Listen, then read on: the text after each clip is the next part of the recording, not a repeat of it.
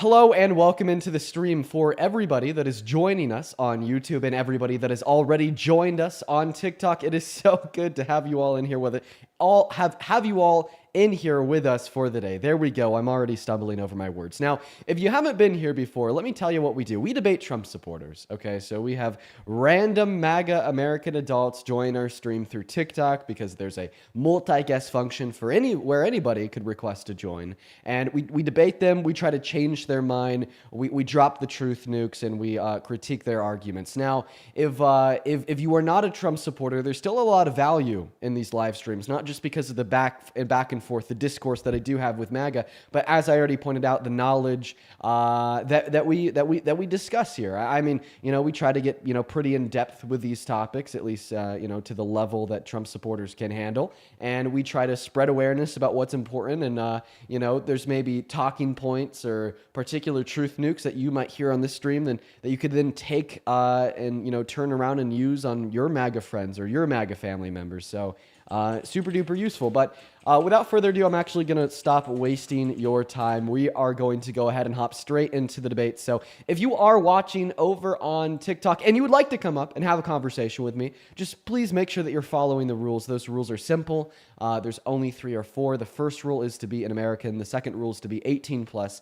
And the third rule is to be MAGA. And of course, the fourth rule is to be ready to debate. Now, if that's you, go ahead and hop in the guest request. I'll have you up. But like I said, when I first started the stream, it is so good to see everyone. So once again, if you're tuning in on TikTok, make sure to tippity tap away in that phone screen. If you're joining us over on YouTube, it is good to see you. Now, I don't know what it is, but I am feeling really, really tired today. I hope that won't impact the quality of the stream too much. I think I overslept, funny enough. But let's go to get that very first guest up. We're already having the chatters coming in on TikTok spamming, "Fuck you, Steve." Oh my God. You guys are killing me. What's up, Truth? Do you support Trump? No. Okay, well then unfortunately I'm going to have to ban you. We're going to move on to the next guest. Guys, don't hop in that queue unless you're following the rules or else you will be banned. Yeah, we got that next guest loading up into the stream right now. Here we go, you guys. Everyone on TikTok is still spamming F Steve. So fucking real. Fuck Steve. Listen, if you don't know who Steve is, you're actually one of the lucky ones. We're going to move on to the next guest. Here we go, you guys. What is up? Do you support Trump? Or are you banned? You have 5 seconds. 5, 4, 3, 2, 1. Banned! Moving on to the next guest, guys. Only hop in the queue if you are an American adult that supports Trump. How many times do I need to repeat that quite frankly? Hello, do you support Trump? I love you. You're my fan. I love you so much. I really appreciate you for your kindness, but unfortunately you are banned just because we're looking for some Trump supporters. What is up? Are you MAGA? Yes, I am. And how old are you? I'm 20. Okay. All right. What year were you born in? 2005. Okay. All right. Sounds good. Let me thank the very first 4 donors of the stream. Then we'll hop into a conversation. Layla, thank you so much for the $5 over on PayPal, who says, "Hey, Dean, I've been watching you for weeks. I've already sent before about debating my dad soon. Soon I will make that happen." Dude, Layla, make it happen. Hop in that queue whenever. If he's down to debate, I'll bring you up here and we can have that convo. As well as Avril, thank you so much for the $5 over on Venmo. Atlas, thank you so much for the $5 on PayPal. Atlas, I just read your message. That's really funny. Matthew, thank you so much for the $10 on PayPal, who says, day 4 of donating to Dean. Matthew, I remember you from the last 3 days.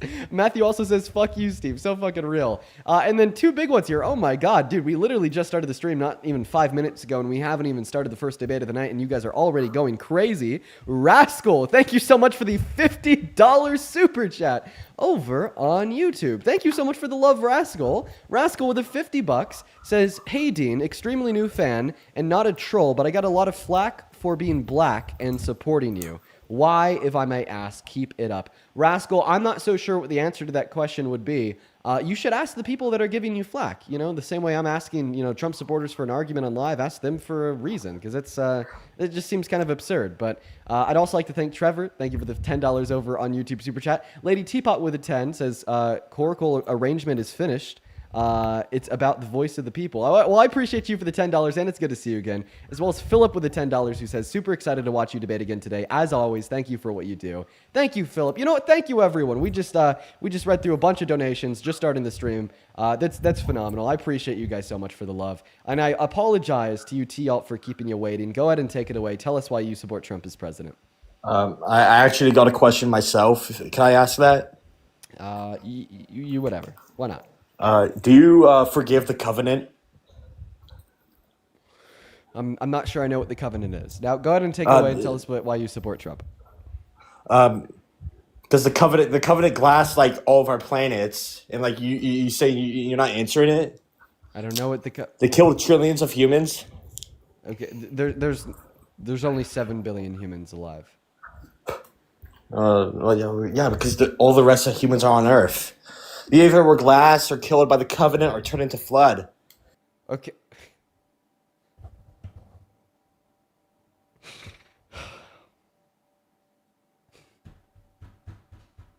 We're gonna go and move on to the next guest.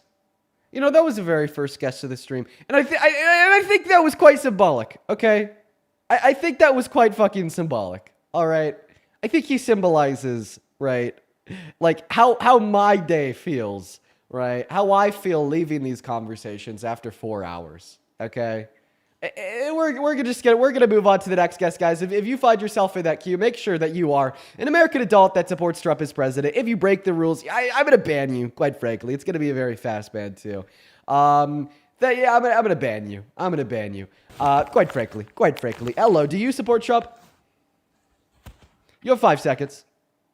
5, 4, 3, 2, 1, and ban. Moving on to the next guest, guys. If you are not coming up here and ready to debate, I'm gonna ban you. Alma, thank you so much for the $50 donation over on PayPal. Holy fuck, Alma. Alma says, thank God you're here. I have to see my Red family later today, and I was watching your TikToks to prepare myself for talking points. When I got the notification that you were live, I just clicked right on in here. Dude, all right, listen. We are going to prep the hell out of you, Alma. You are going to be ready to go. You are going to eat them up. Quite fucking frankly, you are going to do great. I want y'all to show some love to Alma down below in that comment section, not just for the $50 donation, but also in, preparing Alma for her sit down later with some of her MAGA family members. Good luck, and thank you so much for the 50. What is going on? Do you support Trump? I love you. Guys, I'm very, very, very, very politely asking you to only join the queue if you are MAGA. Like, please, guys, we did just start the broadcast not even 10 minutes ago, and we are still kind of just looking for a very first debate. Please, just please follow those rules, everybody. Please, what is up? Are you MAGA? Yes. Okay, how old are you, Freezy? I am 18. You're 18, and what year were you born in? 2007. Okay, and what time is it? 24 October. Oh, no, like the time. Oh, it for me right now, Yeah. it's 11. Okay. Well, I'm just going to go to repeat this one last time, guys. We are very specifically looking to talk to individuals outside of America. So if that's not you, just stay out of that queue. Quite frankly, the rules are simple. You just got to be an American adult that supports Trump as president that is at least 18 years old. What is up, Matthew? Are you MAGA? Hello? Are you driving? Are you the one behind the wheel? Oh, yeah. Why, is that like that or what? Yes. It's even worse that you turn your camera on than started looking at your phone. Okay, right? So I always kick people when, they're trying to talk to me and, they're driving. It's just not too safe, and it also is violating TikTok TOS. But I gotta say, you specifically made it like 10 times worse by turning your camera on and acting like we're on a FaceTime. Like, dude, focus on the road. What's up, Austin? Do you support Trump? 6'7". Okay, very nice, Austin. We're just simply not finding any Trump supporters, guys. If you want to know the truth, I just think NAGA's gone. Okay. Hello, puta. Hello, putito. Hello, puton. Hello, putote. Hello. Hello, Hi. potito. So you support Trump. How old are you? I am. My neck hurts. Okay, you actually do not support Trump. We are going to move on to the next guest. Guys, 10 minutes into the stream, still looking for the first guest. Shit. Just what's going on? What's going on, guys? It's just unbelievable. We're going to move on to Brando. Here we go, folks. Scott, thank you so much for the $10 over on the YouTube, who says finally caught you. Nigger.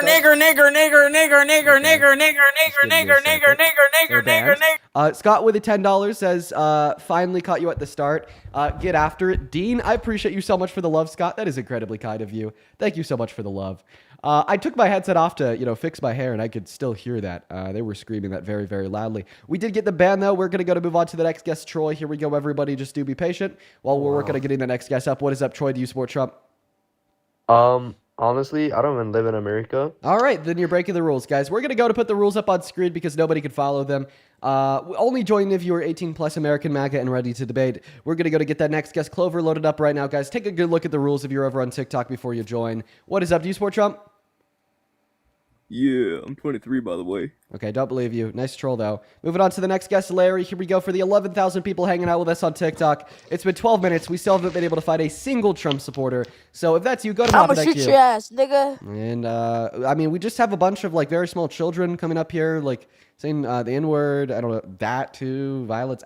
Listen, guys, if this is all that's left of MAGA, I wouldn't be surprised. Is everybody, with over 3 brain cells and over the age of 13 and a half, no longer a Trump supporter? I'm pretty sure that's what it is. That's a trend that we're seeing. What's up? Do you support Trump, Jay? Yeah, I do. Okay, how old are you? 18. And what year were you born in? 2007. Okay, and how does it make you feel that the only people that agree with you out of a crowd of 12,000 are 3-year-olds screaming the N-word, threatening to shoot me?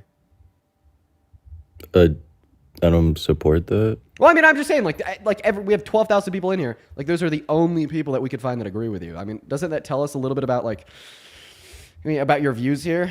I don't know. How about this? Tell us why you support Trump. You got my attention. Also, you said... I just like his domestic and foreign policies. Wait, what year did you say that you're born in? 2007. Okay, I heard that too. People in the chat are spamming 2010. I thought I heard 2007. Okay, so you said you like his... Yeah, you said that you like his domestic policies. Which one? Like his immigration policies. Okay, yeah, which ones? How he's doing mass deportation and all that. Yes. I like how he's taking out all the immigrants and stuff. Oh, mass deportation. Because a lot of immigrants did migrate. Yeah, I talked to a lot of I talked to a lot of Trump supporters that say they like mass deportation. But let me tell you, okay, every single Trump supporter I've talked to about mass deportation always fails to answer one really easy question. Would you like to know what that question is? What? What is one positive outcome of mass deportation on this country? I just think over when Kalama or whatever her name is, Kamala, was vice president. You're not answering my question. When Joe, You're already not answering my question. The question was, I'll repeat it. I just think when Joe Biden was president, so many immigrants came into the country. Yeah, man. That's as soon as Trump came in. That's not an answer to my question. Okay, Dean, can you fuck me? Dean, fuck me, please. Dean. God. Oh my God. I don't think I've ever been caught off guard to that extent. Jesus fucking dude. Wow. Okay. I feel like if we were to all pause time, be given a notepad and then write down what we think that guest would have said next. like all 13,000 of us on TikTok, all 3,000 of us. If we were to pause time and just write down on a notepad, what will the guest say next? Okay, I'm positive that not a single person in here would have guessed that. Okay, wow. Really thrown me for a loop there. Moving on to the next guest, we got Caleb loading up into the box. Hello, Caleb. Do you support Trump? Yes, I do. And how old are you? I'm 18. Oh, year were you born in? 2007. Okay. All right, Caleb. Listen, are you going to be the first serious Trump supporter of the day? I feel like we've had a bunch of trolls. Okay. I am, and I wanted to back up Jose's claim about the mass deportation, and I think I can actually answer your question on that one. Okay, before you do, let me thank a couple people here.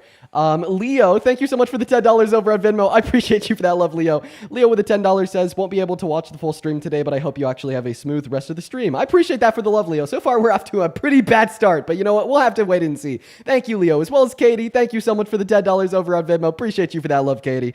Katie says, I hope you had a great day night last night. Oh, dude, we had a great night. Thank you so so much for the $10, Katie. And then M, thank you for the $5. Sasha with a 2, and Elizabeth with a 5. Not to mention Rascal with another $10 on YouTube Super Chat, who says, "How do you have the patience for this?" It is a learned, developed trait, not a born skill. It's something I had to learn. Appreciate you for the love. And go ahead and take it away, man. Just to catch you up to speed, catch everybody up to speed. You're saying that you support Trump because of Trump's mass deportation. I asked the last guest a question about it that he couldn't answer. You say you can. I'll go ahead and repeat the question just to make sure that we're all on the same page here. Okay, what is one specific positive outcome of mass deportation on this country? And I think it's more jobs for the Americans. All right, and could you give an argument for that? Listen, so all these immigrants, they come in, no papers, no nothing, right? And they start working the jobs people need after COVID. A lot of people lost their jobs after COVID. They're trying to get back on their feet, find new jobs. And then here comes these immigrants working for less, right? They're working less, making less money. And I think these American people want their jobs. They want their jobs to make money to provide for their families. And I think the only way that this can happen is we kick these immigrants out of our country and provide more jobs for the Americans. Yes, okay. All right, well, you're wrong, and it's because you're thinking about things Whoa, that's crazy. I want to hear, though. No, keep going. I'm listening. It's because you're thinking about things very one-dimensionally here. So, in a nutshell, your argument is if we make our labor force smaller, then that labor force will have more job opportunity. But what you're forgetting... Wait, how would we make our labor force smaller? That doesn't make sense. Because when you're you'd be deporting the undocumented workers, therefore making the labor force smaller? No, but then we would get new workers, such as American workers who are looking for those jobs, back into that labor force. Okay, well, I'd say the labor force would be individuals that are working or want to work. That's the way that I'm using the term. Okay, all right, just keep going. Okay, so you want to make the labor force smaller by doing a mass deportation. See, the only issue with this is it's actually the opposite that occurs. So when we do a mass deportation, we don't create more job opportunity for Americans. We actually create less job opportunity for Americans. Just give me 1 second here. Can you mute your mic? I'm sorry, I just hear you whispering and it's kind of throwing me off. Thank you. I appreciate you for that. Thank you so much. So the issue is there's 8.4 million undocumented immigrants that are working in this country today, not to mention the 11 million undocumented immigrants that are consuming goods bought by American companies in this country today. When we remove them all, according to the American Immigration Council, our GDP will go down by 1.1 through $1.7 trillion per year, not to mention the $100 billion per year that undocumented immigrants pay in taxes that we'd be losing out on if we were to remove them all, and the $1 trillion cost to remove them all to begin with. All right. And the total net impact of this would be the forceful expulsion, as I already said, of 8.4 million of our workers and 11 million of our consumers, downsizing the economy as a whole, thereby shrinking job opportunity as well. Now, if you want to account for the fact that undocumented immigrants are getting lower wages on average compared to American citizens, then the way to do that is just to simply offer them a pathway to residency or citizenship so they can have more bargaining power in the labor market, and then they'll naturally get higher wages. And I could explain to you why if you want, but I'll keep it more concise. Go ahead and respond. You faggot, nigger looking nigger. All right. So, yeah, I mean, that's a pretty expected outcome. There's a lot of people in this country that will say that they support Trump, and they'll try to come up with some good reason for it. They'll say, well, maybe it's because I care about the economy and I want there to be more job opportunity for American workers, right? But then when somebody with half of a brain just describes to them how they're wrong, okay, is able to point out how they're thinking one-dimensionally about the subject, and now mass deportation would actually downsize our economy and result in less job opportunity, well, then that's what happens. That's MAGA. I mean, if you want a really compelling reason to leave MAGA, if you are MAGA, if you want a really compelling reason to stop supporting Trump, if you are supporting Trump, it's because those are the people that support him. You know what I mean? Nobody supports Trump because they have a good reason to. I think I prove that on my life every day. People just support Trump because they're misinformed, they're ignorant, or like the last little guest and his 6-year-old brother, very hateful, very, very hateful. So let's go to move on to the next guest right now. We're going to go to get the next guest loaded up and connected to the live stream right now. Guys, go ahead and hop in that queue if only if you are an American adult that supports Trump as president. By the way, guys, that is the second or third guest of the day that's done that. I think so far we've had no, that is the third. We've had 3 guests come up here and just start screaming slurs when they didn't have an argument. That's MAGA, if you're curious. And next time, maybe if you're on the left, next time you're having an argument with somebody about the existence of racism, of anti-black racism in this country, they'll say it doesn't exist. They'll say, well, I mean, there's just racism against everybody at low levels. I want you to point towards the behavior of the Trump supporters on this live stream as your argument next time you get into that conversation, because it's incredibly compelling. What's up, Steve? Do you support Trump? I love you, Parker. Okay, well, first, my name's Dean. Second, you're underage. Third, your name's not Steve. And fourth, you're not MAGA, so I got to kick you. We are now 20 minutes into the stream without a genuine debate. Folks, I mean, I think I've proved it. I think I proved it. MAGA is scared of me. Republicans, they just simply don't possess the spine to talk to me. Like, isn't that crazy that, like, one 21-year-old can effectively scare the totality of MAGA away? One 21-year-old could, like, just shut them all up. And if it's like, if you're a Trump supporter out there, if you're watching this and you disagree with me, just hop in that queue. Prove me wrong. Come I'm up on the here, have a queue. conversation. What's going on, Brazilian? Do you support Trump? Yes, I do. Oh, so the rage bait worked. Let's fucking go. Awesome. How old are you? I'm 35. 35. Go ahead and take it away. Tell us why you still support the worst president of your life as president today, Mr. Donald J. Trump. Well, I mean, for me, there's been a couple things. I came to this country. My family came here as immigrants, came to this country the right way, legally, worked hard, went through years trying to get my citizenship, became a U.S. citizen. And so I understand both sides of it, but when it came down to voting, it wasn't a lot of great options for me. I felt like both weren't adequate. And honestly, to me at the time, Trump was the better decision. Over this past 6 months or so, honestly, I can't say what I would have done looking back. Well, but that's actually I do know that the military. It's a very relevant question, right? Knowing everything that you do now, like if you were teleported back to November of last year, would you still vote for Trump? Honestly, I don't know. I mean, honestly, yeah, just because, I see a lot of family members who go both ways with this whole immigration thing going on in this country. I have family who've been affected on both sides of it. So could I get like one specific reason out of you here why you still support Trump as president?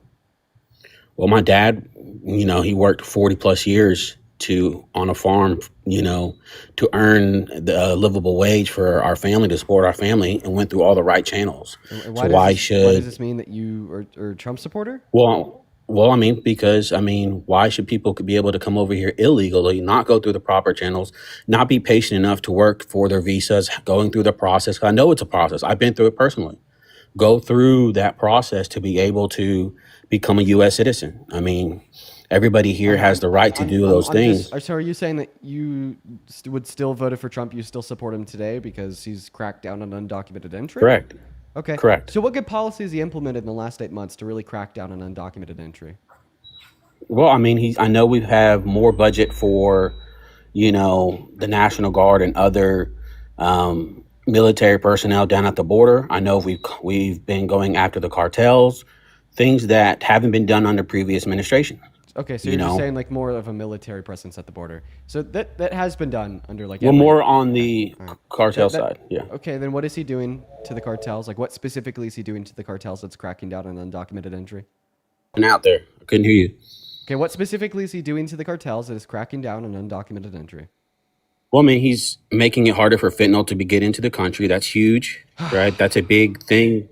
Sorry, man, got to kick you now. Feel free to hop in that queue again if you have another account or whatever. But you can't say the names of any DRUGS on TikTok. I know it's a really shitty rule, but it is what it is. I will go ahead and just respond to that nonetheless. So even the Department of Homeland Security reports that 80% of the DRUGS as a whole that are brought into this country over the southern border are brought in by citizens. So there's actually a really big problem with the Trump administration. That problem is that they've never actually focused on the vast majority of citizens that are bringing drugs into this country. And the reason why they won't focus on that is because, well, they've always told their base that it's the immigrants that are the problems, not the citizens. So if they switch up now they'll look really hypocritical, but that's where the problem really lies. So I'd say that the Trump administration is actually really inefficient at cracking down on the drugs coming into this country over the southern border. What's up, Justin? How old are you? All right, we're going to move on to the next guest here, you guys.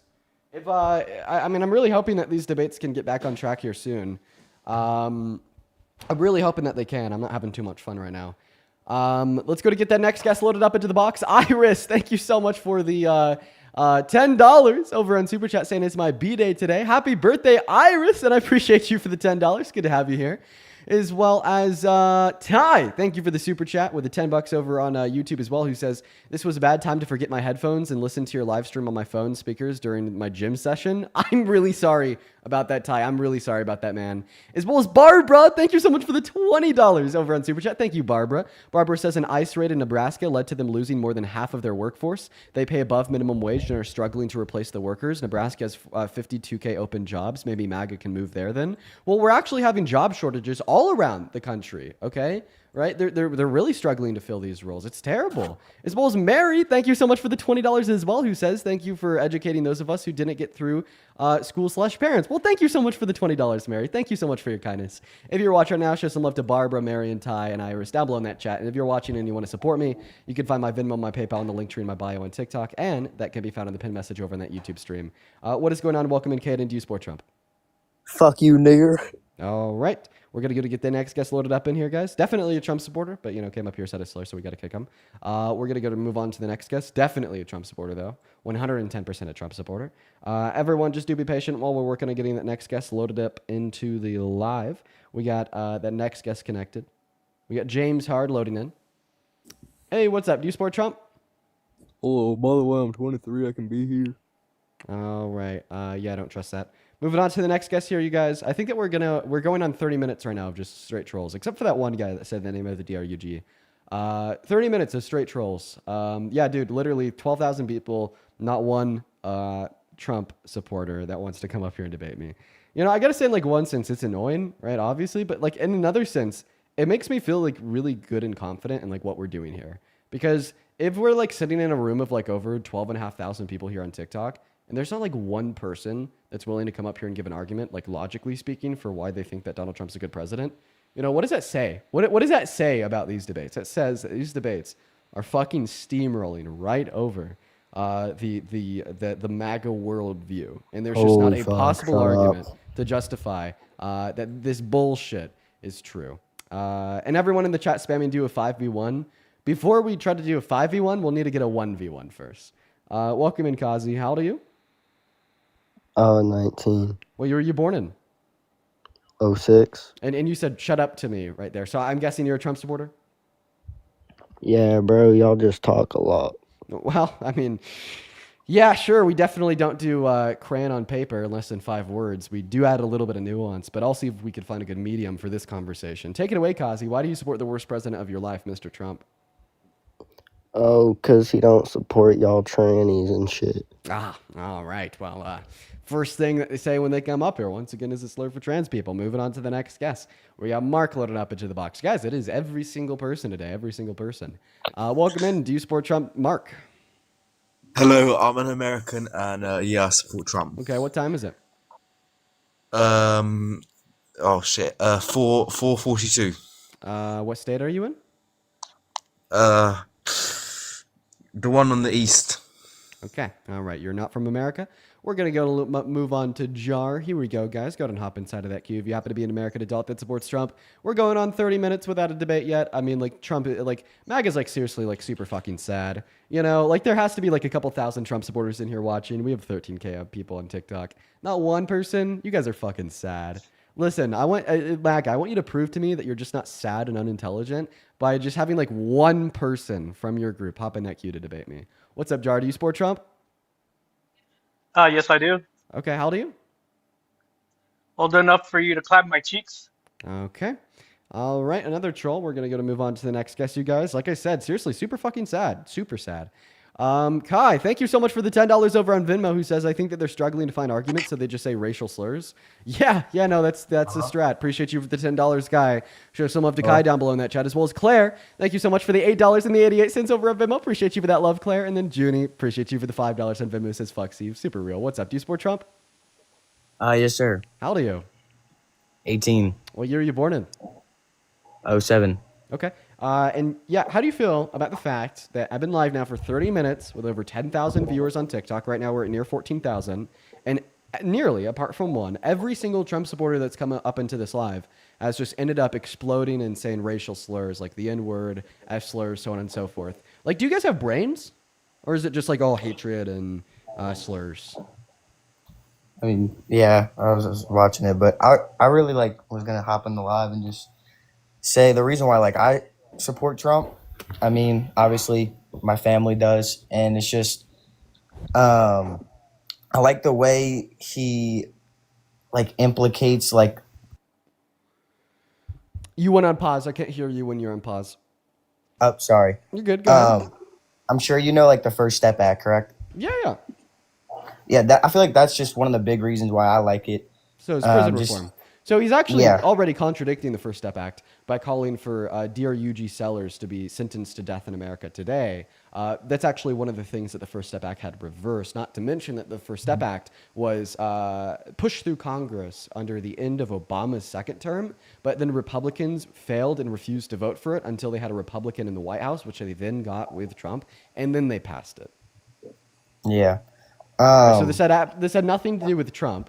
It had all to do with Republicans wanting to make a Republican president look good, and stalling and refusing to pass it when Obama was in office during the second term. And Donald Trump has already contradicted the First Step Act, as I already said, by wanting to put drug sellers to death. Yeah. No, I mean I just He left. All right, guys.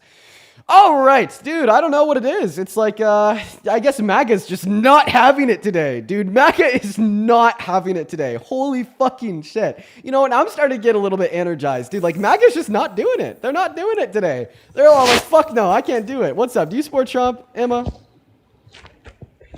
I mean, you got 5 seconds before you're banned.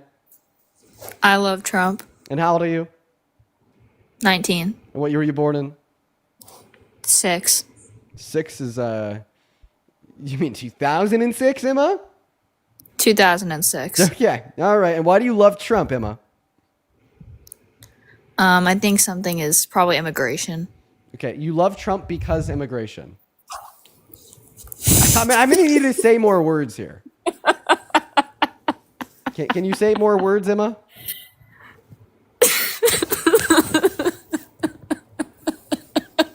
Okay, I don't know what the fuck's wrong with Emma. We're going to kick her and move on to the next guest. We got Isaac loading up into the box, guys. Here we go, everyone. Just looking for some Trump supporters over 30 minutes in. What's up? Do you support Trump? Hello?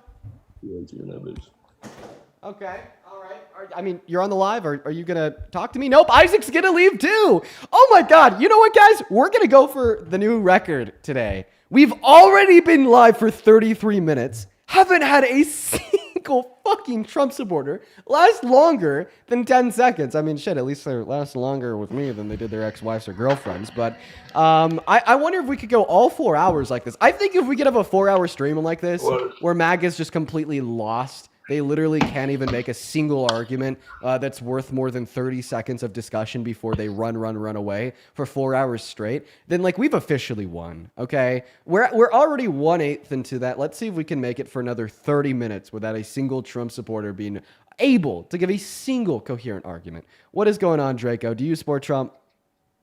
All right, I do support Trump. And how old are you? I'm 19. Okay, I think that you're a troll. Oh, no, I'm not a troll, buddy. I support Trump. I'm all about Trump. Okay, and why do you support Trump? All right, I support Trump because I feel like he protects us from other countries. Okay, like which ones? Which other countries is Trump protecting us from? Russia. Fuck Russia. And how is he protecting us from Russia? Because Russia's a hoe, and they just, they just hoe? bad. Okay, They bad. So Russia bad, therefore Trump is protecting us from Russia. That doesn't follow. Oh, my bad, buddy. I just think he's a protector, you know what I mean? All right, and the question, the question couldn't be more clear, okay? How is Trump protecting America from Russia? Because he hates the blacks, and I don't like the blacks either. So. Okay, and we're going to move on to the next guest. We got Tyler loading up into the box. Everyone just do be patient. Ashton, thank you so much for the $5 over on Venmo, saying after Trump sues the DOJ, we should all sue him. Yes, class action lawsuit with every American ever. Appreciate you so much for the $10. Thank you, Ashton with the 5. As well as Amanda, thank you so much for the $15 over on Venmo, who says 9 out of 10 times the reason why they support mass deportation is racism. They're just too chicken shit to say it out loud. Your flood of slur trolls is evidence of it. I am actually inclined to agree with you there. Thank you so much for the $15, Amanda. That's incredibly kind of you. Show some love to Amanda down below in that chat for the 15. What is going on, Tyler? Do you support Trump? Yo, Dean, what's good, twin? What's going on? Do you support Trump? Hey, I ain't gonna lie, Trump. You're 16. I got to kick you. Moving on to the next guest, guys. If you're in that queue, just make sure that you're following the rules. The rules are very simple, guys. You just got to be an American adult that supports Trump as president. I mean, we're already over. We're close to 40 minutes into the stream now. We haven't had one debate. It's just getting a little bit annoying at this point, guys. Please follow the rules. On debate. It's just getting a little bit annoying at this point, guys. Please follow the rules. On debate. Crazy Echo. What's up, Blazing Fire? Do you support Trump? No, I just want to say I love you. Okay, well, I appreciate you for that, love, man. However, I will ask you to just not enter into the queue. Like I said, we're close to 40 minutes into the stream without a debate, so we're just specifically isolating for Trump supporters, but I do really appreciate you for your kindness. We're going to move on to the next guest right now. Erica, thank you so much for the $10 over on Venmo. Appreciate you for that, love. Thank you so much. Show some love to Erica down below in that chat for the $10, as well as Jennifer. Thank you so much for the $20 over on Venmo, who says they're getting scared, Dean. These snowflakes out here fear you. Bro, I think that, like, what's the other explanation of what's going on? I think that's the only option left. Appreciate you for the $20, Jennifer. Show some love to Jennifer down below in that chat. I seriously really do appreciate you for your kindness. Massive W fucking Jennifer's down below. What's up? Do you support Trump? Yeah. Okay, how old are you? 18. Okay, and what year were you born in? Everyone's 18 today. 2007. Do we have like anybody that still supports Trump that isn't like an 18-year-old? I don't know. 2007. All right. So go ahead and name 3 policies that Donald Trump has passed that you like. Nigger. Okay. All right. We're going to move on to the next guest. It just keeps on going, guys. I mean, I don't know why they're doing this. It's just bad for them and bad for their side, right? I mean, like, holy shit. You know, it's like, I don't know why. It's kind of just taking it's like, I don't know why. It's like, I don't know why. It just. What a fucking echo. It's just them kind of like taking the mask off and exposing, MAGA for who they really are to the world. I mean, like, we've seriously had 10 people come up here and just spam the N-word. We haven't had one person come up here and say, here's a good reason why I support Trump. What's up? Are you MAGA? Yes, I support George Floyd. Okay. All right. We're going to move on to the next guest. Everyone just do give us a minute. We are now officially 40 minutes into this stream and haven't had a single debate. We got that next guest loading up. All right. We got Asher connecting into the box. Here we go, guys. Okay. Asher automatically left. Moving on to the next guest, Michael. Hey, what's up? Do you support Trump? Hey, yes, I do. Okay. How old are you, Michael? I'm 18. Mm-hmm. Okay. Everyone is 18 today. Everyone. What year were you born in? 2007. What month? I just turned 18 the first. So what month? It's October. Okay. All right. Sounds good. So, yeah, man, go ahead and take it away. Tell us why you support Trump. Well, first off, I just want to say, first of all, that it's insanely immature and just disrespectful what people have been doing. That's your side, man. Yeah, that's your side. I just want you to understand that is your side. Okay, we have over 15,000 people in this live. We've been live for 40 minutes. We haven't been able to get a single Trump supporter to come up here and have a conversation with me, just to debate. Right? Every single person has been coming up here and spamming slurs. That's your side. Okay, so just keep that in mind. Oh, 100%. I get that. People are immature as shit, especially on TikTok. My point of view, just wanted to get that out there. But really, the reasons that I've supported Trump in the past, I haven't really been following too closely as of late. Ever since like the assassination on Charlie Kirk and all that drama and all that, I just kind of haven't been following it too well. So what year did you say that you were born in? 2007. Yeah, that's what I thought. Everyone in the chat is saying that you said 2010. I heard 2007. Go ahead. Just tell us why you support Trump. So I support his policies more so on immigration, not entirely, but I do support deportation. Okay, as a man. whole. Yeah, okay, listen, I've been having the same conversation for the last 40 minutes, and I've been asking the same question that nobody's been able to answer for the last 40 minutes. I'll ask the same thing to you, telling us that you support Trump as president because you support his mass deportation.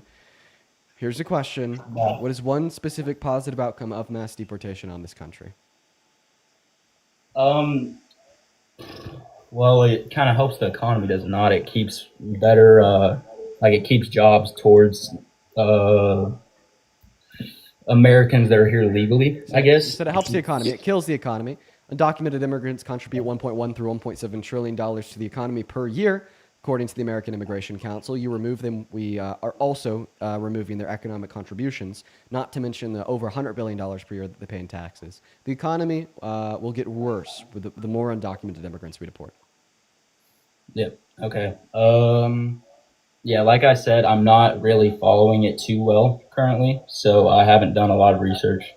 I really just wanted to get on here and say that that's immature what they're doing, and Well, I mean, but so like, so you didn't come on here for a debate because, like, matter of fact, right? You know, like now, like I feel like we're kind of at a point where you can't name like any positive outcome of mass deportation. I mean, I just named a negative one, right? It's detrimental impact on the economy, and I could, you know, name any more, right? But matter of fact is, right? So far, we haven't been able to identify any positive outcomes, any benefits of mass deportation, but we have been able to identify a negative outcome, a detriment of mass deportation. So why would you support it if we could only name bad outcomes?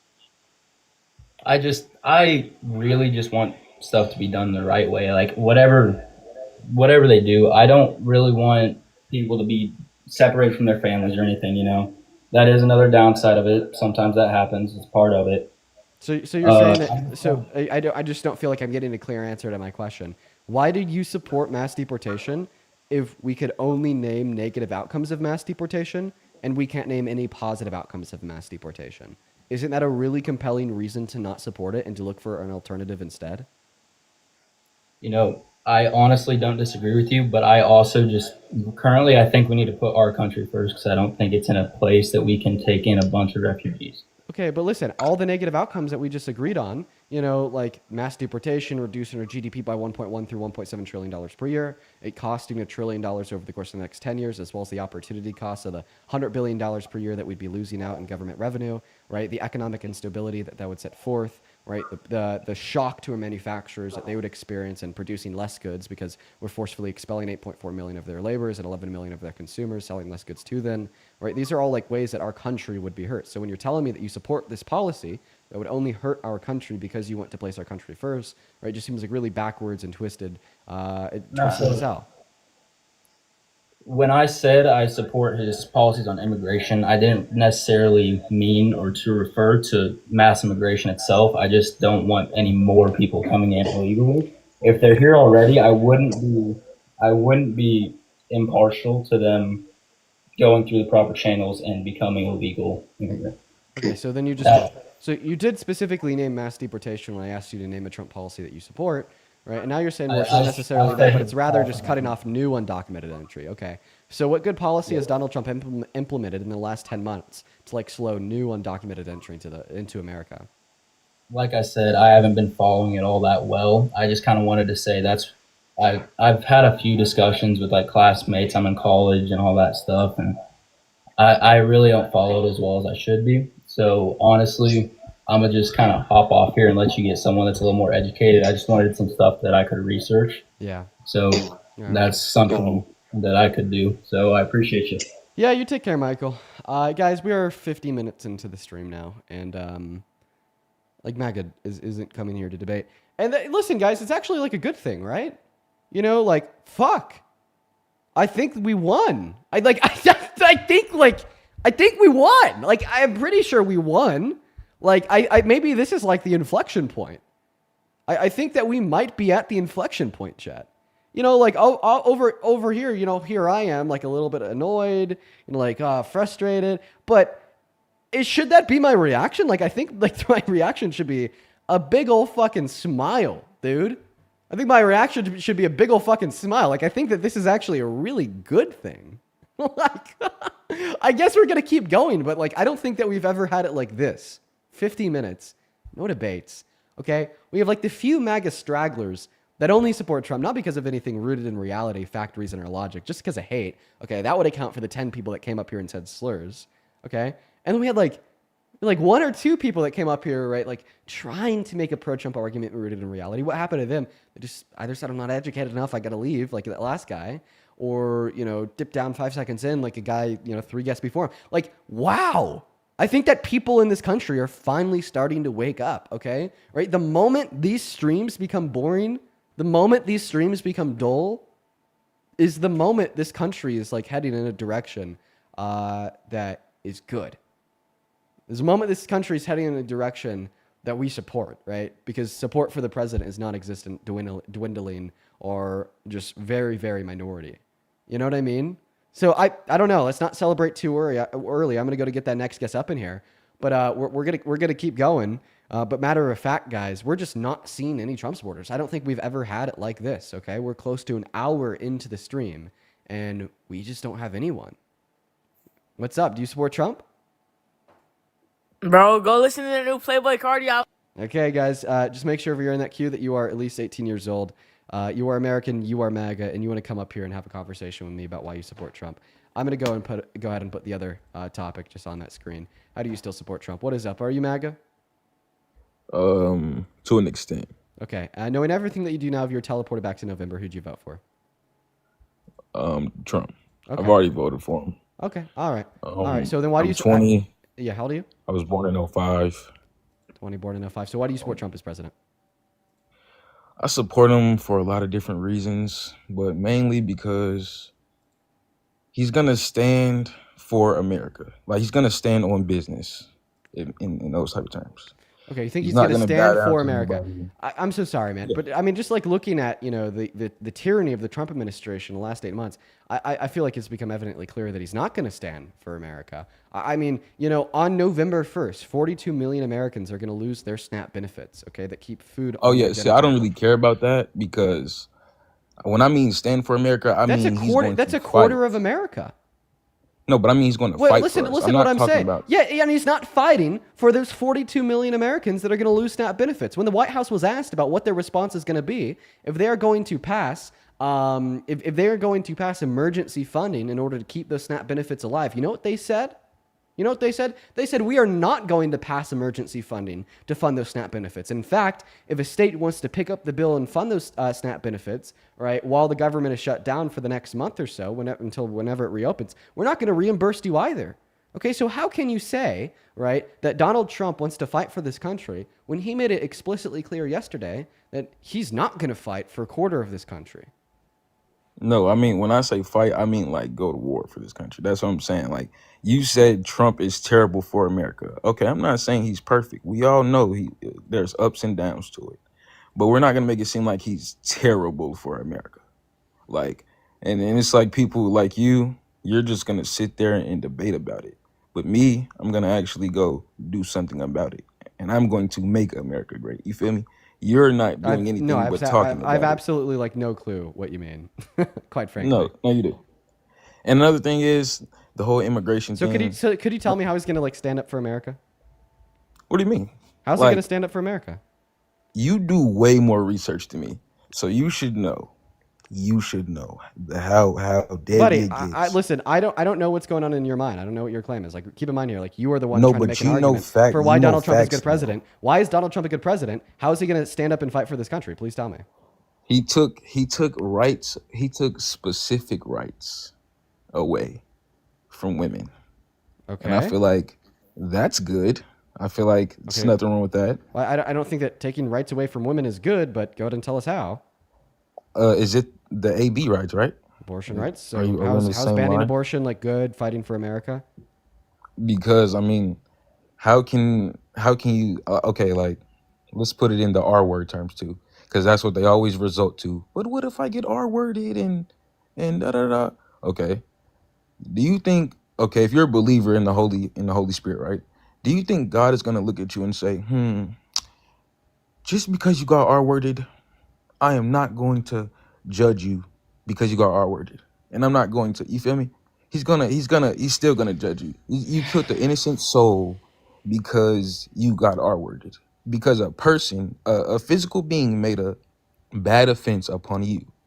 So you just killed the innocent soul for no reason because that's selfish. Okay. That's all I right. understand you're living your own yeah, life. yeah. So you just think that abortion is wrong, including in circumstances of rape, because it's killing an innocent soul. Got it. So let me ask you a question here. I would actually argue that you could be pro-life. You could think that a fetus is an innocent soul with its own right to life, and still believe that victims of rape should be able to access abortion. And here's why. Let's go ahead and just imagine a little bit of a hypothetical real quick. You make just enough money to buy just enough food to feed yourself. Okay. and you live alone in the middle of you live alone in a cabin in the middle of the woods. Okay, but you know for the next 9 months somebody's going to be breaking into your house in the middle of the night and taking half of your food to feed themselves, to keep themselves alive. All right, and at any point you can stop them from stealing your food.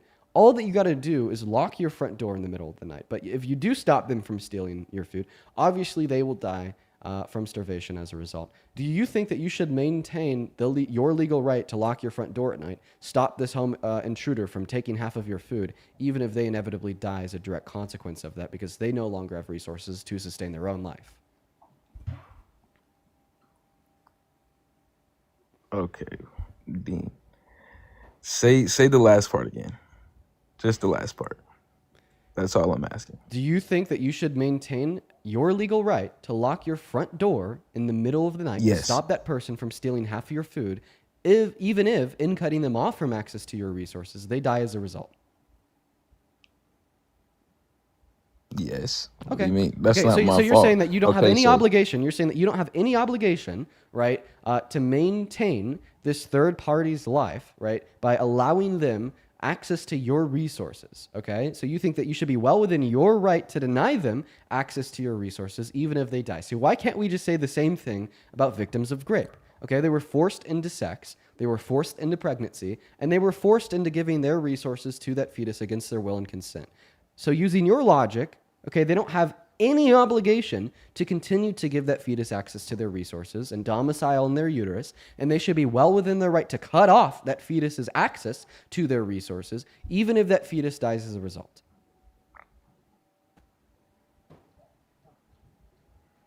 Okay, well that's not you literally just put it into terms like come on now. That's not even reasonable. That is reasonable. In But- fact, that's how we use analogies, right, and logic here to dispute the credibility of your view here. Now, if you'd argue, right, that these two situations aren't comparable, then feel free to point out the symmetry breaker. But you won't be able to point out the symmetry breaker because the conceptual takeaway from that analogy is you should be well within your right to cut off access to a third party to your resources, even if in doing so it causes that third party to die. That is exactly what a victim of rape is doing when they're getting an abortion. They're cutting off access, right, from the fetus to their bodily resources, causing the fetus to die. What's the goddamn difference?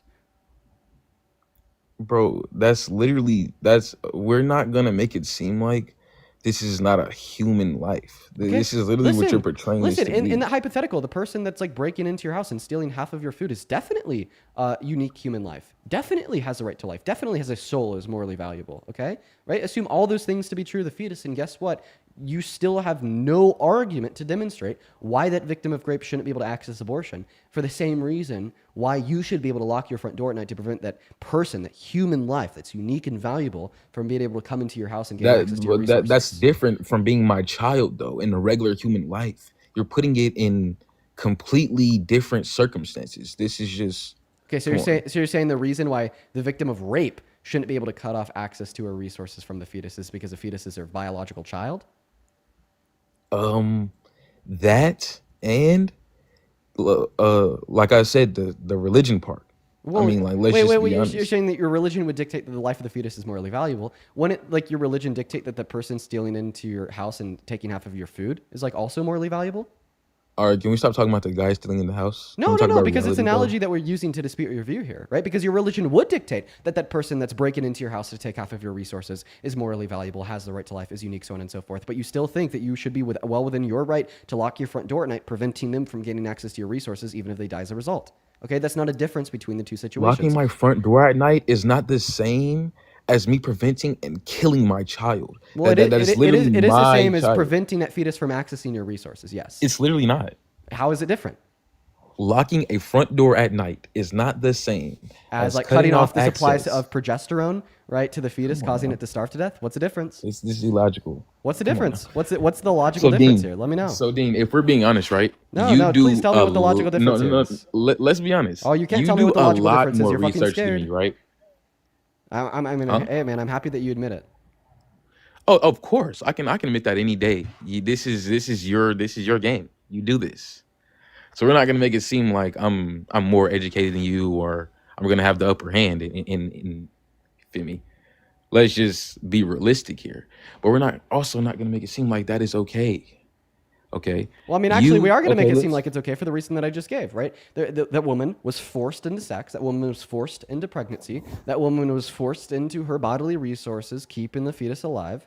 And that woman has no obligation to continue to exist in that state of affairs where she's being forced into that thing. She should be well within her right to say, hey, I do not consent to my resources going to that fetus. And she should be well within her right to cut off that supply of resources. Okay, I mean, that's common sense. Okay, that is exactly what you agreed to. That is exactly what you conceded to in that hypothetical that I gave you. You said if somebody's taking your resources away from you without your consent, all of a sudden you should be within your right to cut off access to those things. But apparently a victim of rape shouldn't. So why, Okay, why, so so Dean, why do I you have- I have think one that victims question. of rape, why do you think that victims of rape, right, have more of an obligation to provide their resources to those around them than you? Oh, is it because maybe in the hypothetical, it's something that personally impacts you as a man, but as soon as it's a real world conversation about victims of rape, it doesn't because that can only happen to women? Dean, I have a question. So, shit. Bro, why is everybody saying Elvon? Everybody has their own opinions. So now if you're just saying, well, everybody has their own opinions and you should have a right to that, then victims of rape should have the right to the opinion that they should be able to access abortion, but you want to deny them that. No, that's another thing. The question was, you said Trump is terrible for America. Can we at least both agree that he's not completely terrible? No. Like he's not just all in all wrong? Yeah, Can we at I least- think that he is absolutely terrible. Okay, so there's nothing right about Trump. Dude, okay, was Hitler is what you're was telling me. Hitler absolutely terrible? Well, how are we comparing Hitler to Trump? Don't worry. This is not Don't- realistic. don't We are worry. in Just modern listen, day. Listen, was Yo, Hitler absolutely terrible? Yes. Oh, but he was really good at art. Oh. See what I mean? Okay, right? So, like, obviously, we would still say that Hitler's absolutely terrible, even though technically every single aspect of Hitler wasn't absolutely terrible. Like, he could put fucking paint on a paper, okay? That doesn't matter. We're still going to say that he's absolutely terrible. So, I mean, listen, I could agree that, like, in some senses, Donald Trump hasn't made the worst decisions in every single scenario, right? Like, Operation Warp Speed, it wasn't the worst, okay? Operation Warp Speed helped people. But that doesn't change to the fact that he fulfills all 14 tenets of fascism. That doesn't change the fact that he's been held civilly liable for rape. That doesn't change the fact that he's an adjudicated 34-count felon. That doesn't change the fact that he went on Howard Stern's podcast and boasted about perving in the naked bodies of teens. That doesn't change the fact that he's now passing economic policy that's taking healthcare away from 10 million low-income Americans, food stamps away from 3 million low-income Americans, and redistributing wealth from 156 million Americans making at or beneath $151,000 per year to the top 1, 2, and 3% of income earners in this country. And it certainly doesn't change the fact now that because of Donald Trump's shutdown, 41 million Americans are going to lose access to SNAP benefits in less than a week from now. And the administration has already said that they have no intention to allow emergency funding to keep those food stamps going, but then they will give emergency funding to ICE. I mean, but if some Americans got out their ass and worked jobs, they wouldn't be worried about EBT and food stamps. Okay, well, I mean, so let's you're just be you're honest. operating on this false dichotomy of assuming that if you're low income, you No, don't I'm have not. enough- No, I'm not. Okay, yes, you are. Because You're operating I'm on this me, false I'm dichotomy of living assuming good you're and stable. You're operating off of this false dichotomy of assuming that if you're low income and you don't have enough money to provide food for you and your family alongside all of the other bills that American families have, that therefore you're lazy and you're sitting Whose on your fault ass is and you need that, to go though? work a job. Whose fault is that? If you're gonna let me finish here, did you know that you actually have to be working a job in order to get food stamps? You fucking silly goose. Yeah, obviously. Oh, yeah, there's a work requirement on food stamps. So you're like, oh, get off the couch, go work a job. They have to work a job in order to receive the benefits in the fucking first place. So how about instead of you responding, right, to 41 million Americans potentially starving, okay, children going days without meals because now the Trump administration has shut the government down and they're not allowing any emergency funding going to funding these benefits, instead of you just blaming it on those low-income Americans, saying like, oh, they just got to stop being lazy and go work a fucking job. Okay, get off of your ass, right? You get off of your ass. You start, how about getting a fucking education, turning around and criticizing those in power that are causing these conditions to be the case to begin with. I'm past and also, education at we this don't point, have buddy. we don't have a problem with low-income Americans in this country, right? Like draining public resources, draining the American draining the American taxpayers' expenditure. Okay, the average American pays $36 per year into food stamps. Do you know how much the average American pays into corporate subsidies per year? No, because I'm not doing as much research as you. $700. So the $36 to food stamps is an issue, even though it keeps families alive, it keeps children healthy, it keeps children performing well in school, but then the $700 going to the corporate subsidies per year, that's just going back into the pockets of the richest among us, right? Like the billions and billions of dollars of corporate bailouts for SpaceX, making the richest man on earth even richer, right? You don't care at all. In fact, you'll actually vote for and support the administration that had him on as a special advisor. See, the thing is, I'm not gonna be where you are when we go to war. You know, like you're literally sitting on TikTok Live smoking a vape with 14,000 people watching you. Yeah, better than debating sitting on how TikTok our Live and saying that president- 9-year-old victims of rape should be forced to maintain pregnancy for 9 months. 9-year-old victims. When did that come out of my mouth? When I you said women. I Oh. said women who should hold themselves accountable for their actions. You That's think that what I should victims of rape should hold themselves accountable for the action of being raped? You just said 9-year-old girls. Well, I mean, obviously, I- earlier when you said victims of rape shouldn't be able to access abortion, right? You weren't just talking about women, you were also talking about minors.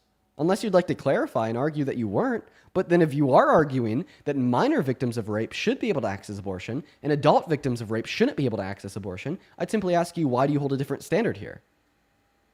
Bro, what do you mean? It's a child. What do you mean?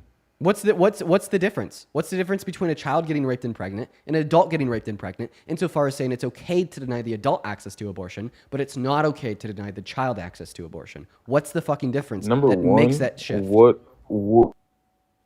do you mean? What is the difference? What's the in, difference that In, makes in that what shift? case is a fucking child having sex? A 9-year-old?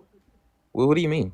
I said, what is the difference between you saying that if an adult is raped, they should be denied access to abortion, but if a child is raped, they should be allowed access to abortion? Like, what is the relevant difference that makes you hold a different standard dependent on the age of the victim of rape?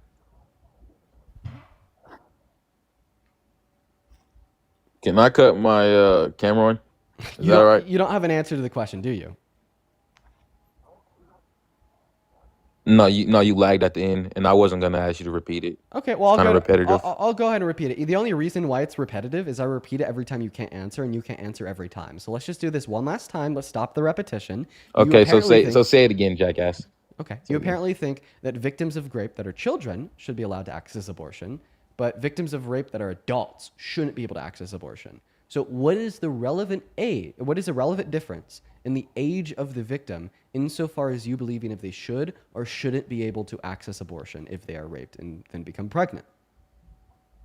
Because if you're anybody, woman or man, and you're raping a child, I mean, like, come on, like, I mean, rape in general is wrong, but we both know that women, especially in society today, you know, they used to be, you know, real modest and things like that, but now in today's society, it's cooked. They're wearing a lot of revealing clothes, and I'm not saying that like,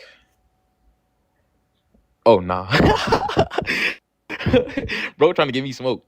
Bro, trying to give me smoke. I ain't doing it. Yeah, they wear a lot of revealing clothes, and I'm not saying that they're the reason, but they provoke it. For being quite honest, Are you a rapist? definitely not. I wouldn't doubt it if you were. I wouldn't doubt it if you were You a wouldn't rapist. doubt it? No, I would if like Why is that? if you answered yes to that question, I wouldn't doubt it at all. I would totally believe that you are a rapist. I would totally believe that at some point in your life already, you've abused a woman, you've raped a woman, or at some point in your life in the future, you will abuse a woman, you will rape a woman. Okay? Right? Because you think like a rapist. Okay? Only rapists think, right, that women and girls cause themselves to get raped. Okay? Only abusers think that it's the victim's fault. Okay? Right? Because the thing about you and all of the other shitty rapists that think like you, all right, is you all think the same way. It's anybody's fault but your own. Okay? Even when you are infringing upon some of the most fundamental core rights that humans possess. Okay? You will violate the bodily autonomy, you will violate the personhood, you will violate the will, and you will violate the wishes in such a fundamental way by abusing or raping somebody. And yet, even in that scenario, you can still find a way to say it's that victim's fault. Dean, if it's a debate, how are you gonna mute me, buddy? I mean, that's not fair. I'm sorry. Oh, I'm so sorry. I muted you? You know what? I think it's actually your fault that I muted you. I think that you provoked me muting you. I think that you provoked me muting you. In fact, you're now complaining. You're now complaining about me muting you. It's just absolutely absurd to me because obviously, right, you provoked me muting you by what you said. I personally possess zero culpability nor responsibility for any of the words I say, nor the actions I take towards you, since you provoked all of the words and actions I have taken towards you based upon what you have said. So I have a can we question. both agree? Why are you complaining about something that I've done to you as if it is my fault that I've done it to you, when in all reality it should be yours in accordance with your own logic?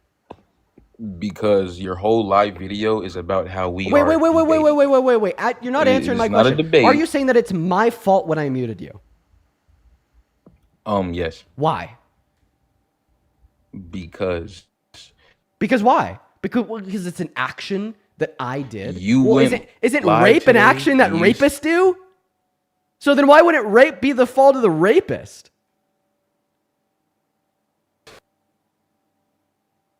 Oh, no response there, kid? Oh, I'm so fucking sorry. I'm so fucking sorry that your 4 brain cells couldn't handle that one. Yeah, you put it on the fucking rape victims, bro. You're absolutely goddamn disgusting. You should be ashamed of yourself. You know what? I'll say this with my full chest. Shut the fuck up. Pipe down. Hey, little bro. has free will, hey, right? little bro. Pipe the fuck down. I'll say this with my chest. You are an Dean, excuse. shut that shit up. Oh, You can't even fight. Oh, wow. Somebody's getting really mad now, threatening physical violence. I bet I'm not the first person just you've done told that me to, to right? shut the fuck up. Oh, wow. You're mad, buddy. The guy that said rape is the victim's fault is now threatening physical violence. Everybody acts shocked. I never. Everyone acts shocked. Everyone acts shocked, dude. Get the fuck off my life. We're gonna move on to the next Trump supporter, dude. I mean, yeah, of course. And the mask comes off. He's really sick. He's a really sick person. Super duper sick person. Just absolutely insane that people like that still exist in society. You are such a problem with this world. You are such an inconceivable problem with this world. Moving on to the next guest. If you're in that queue, just make sure it's because you are an American adult that supports Trump as president. And we'll get you loaded up in here. Yeah, everyone acts shocked. The guy that said rape is the victim's fault asked me if I knew how to fight, threatening physical violence. Jesus fucking Christ. Could have seen that one coming from a mile away. We're going to move on to the next guest here now. Hop inside of that queue if you support Trump. What's up? Do you support Trump? Giles. Yes. John, appreciate you for the motorcycle. Appreciate you so much for that love. Thank you so much for the motorcycle. Thank you so much. We're going to move on to the next guest right now. Go ahead and hop in that queue and only if you are an American adult that supports Trump. We'll happily have you up here. We'll happily have you up here. All right, guys. Also, in the meantime, guys, make sure that you're double tapping away in that phone screen, sharing this live out with a handful of friends as well. We'll happily get you up here for a conversation. All right. We are going to go and get that next guest loaded up in here right now. We got Michael connecting to the stream. Hey, Neo, appreciate you so much for the $10 over on Super Chats. Saying that's like saying a person was murdered for asking for it instead of the serial killer being a killer. Yeah. Just violent crimes are not the victim's fault. Cornell, thank you so much for the 10 Canadian dollars over in Super Chat, saying that blaming great victims is despicable, shameful. Keep up the good work, Dean. I appreciate you so much for your kindness. Yeah, dude, and like the sad part about it is like I wasn't even shocked hearing that, you know? I didn't even go, oh my God. I'm just like used to it. I'm actually used to hearing that shit from these people, right? Like the fact that in order to like mentally prepare myself for a sit-down conversation with a bunch of Trump supporters, right? I have to like check the box of expecting them to say that rape is the fault of the victims, right? And like prepare myself to hear that. It is like very telling about the state of the political movement. We're going to move on to the next guest, guys. Make sure that if you are in that queue, you are an American adult that supports Trump. What's up, Blake? Do you support Trump? Blake? Are you here? I guess not. We're going to move on to the next guest. Everyone, just do be patient. We got Rational Road connecting. Still looking for the next guest. What's up? Are you MAGA? I am indeed MAGA. Okay, how old are you? I'm 29. And what year were you born? 1996. Okay. You have already been up here. I have. We had a really good conversation a number of weeks ago. Awesome, man. Unfortunately, we do just talk to one guest one time, but I do appreciate you for coming up. We're going to move on to the next Trump supporter right now. Only hop in that queue if you are a Trump supporter. All right, guys. We're going to go to get that next guest connected right now. We got them loading up. We got MAGA 2025 connecting. Sierra, thank you so much for the $20 over on Venmo. Let's get 200 Sierra W's down below in that comment section. Appreciate you so much for that love. Sarah with the $20 says that guess is absolutely disgusting. I appreciate so much that you call them out on the perpetuation of grape culture. Dude, that was more than just the perpetuation of grape culture. Like I said, I wouldn't be shocked if that guy himself is a grapist, okay? That's not just a perpetuation of grape culture. That is an active engagement, like, with it. All right, guys. Like I said, right now we have 16,000 people hanging out in the live with us, and we can't find a single Trump supporter to debate us. Shannon, thank you so much for the $10 over on Venmo, who says thank you for always defending women regarding SA. I appreciate you for the $10, Shannon. That is incredibly kind of you. What's going on? Do you support Trump? What's going on, Dean? Yeah, I do. Okay. Do you want to keep your camera on? Did you turn it on for me? No, it just came on. Do you want me to turn it off? Yeah, I don't know why it was on. Okay, I turned it off for you. There you go. So quickly before we hop into the debate about why you support Trump, I just want to thank a couple more people here. Nevea, thank you so much for the $10 over on Venmo. Nevea, I'll try to get your account unblocked. Appreciate you for the 10. Show some love to Nevea. As well as Kaylin and Jay, thank you so much for the 5. And Megan, thank you so much for the $10 over on Venmo. Saying, when I was assaulted, I was wearing baggy sweatpants, and a baggy shirt. So, Luz, you couldn't even see that I have any sort of curves because I knew I'd be around guys. Yeah, dude, Megan, like shitty men, like that last guy, will rape like the bodies of dead animals. Okay, it's not about attraction; it's about power. Okay, it's about control. Peter, thank you so much for the $10 over on Venmo, who says, please tell this guy Vaughn that he's a smelly POS and I hate him. Well, I mean, I bet he's still watching and fuming. Thank you so much for your kindness. As well as Christiane, thank you so much for the $50 over on Venmo. Thank you so much for the love, Christiane. Thank you so much, dude. Show some love to Christiane down below in that comment section with the $50. Let's get 500 Christiane W's. Christiane says, I think it'd be very beneficial to have a woman up to give a perspective on the issue of abortion when discussing it. No, I agree. I love having a woman up on the panel. The only part is that we can't always like project when like we'll be having those abortion conversations. Therefore, like I won't always have like a woman that's like one of my friends that I trust like come up here and like be on the panel with us at all times. But thank you so much for your input and thank you for the $50. As well as Avril, thank you so much for the $10 over on Venmo. And Jasmine, thank you so much for the 15. Show some love to Avril and Jasmine. Thank you both. Thank you both. As well as Sydney. This was 25 minutes ago, but I still really want to thank you. Thank you so much for the $25 over on Venmo. Who says, did you hear Donald Trump saying, I quote unquote think that we're just going to kill people, end quote, when asked about needing congressional oversight to commit acts of war? Yes, he did say that about the leader of Venezuela. Yep. Appreciate you for the $25, Sydney. Let's get 250 Sydney W's and then 150 Lars W's for the $15 over on Venmo, who says you're doing great. I'll always tune into the debates. Thank you, Lars. And then Yvonne, thank you so much for the $50 on Venmo. Thank you, Yvonne. Yvonne says, I'm truly depressed with the state of the world. Thank you for helping me every single day. You are so important. Yvonne, you have been watching since literally before the election. I love you. Parker loves you. You're such an integral member of the community. Thank you so much for the $50. Show some love to Yvonne down below. Thank you so much for the love. That is so much. As well as, let's see here, one last donation over on Venmo for now. Jennifer, thank you so much for the $20. Who says they're getting scared. These snowflakes out here fear you. Thank you so much for the love, Jennifer. And then Christopher with the 10 as well. Thank you guys so much for all the love over on Venmo. Show some love to our donors. Go ahead and take it away, man. Tell us why you support Trump. I think he's a no-nonsense type of guy. You know, I think he has his flaws, yeah, but I think he truly does care for America and the best of it, even though his views may be a little flawed at times and his ego's, you know, kind of in the way at times. Okay, I mean, I don't know. I think I see like a lot of nonsense from him. You know, like denying the outcome of the 2020 election, then trying to steal and rig it back, and then like still yet until this day saying that it was rigged. That's like total nonsense. It's like most recent comments on it saying that like, oh, Biden's DOJ helped steal the election from him in 2020, even though when the election took place in 2020, Biden wasn't president yet, so he didn't control the DOJ yet. Total nonsense. I mean, same thing with like saying that, oh, like there was like 274 like plainclothes like FBI agents that were in the crowds on J6, right? And there's Biden's FBI. That was also total nonsense considering the fact that Biden didn't become president until the 20th, meaning that he didn't like make his FBI until then. It's total nonsense, guy. A lot of nonsense. Yeah, I think his ego gets in the way a little bit. He's got a little bit of a victim mentality, but regardless of that fact, I think he does care for America and wants the betterment of it. I know you talked about, I listened to a little bit when you talked about uh, funds getting cut for SNAP, food, stuff like that. Yeah, if he Um, cared about America, then why won't he allocate emergency funding to fund SNAP benefits for 41 million Americans starting November until the end of the shutdown? so I don't know why he wouldn't do that. I don't know. I know that there's families, that truly need it, but I also think it's abused a lot. Okay, I've seen that. dude, I'm so sorry. Just pulling the "but it's abused" card is not doing anything here because this isn't some like legislative push, right, to make like food stamps better. This isn't some like legislative push to like cut abuse to the program. It's just literally completely ending it until the shutdown is over. You understand that, right? It's just saying Right. snaps ended. They're gone. No more money whatsoever. Nobody's getting benefits. Nobody is getting SNAP benefits until the shutdown is over. And then his White House's response was, well, we're not going to help you. I know that we are now spending emergency funding on Oh, ICE. I know that we're spending emergency funding on other programs, but we're not going to spend any emergency funding on this.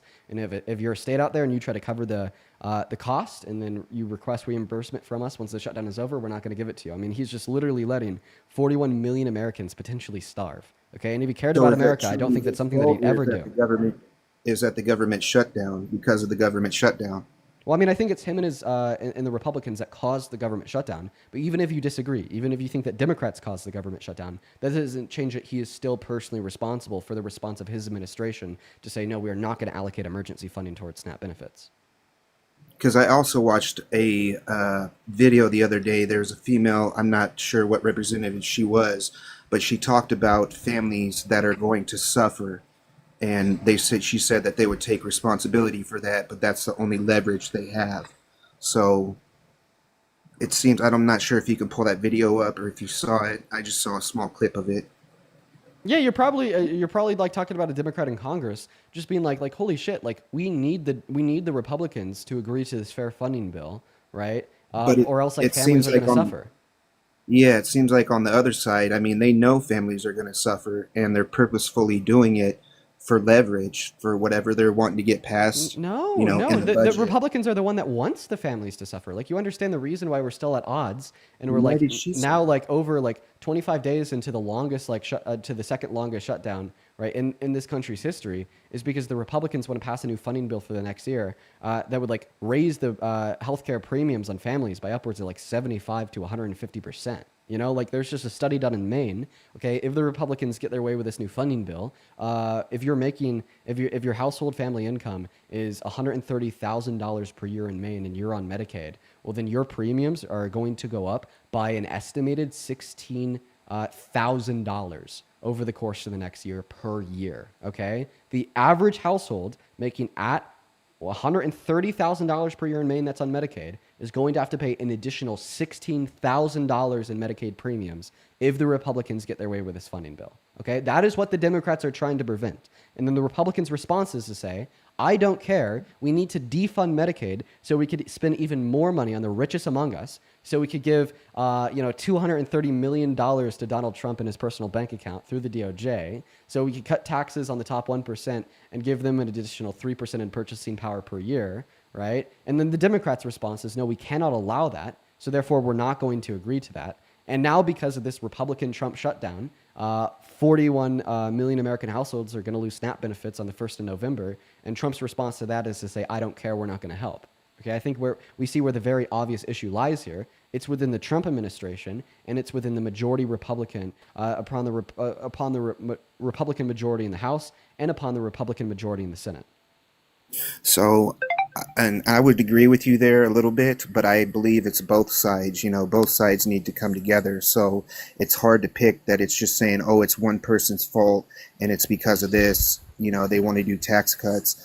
I think if the Democrats and them wanted to open the government, they need to come to terms and agreements on stuff. Maybe cut stuff out, something I'm so like sorry.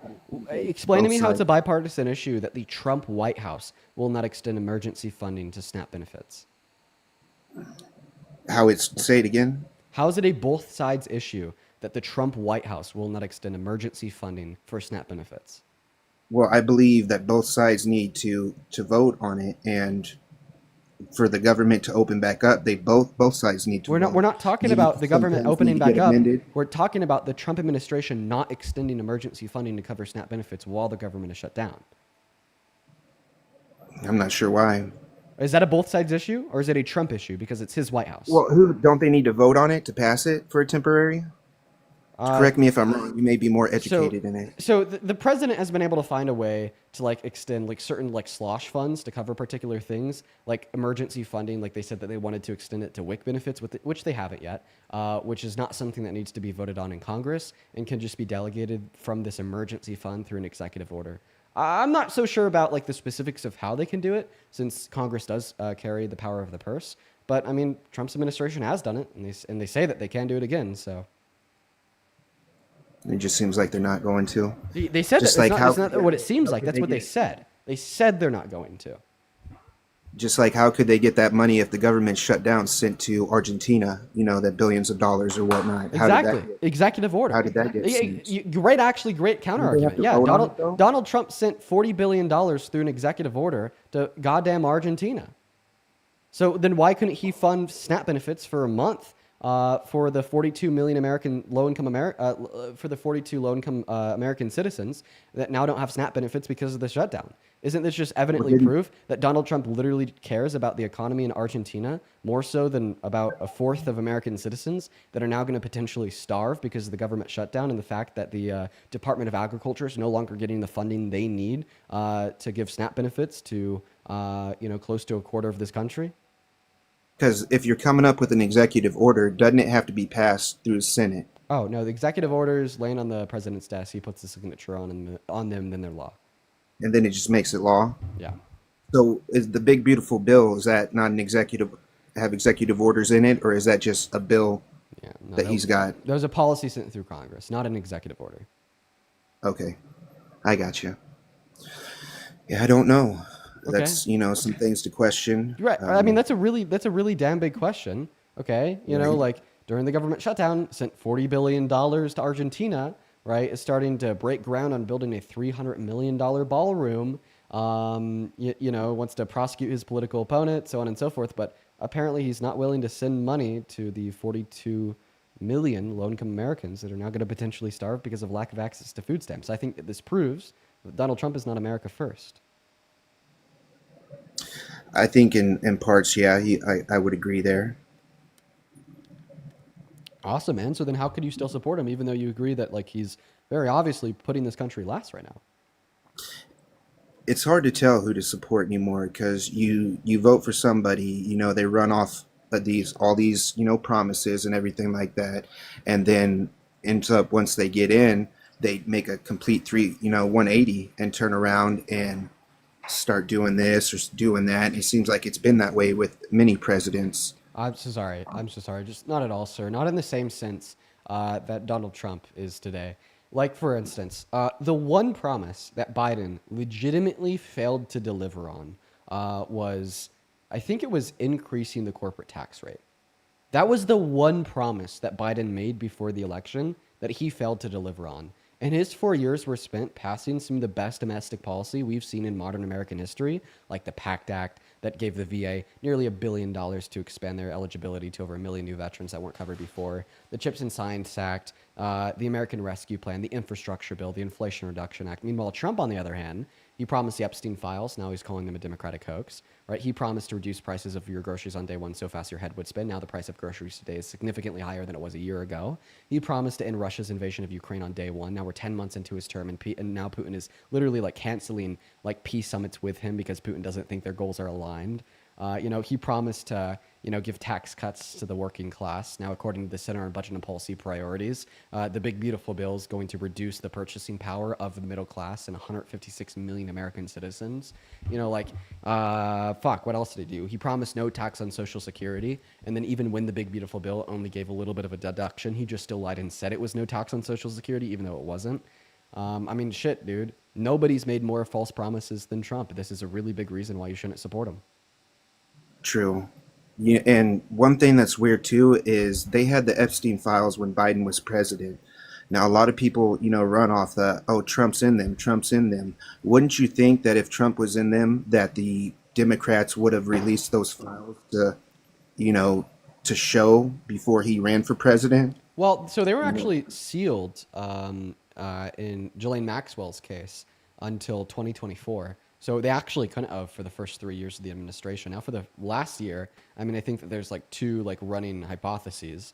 The first running hypothesis would be is that the Biden administration let the DOJ operate as they should have, which is independent of the presidency, and didn't want to reach into the DOJ and unseal these records to release to the American people for a potential abuse of executive overreach. And then the second potential hypothesis is that there's just also Democrats on the list, right? And like I agree, those Democrats shouldn't be protected, and any Democrat on that list should go to jail, just like Trump if he's on that list. But seemingly, right, the right can't agree to even vote for their release as is today. And my evidence would be the fact that now we even have the Speaker of the House, Mike Johnson, delaying the swearing in of Adelita Grijalva, a new congresswoman from the 7th District of Arizona that pledged to be the last and final vote to get the Epstein files released. She was elected over a month and a half ago, and she's still not sworn in.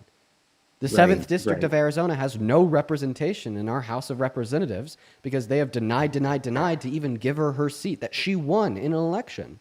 How insane is that? Obstructing on the official process of the swearing in an election of a congresswoman just because that congresswoman wants the Epstein files to be released. I think that is very telling about what is potentially in those files if the Speaker of the House is willing to break the law and obstruct this process just to prevent her from releasing them. true. I believe a lot of them are on there, and I believe if we do get the list, it's going to be redacted heavily to where we're not going to know the actual truth of everybody. Well, I mean, what we do know from what's already been released from the Epstein files is that Donald Trump sent Epstein a letter on his 50th birthday with the depiction of the naked body of like a girl in my mind in the statement, may every new day be another wonderful secret. And then this letter came out. Trump denied that it was his, but then it got verified by independent multiple handwriting experts about his signature saying, yeah, this is his. Like, point number one, how do you feel about the contents of that letter? They're very, very incriminating. And point number two, right, if the contents of this letter were not incriminating, then why would he lie about ever writing it?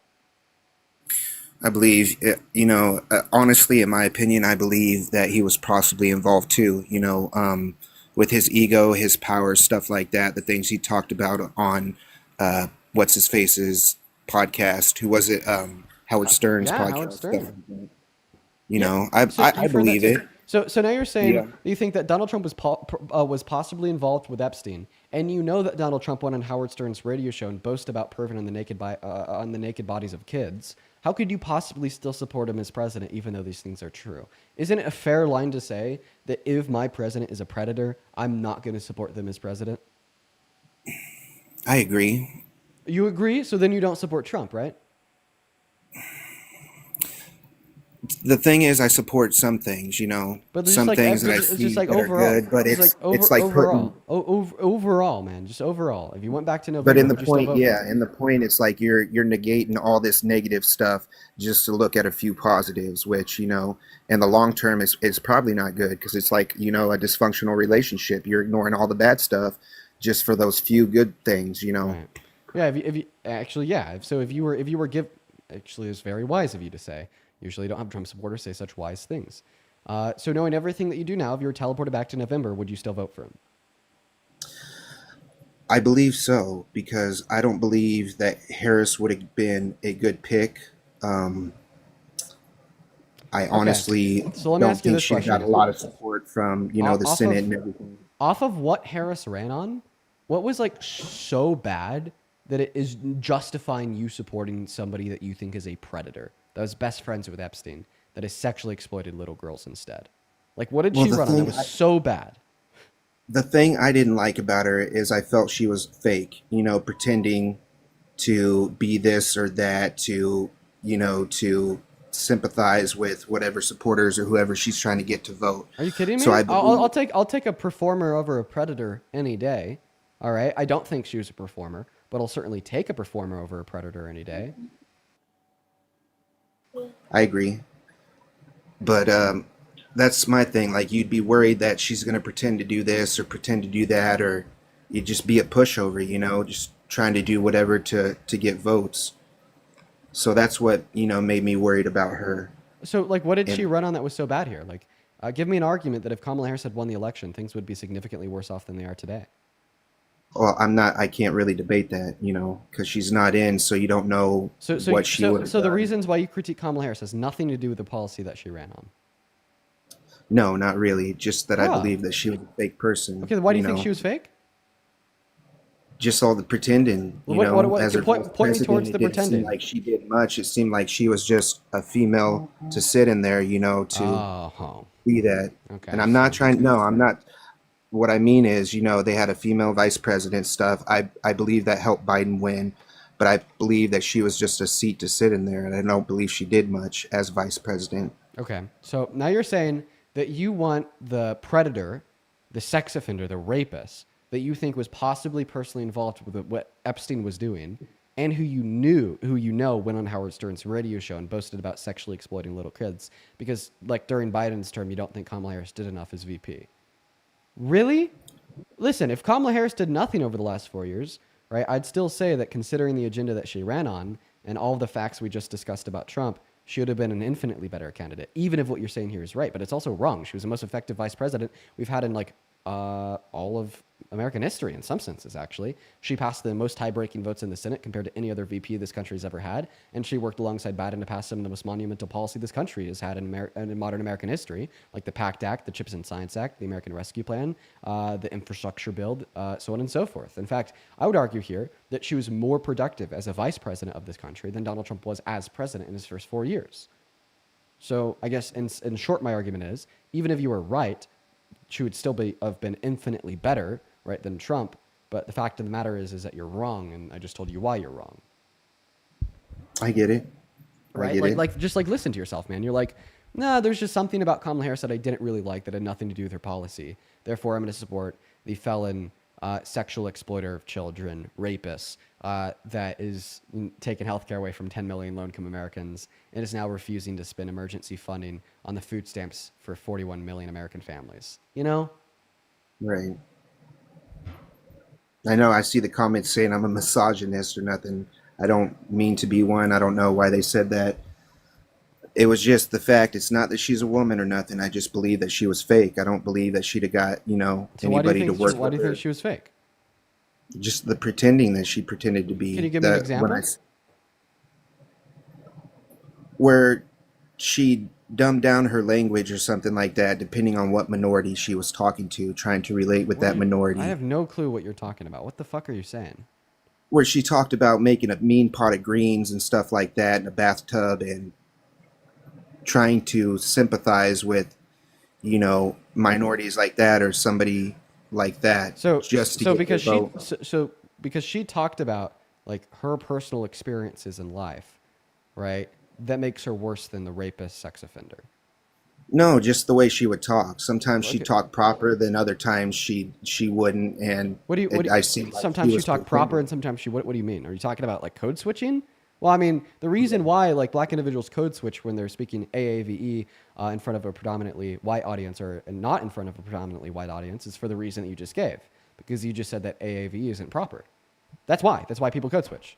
AAVE is a perfectly proper and valid dialect and vernacular of English. Okay, just as proper as the English that you're speaking, just as proper as the English that I'm speaking. But a matter of a fact, there's racist stigmas surrounding AAVE that say it's not proper, say it's uneducated, saying that it's ghetto and bad. And in response to that, many black Americans that do speak AAVE will not speak AAVE when they're in front of a predominantly white audience. But it's crazy because not only are you blaming that on that black American Kamala Harris, you're saying it's her fault that you think AAVE is improper, therefore she will code switch. But you're saying that it's actively worse to code switch than it is to like sexually exploit children, right? Because keep in mind, this is the reason that you're giving insofar as why you would still support Donald Trump as president, even compared to Kamala Harris, while knowing that he sexually exploited children, while knowing that you think he was possibly involved with Epstein, while knowing he was held civilly liable for rape. I get it. And I don't support that at all. Like, would you rather have a president that code switches or a president that like rapes women? I'd rather have somebody that's that's real. And And doesn't try to pretend answer my it doesn't. question. Out of the 2 question. Out of the 2 options, would you rather have a president that code switches because of racist stigma surrounding AAVE, or a president that rapes women? Which one? I definitely wouldn't want one that, rapes women or nothing like that. Okay, so then you'd say the one that code switches would be better from your perspective, right? I don't think. I mean, I wouldn't trust that one either. Well, I'm telling you got to choose one. Which one? Do you want the person that code switches because white Americans think AAVE is bad, including yourself? You said it's not proper, as a response to that racism, which is perfectly valid. In fact, in that situation, they're not the bad person. They're not doing anything wrong. You're doing something wrong by calling it improper. Or do you want the president that rapes women, was possibly involved with Epstein per your own admission, and boasted about sexually exploiting girls to Howard Stern? Which one is better? Answer my question. It's a true dichotomy. Which option are you taking? The code switcher. Okay, so it sounds like what you're telling us now is, in consideration of all these facts, if you were teleported back to November, you'd actually vote for Kamala Harris. I mean, if going really truly back, I wouldn't vote for either. I don't think, because I wouldn't trust either. Okay, I'm not going to be able to make any more work on you.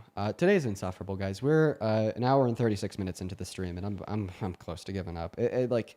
Dude, I'm gonna. Oh my God, we're gonna go and move on to the next guest. If you want to support me, you can find my Venmo and my PayPal in the link tree in my bio over on TikTok, as well as you can find it in the pin message on that YouTube stream. I'm just like I'm really like over it today. I'm really over it today. These people just haven't been fun. What's up? How old are you? 19. What year were you born in?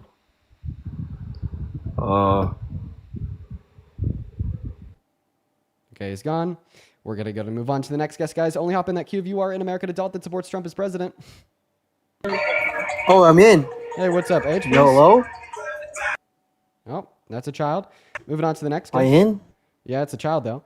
Yo, hey, I really appreciate you for the $20 over on Super Chat. Daydream with the $20 says, "Hey Dean, long-time lurker, first-time Super Chatter here. Had a hard couple of days with my quote-unquote independent mom recently, who's been espousing Republican talking points, especially on Snap. Thank you for not making me feel insane. Listen, Daydream, how about this? Go make her feel insane, all right? Next time you're sitting at the dinner table with her, right, start talking about the left-leaning talking points, about how beneficial Snap is, how great these social programs are, okay? Right, flip the script on here. Okay, Elijah on the keys is on the keys, so we got to kick him. And your ass was out a lot. I don't give a fuck. How about that? Hello? Oh, no? 1 second, guys. Where's that coming from?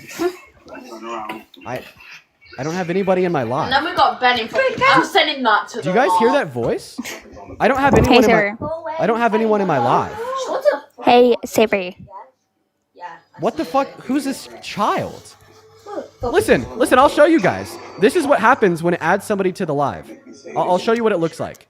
That's what it looks like. See this person? Hey, Savory. See that chef person? That's what it looks like. And then you kick them from the live? And then it looks like that. What the fuck was that? Who's like that random like 7-year-old screaming, "Hey Siri"?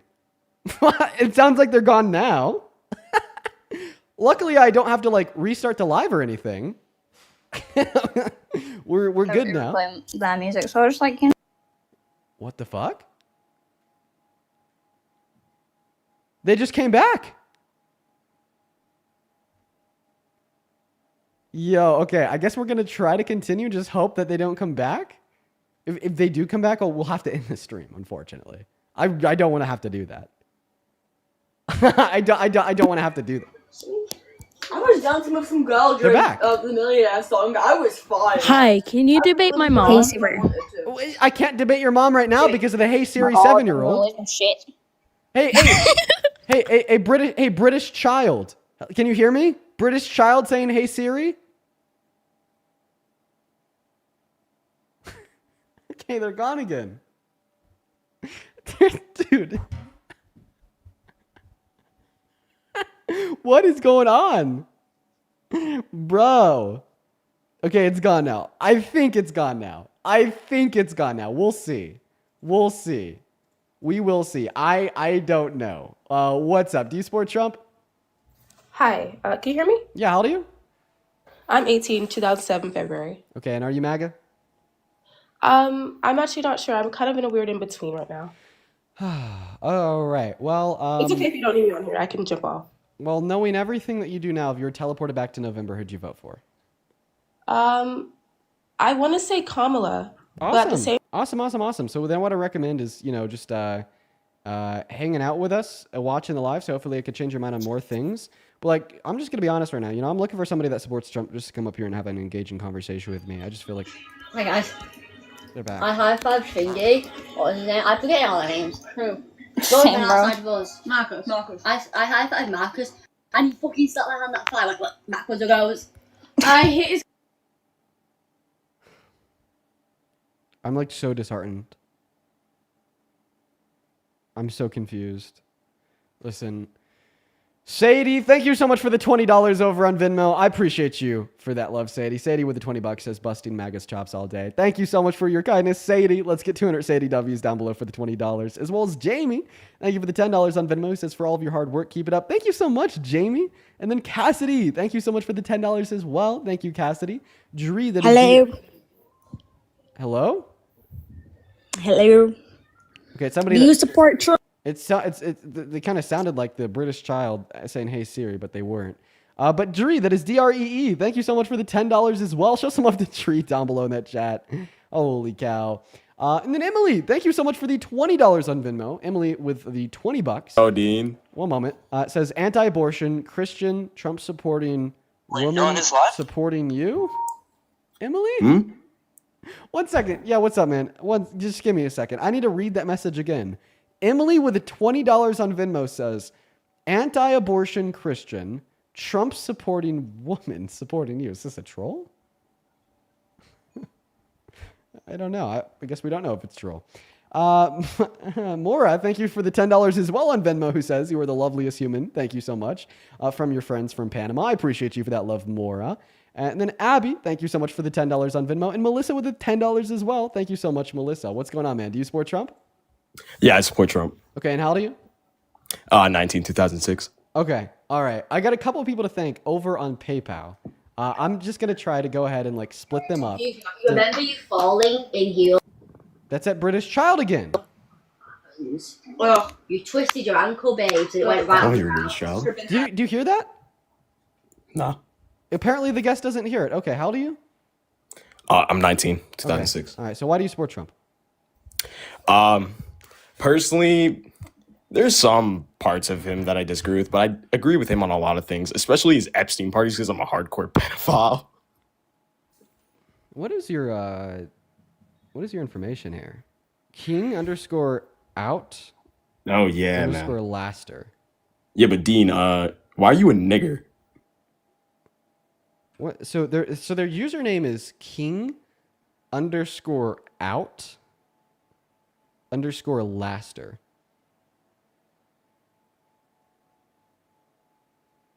We're gonna go to get that next guest loaded up into the box, guys. Hop in that queue if you support Trump. We got Jerry loading in. Hey, what's up? Do you support Trump? Hello?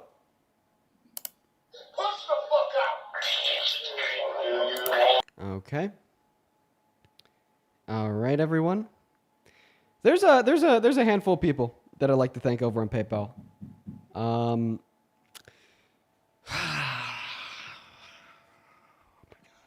Hey, what's up? Dean, what's going on, brother? You doing all right? Yeah. Do you support Trump? I do, sir. I do, and I'm looking forward to having a conversation with you. Having a good day so far? Yeah, just having a great day. It's been a super engaging stream. It's been kind of nuts, man. Listening to this chat, I ain't gonna lie. But yeah, I do support Trump. Before we hop, I am a Trump supporter. Awesome, Go man. ahead, Before sir. we hop into our debate, I actually do have like quite a bit of people to thank on PayPal.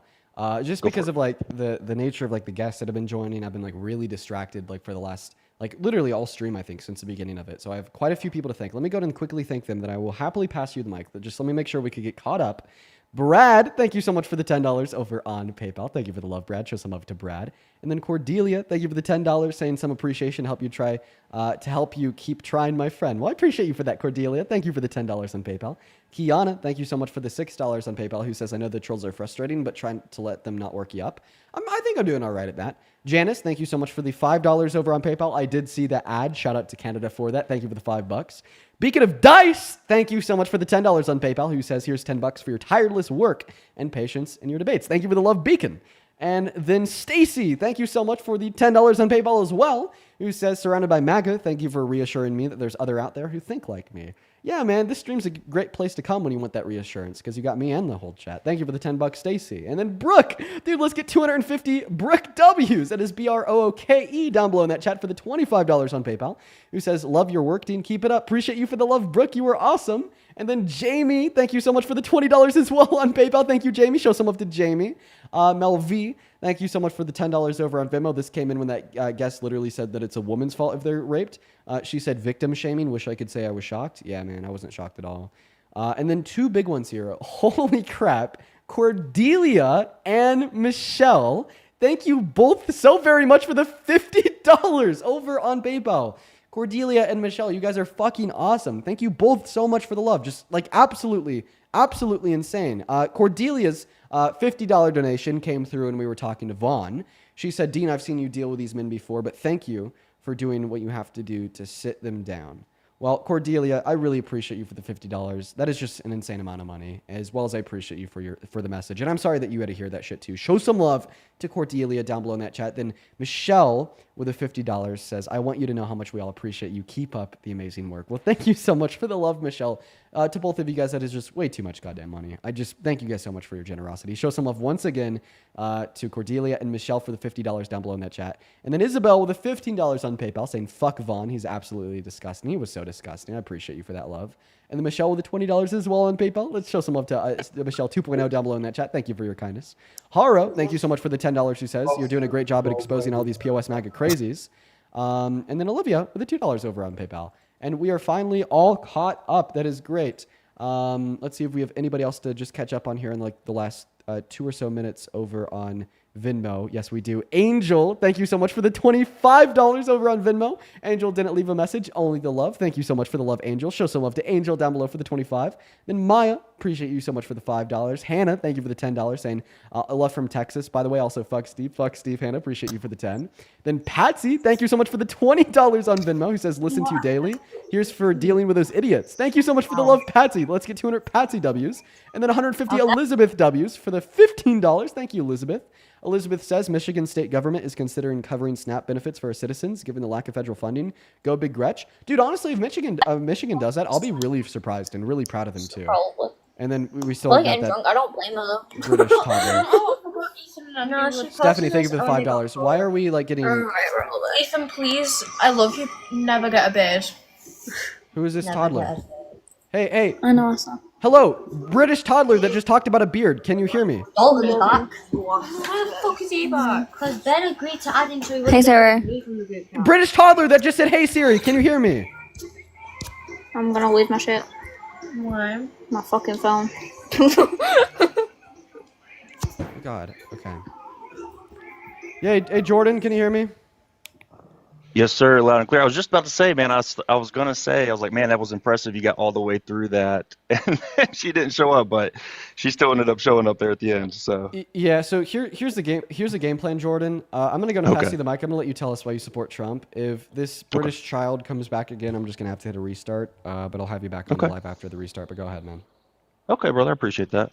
And by the way, I'm really looking forward to having this conversation. I think we both can agree that one of the things that we don't do enough of in our country is have open debates and conversations and just be genuine with each other. And just so you know, I'm willing to change my mind, and I hope that you are as well as we go through the conversation. So the reason why I primarily support Trump, and of course, like many others have said, I don't support him 100%. And I think if anybody supports any candidate 100%, you're starting to get into cultish behavior. But with that being said, I will say that the main things that I do support on him are some of his economic regulations. I do agree with his support on abortion. And I do think that when we're talking about national security, I do think that that is a beneficial, even though maybe not every single way that it's been handled has been effective or moral, maybe is the best way to put it. But I do think that those things are really major issues in our country that need to be addressed, and obviously have been in different ways. So Well, how about we start off with that middle one there? Abortion. Okay. So you're saying that you agree with him on abortion. Does this mean that like you're pro-life, meaning that you think that abortion should be banned, or like you're like pro-states' rights and you just think it should be legislated on by the state, thereby agreeing with him, advocating for overturning Roe v. Wade? So that's a great question. So I have kind of two conflicting answers there. The first one is that I do believe that states should have the rights to make their decisions.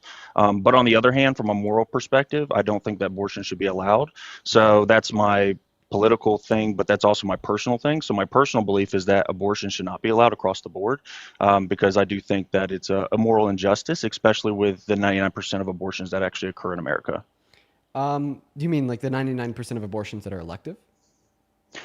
Correct. Yeah, I mean, There you because you had brought up in the conversation before where you were saying that there was, things of such as like rape. Yes. But obviously in those particular situations, those are unique.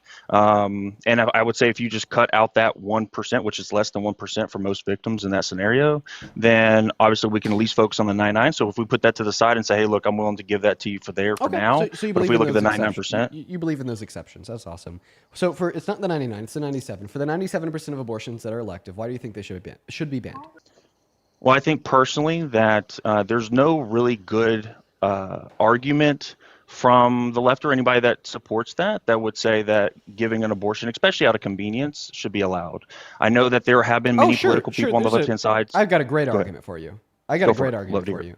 So, I mean, I just think unless we have good reason to determine that an action is wrong, then we can't assume that that action is wrong. And I'd say that there's no good reason to determine that the action of a woman getting an abortion is wrong. Thereby, I'd say that that woman should have the availability and the access to get that abortion unless we could identify any reason why she shouldn't, right? So that's kind of my position, right? That's what it boils down Let to. me ask you this. So I think that's a great point that you brought up. So let me ask you this. In what scenario do you think that it would be wrong for a woman to get an abortion? Like what scenarios? In a hypothetical Would it- situation. Yeah. So like I'd say it's like morally wrong for a woman to get like an elective lethal abortion per like my prescriptive moral judgments, like after the point of consciousness, which is around 20 through 24 gestational weeks. But like point number one, like elective late term lethal abortions don't happen really. And then point number two, that doesn't necessarily reflect my view and what I think should be legal or illegal for like other overriding considerations, such as like how the life of the mother could be on the line, and many practitioners may be unwilling to perform a life-saving abortion if abortion is banned at all. But Sure. yeah, like I would say it would be morally wrong for a woman to electively lethally abort a fetus after like the 20 through 20 week through 24 week point. However, before that point, I obviously don't think there's anything wrong about that abortion. And my question for you is, well, what is wrong about it? Why is it wrong? Why is it wrong for a Well, woman to get first- an elective lethal abortion prior to that point of around 20 through 24 weeks? Are we saying before 23 weeks? Because I just want to clarify. You're saying that after 23 weeks, we both agree that abortion is Yeah, is I think that correct. elective lethal abortions after that point are morally wrong per my moral judgments. So obviously Okay. you think that it's like Well, I wrong think- through the I think full my- term. So why do you think it's wrong? I do believe it's wrong to the full term. But Yeah, but if you're so why? saying we can at least get to that, so that's cool. So pre 23 weeks, I that's think Roe the v. number Wade. one. Yeah, so the first thing would be life begins at conception, right? That's not a religious claim, that's a biological one. So when we look at life begins at conception, who gives somebody the right to take the life of somebody else, especially when we're talking about the life of someone who is innocent, someone who has not made a decision to do one thing or another. You gave the example earlier on the abortion, if I'm not mistaken, where you were talking about if somebody was living inside their home and somebody came in and broke into their home to try to steal their food to provide for themselves so that they would not, starve or be killed in that scenario.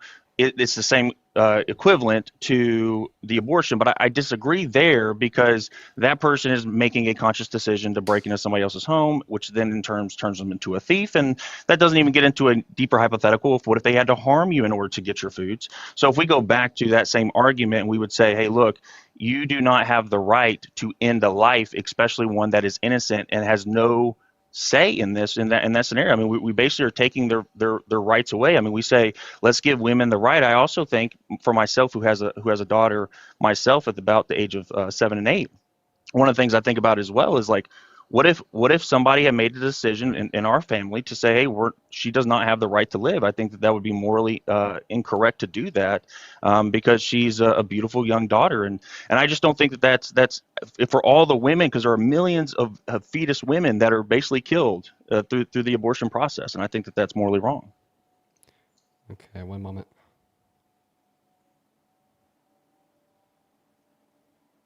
Sorry, just got a text. Anyways, Oh, you're good. So back to you. So a fetus woman's not a thing.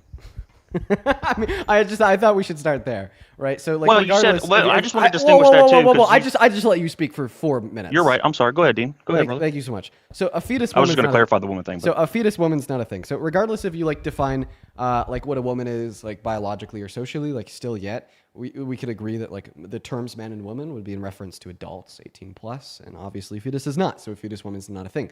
And then in response to your comments regarding my hypothetical that I'd used against an earlier guest surrounding like somebody breaking into your house, taking your resources, do you have an obligation to give them your resources in order to maintain their life? So that was specifically a hypothetical scenario that I was enacting to respond to his view, which is that he thinks abortion should be banned even in circumstances of rape. Now, if you hold that same view, right, we could talk about that hypothetical and how it could apply and inform us about the conclusion that victims of rape should be able to access abortion, but that is separate and distinct from a conversation surrounding elective abortions, okay? Now, surrounding elective abortions, I asked you why they were wrong, and you said it's because, well, they're an innocent human life. All right. So do you think that it's like morally wrong? Do you think that it's murder to like pull the plug on like a brain dead patient that is biologically alive, considering the fact that they're a human life and maybe they're innocent too? yeah, I think there's value into that as well. I think that to pull the plug on somebody who's, let's say, quote unquote, a vegetable or quote unquote in a coma, You gotta use the who term has no brain dead viability here. for themselves, or you could, okay, if we're going to say brain dead, but an infant's not brain dead, right? An infant is not brain dead.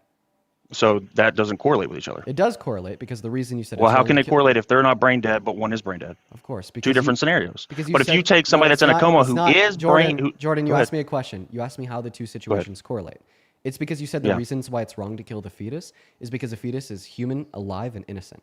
Brain dead patients are also human, alive, and innocent. The brain dead patient would share the traits of the fetus in which you said made the fetus morally valuable. So although a fetus is not brain dead, the brain dead patient would share the traits that the fetus has that you said makes it wrong to kill the fetus. Therefore, because the brain dead patient has these traits too, does that also make it wrong to kill the brain dead patient?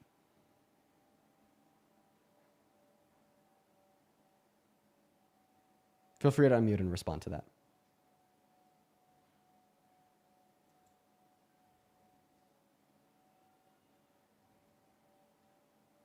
Hello? Jordan? I sent you an invite to unmute. It doesn't even show that you're muted on my screen. It's how can you hear me now? Yeah. So Oh, okay, So perfect. now I guess do you I got muted on understand my that own. like yeah, that a fetus isn't brain dead and a brain dead patient isn't a fetus, right? Like still yet like this is a valid question for me to be asking you considering the fact that like the fetus shares traits with the brain dead patient, particularly the three traits of being innocent, human, and alive. And if you think it's the fact that the fetus is innocent, human, alive that makes it wrong to kill the fetus, that because the brain dead patient also shares those traits, therefore it would be like wrong or murder to kill the brain dead patient too. Well, I think there's one other distinction that you got to add there too, correct? Which is that when you're looking at, because you're correct, all three of those things mirror with each other, correct? But you're also looking at when you have the start of a life towards the end of the life, right? So if we're talking about somebody that's brain dead, we have no reason to believe, based on scientific studies, that someone who is brain dead will become unbrain dead. But when you have an infant that's in the womb, that individual, given enough time, will 100% come to fruition. So Okay. we're looking at a little bit of a different argument when we add that fourth factor in there. Okay, so you're right. That is a huge difference between brain dead patient and fetuses. So now you're just changing your argument from saying, well, you think it's morally wrong to kill the fetus because it's human alive, to now you're saying that it's morally wrong to kill the fetus because it has a future like ours. So what in its future is morally relevant enough to give it the right to life now? Well, just to clarify, my initial only comment I made was that life begins at conception. That was my first argument as to why it's valid. Now, that wasn't the only argument that I had to why it was valid. I didn't You take get what I'm that. saying? I didn't take that as an argument at all because that's not a moral argument. That's a scientific fact. Scientific facts just inform us on what is. They don't inform us on what should be. And right now we're having a conversation on what should be the case insofar as the moral permissibility or wrongness of the action of abortion. I thought that your like moral argument insofar as why you think it's like morally incorrect, wrong, so on and so forth, was that the fetus is innocent, human, and alive. And then to that I enacted the brain dead example. And to that example you then responded, well, the difference between the fetus and the brain dead patient is that the fetus has a future and the brain dead patient doesn't. Okay, all right. Well, that's fine. Now you're just like giving me a third argument here, which I'm Well, like, 'cause just- I can totally add fine. to that. Listen, I'm totally fine with this, by the way. Right? We could go through like multiple positions. So now that we've discarded the position of it being wrong to kill the fetus because the fetus is human alive, and now moved on to the new position, that position being that it's wrong to kill the fetus because the fetus has a future. So what is in the future of the fetus that you think is morally valuable enough to give it the right to life now? Okay, let me ask you this. So nothing changes here. Let's say we have the person that's brain dead, and we say that the person that is brain dead, we have a treatment that will allow them in 9 months' time to have brain So then they're activity no again longer and be functioning. So they're no And longer I'm just brain dead. That means that they're like in a coma. Under my view, yes, they have the right to life if they're no, just in a coma. no. They are brain dead right now. I'm saying they're brain dead right now, Oh, but we have developed a new treatment. That's a contradiction. I'm saying we have developed a new. Well, brain dead What's the means that there's no. The definition of brain death is a permanent and irreversible cessation of all cognitive function. If at some point in the next 9 months they can have cognitive function again, it would be contradictory to say that they're brain dead now, considering the definition of brain death. But I mean, if you're saying that like we thought that they were brain dead, but then we like discovered that they were actually in a coma, and in 9 months' time they're going to be awake again, right? That's in a coma. I give them the right to life. I could give you my reasons why after we're done investigating your view. Sure. But, like, keep in mind the question that I asked you that you just haven't answered at all as well. You said Go well, for the it. life of the fetus is morally valuable because of its future experiences. So what like is in the future of that fetus? What in the future of that fetus do you think is morally valuable enough to give it the right to life now?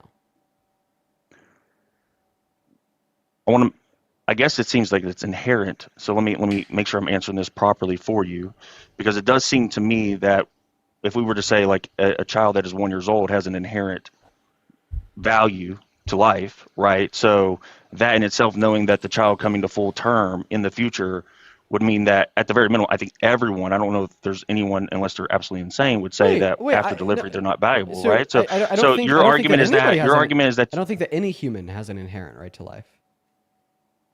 You don't? Okay. No, Interesting. because inherency. Explain that for me. Because inherency or inherent is defined as existing in something as permanent, essential, or characteristic attribute. And I don't think that an essential attribute of being a human, being a part of our species, is having the right to life. A good example of that would be the brain dead patients that we just discussed. Like if there's like a 1 year old brain dead patient, we wouldn't say that 1 year old brain dead patient would have the right to life. Thereby, if we pull the plug on that 1 year old brain dead patient, we wouldn't be doing anything wrong, right? I think that like the like moral value would be like inherent to like subjective experiences, to a conscious experience. My view gets a little bit more complicated than that, but I don't think that there'd be any inherent right to life that any human being would have just because they are a human being, and that's just like an obvious truth. It's like so if that's right, like so if you became brain dead tomorrow, you'd still be a Uh-huh. human being. Would you possess the right to Sure. life? Would it be wrong to pull the plug on you? No. Well, if you don't have an inherent right to life, then who's to say that if somebody was to, end somebody's life, Well, you don't have an inherent right why to would life that be because valid? you don't have an inherent right to life because you're a human. I'd say that the inherency of the right to life would be derivative out of your subjective experiences and or your consciousness. I don't think that our species classification is what makes us morally valuable. I don't think that within our species classification is where we can find any inherent right to life. I think Okay. that Well, would I be guess found within our we just subjective completely experiences. disagree fundamentally there. I believe that every single person has a inherent right to life. Now, survivability that can be separate or dependent on that can be a different question, which I know is a do you think that typical argument for the left on therefore, the if you pregnancy. if you think that all humans, all members of our species, have this inherent right to life, would you say that the brain dead patient has a right to life because they're human? They have an inherent right to life. Yeah, they have an inherent so then right it's to life. murder to pull the plug on a brain dead patient because you're violating and infringing on their right to life. Okay, so they have an inherent right to. So what do Okay, is it murder? No, Is it murder? Is it murder to like pull the plug on a brain dead patient and kill them since you're infringing on their right to life? Like this is what disputes a view that there's an inherent right to life rooted within your species classification. Like I mean, a bunch of Right. people in the chat were like spamming question marks and going, "Huh?" I mean, just like listen for more than a second, right? It's insane to say that like our moral value is rooted with some inherent right to life derivative of our species classification. That's obviously Okay, not but on true that, at all. yeah. And even yeah, like so even on you that agree with same- that. Like yes yeah. or no? Do you think that it is murder to pull the plug on a brain dead patient because you think all humans have an inherent right to life, and because that It brain would dead patient is a be- human, therefore they do too? It would be murder to pull, like you said, but if your definition based on brain dead, then technically no, because there's no life viability for that individual, either now or in the future. Oh, but despite, so then they don't have a right to life. But so there then the right is- to life is not inherent to human beings. well, they have the right to, and what do you, I guess maybe I'm confused by your terms on that you're using on that, because So then when I what- say what you have terms the do you- inherent right to what life, terms do you when I need to say you have the, clarify on? yeah, so this, let me explain. So when I say you have the inherent right to life, what I am saying there is that you have the right within your own realms that God's given you to be able to survive, right? And so if you're saying that within this situation where somebody is brain dead and you pull the plug, they cannot have any survivability because there is no way to resolve that for them, then they're not alive anymore.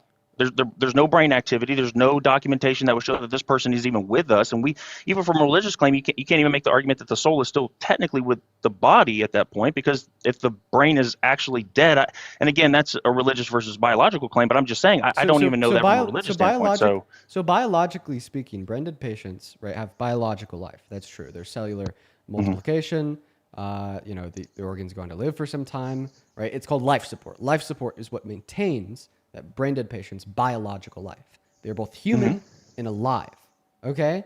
Right? And when you tell me that it's not wrong to kill them by pulling the plug on them, when you tell me that it's not murder to end their life, then what you're telling me is that not all humans have the right to life, right? So therefore, the right to life is not derivative of our humanity, not derivative of our species classification.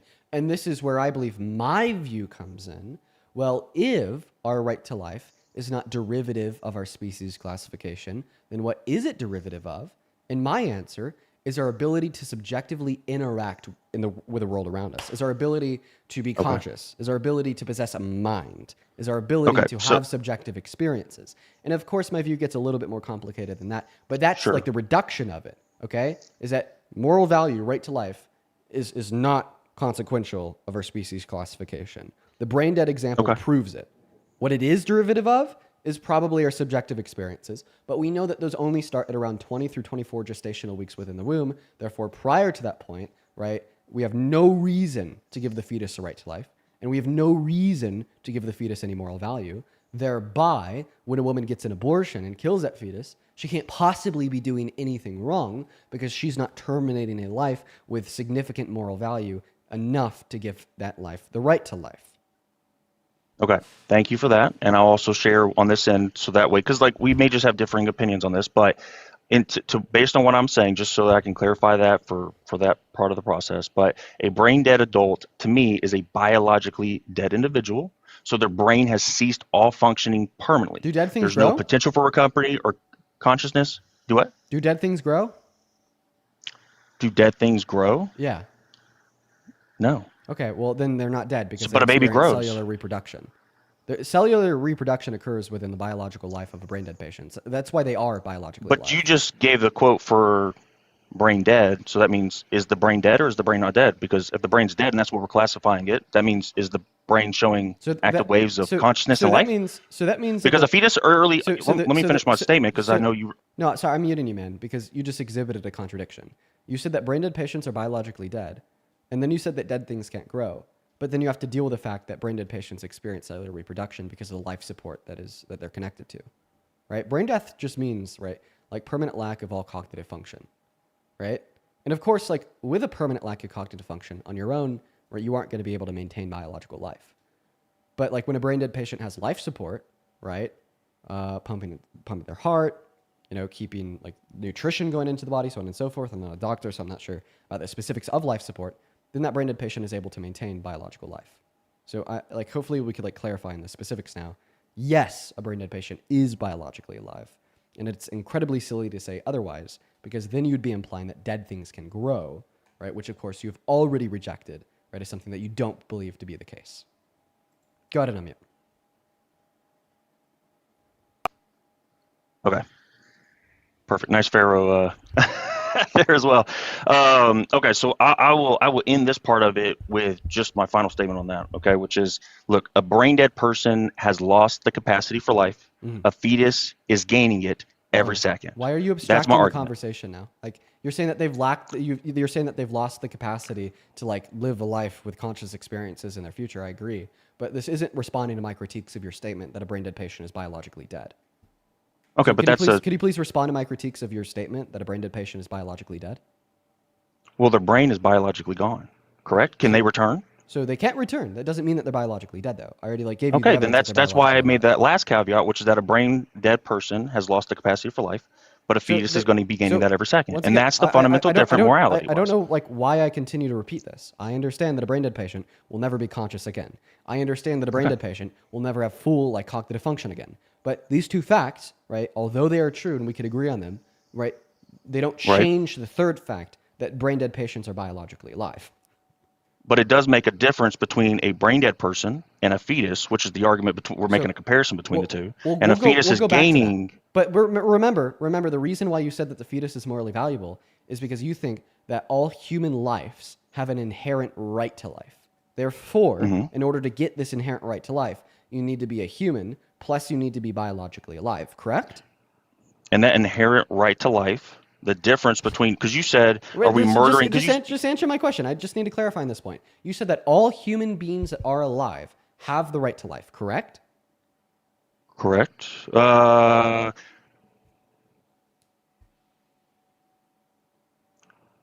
All human beings that are either capable. I mean, you want me to clarify, right? I mean, because it's not black and white, right? So I mean, then if it's not black and white, then it's not inherent, because inherent means essential, right? Inherent means always true given given the set, right? So earlier when you were arguing that like all humans that are alive have this inherent right to life, you are now actually contradicting that position.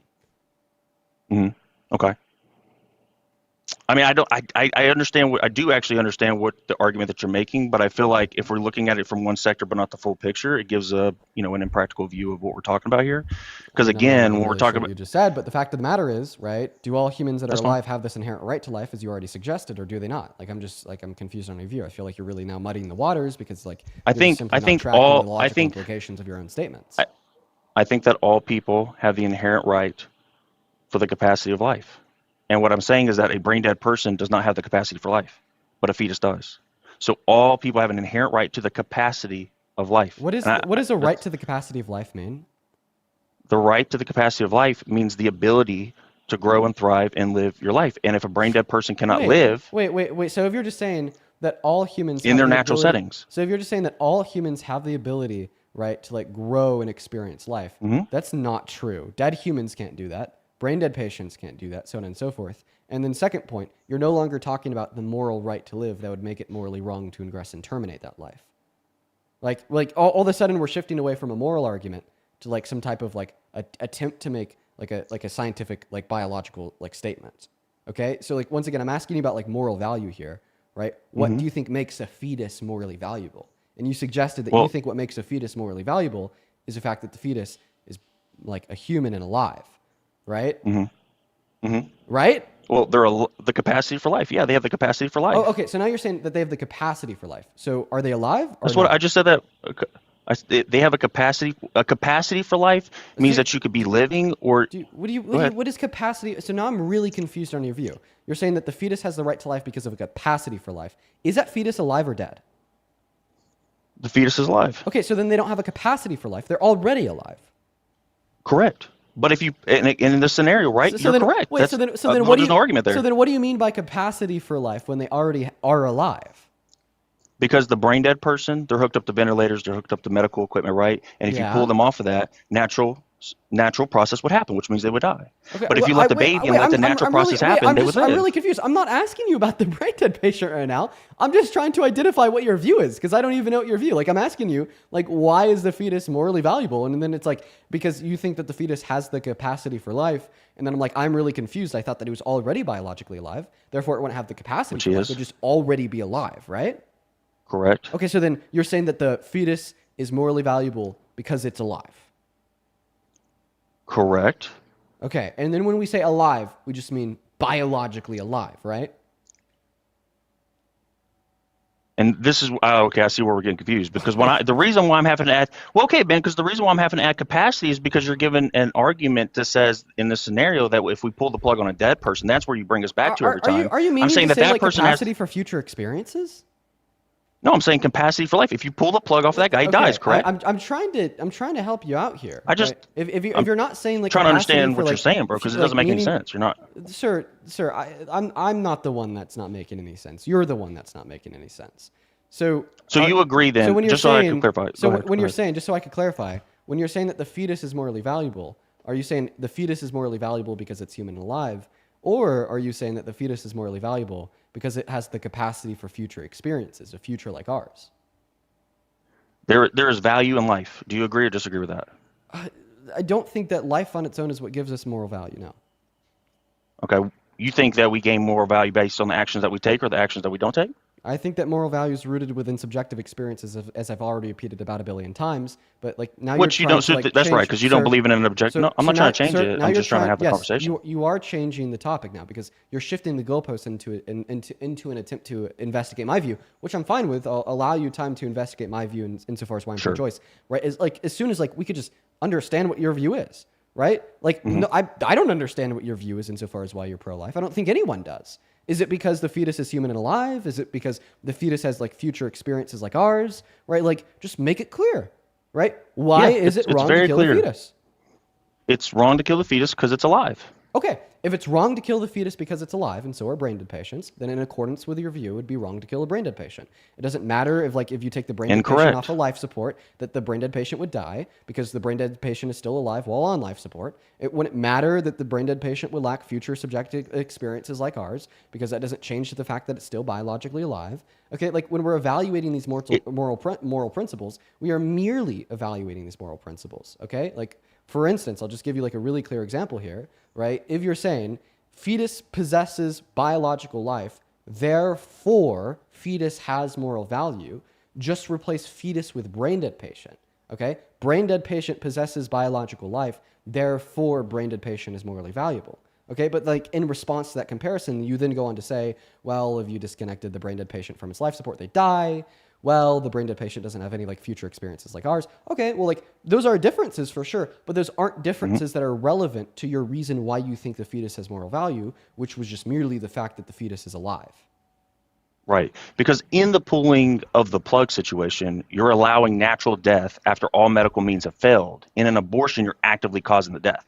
Okay, so you're saying that you're actively causing the death by like kicking it out of the uterus, just like a doctor would be actively causing the death by pulling the life support. Now, regardless of that death is natural or unnatural, that doesn't change the fact that you're killing that life form, thereby depriving it of its life, thereby fulfilling your condition of infringing on one's right to life.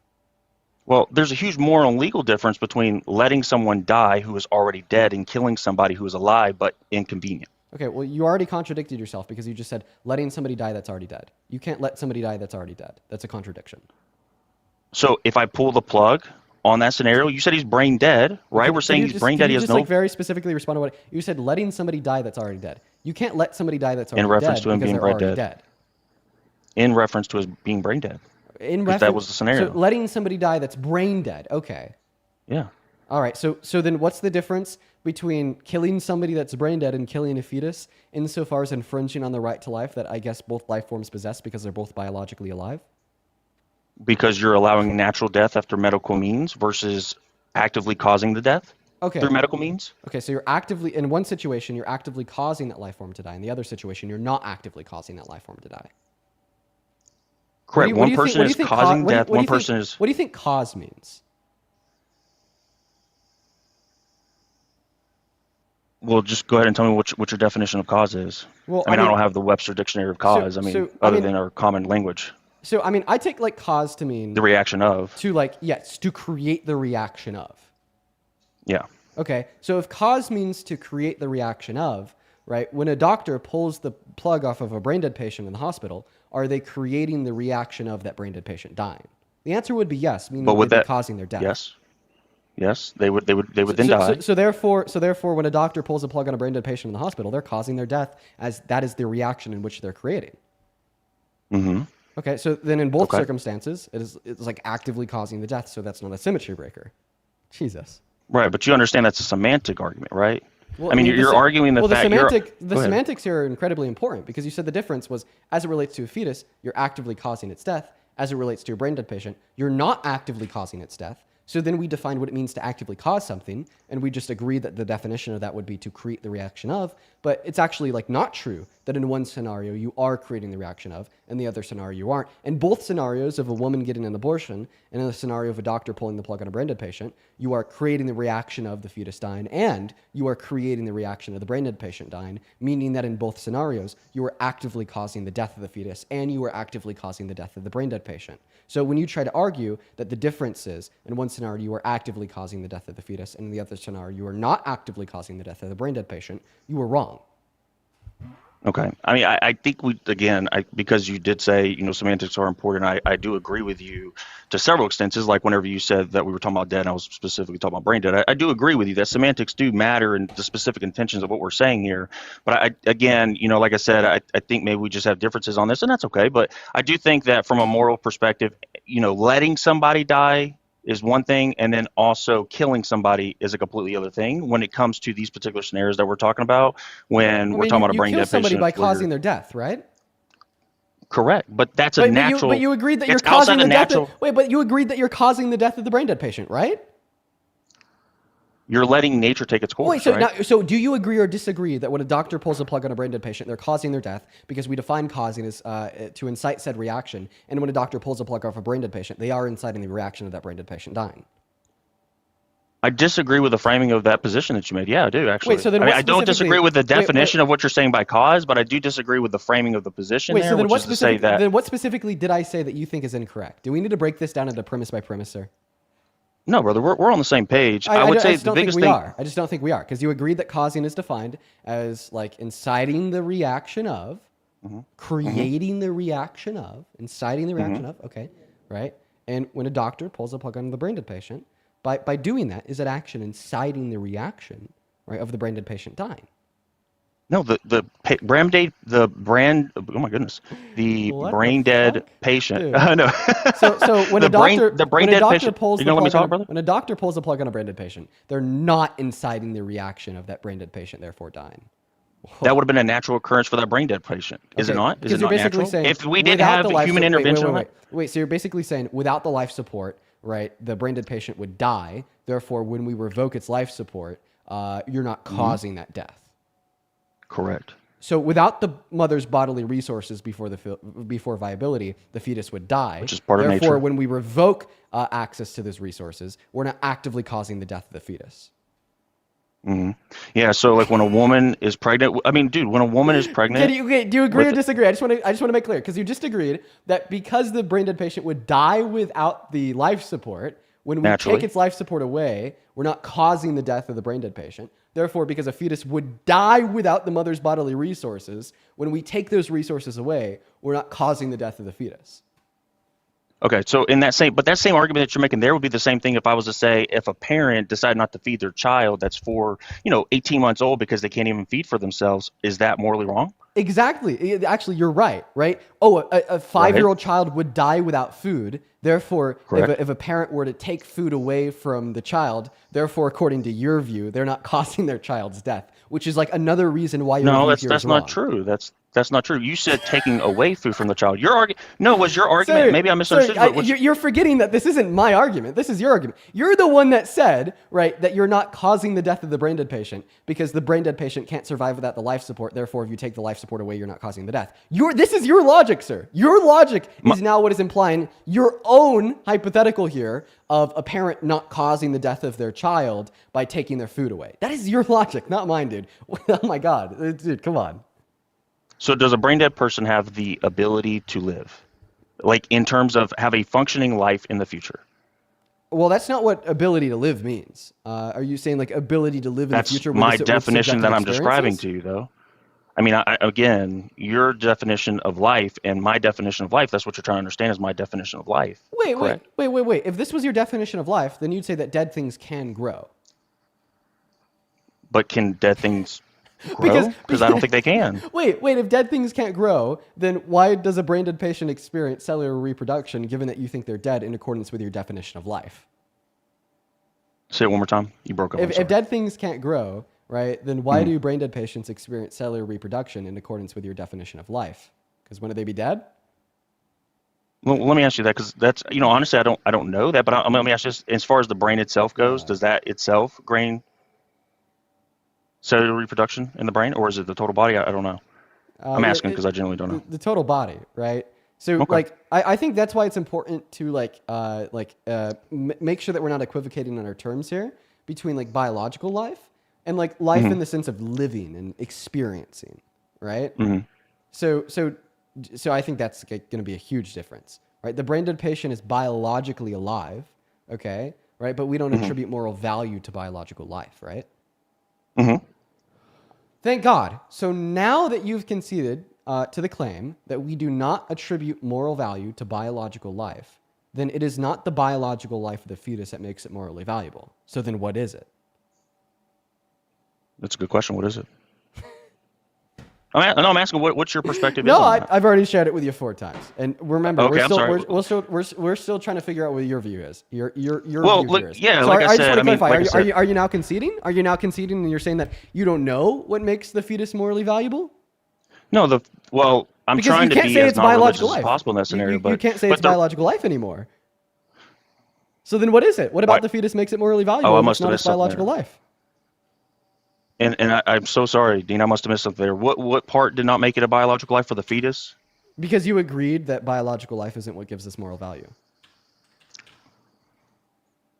So if it's not its biological life, then what is it? Why are you pro-life? Why do you think the fetus has moral value?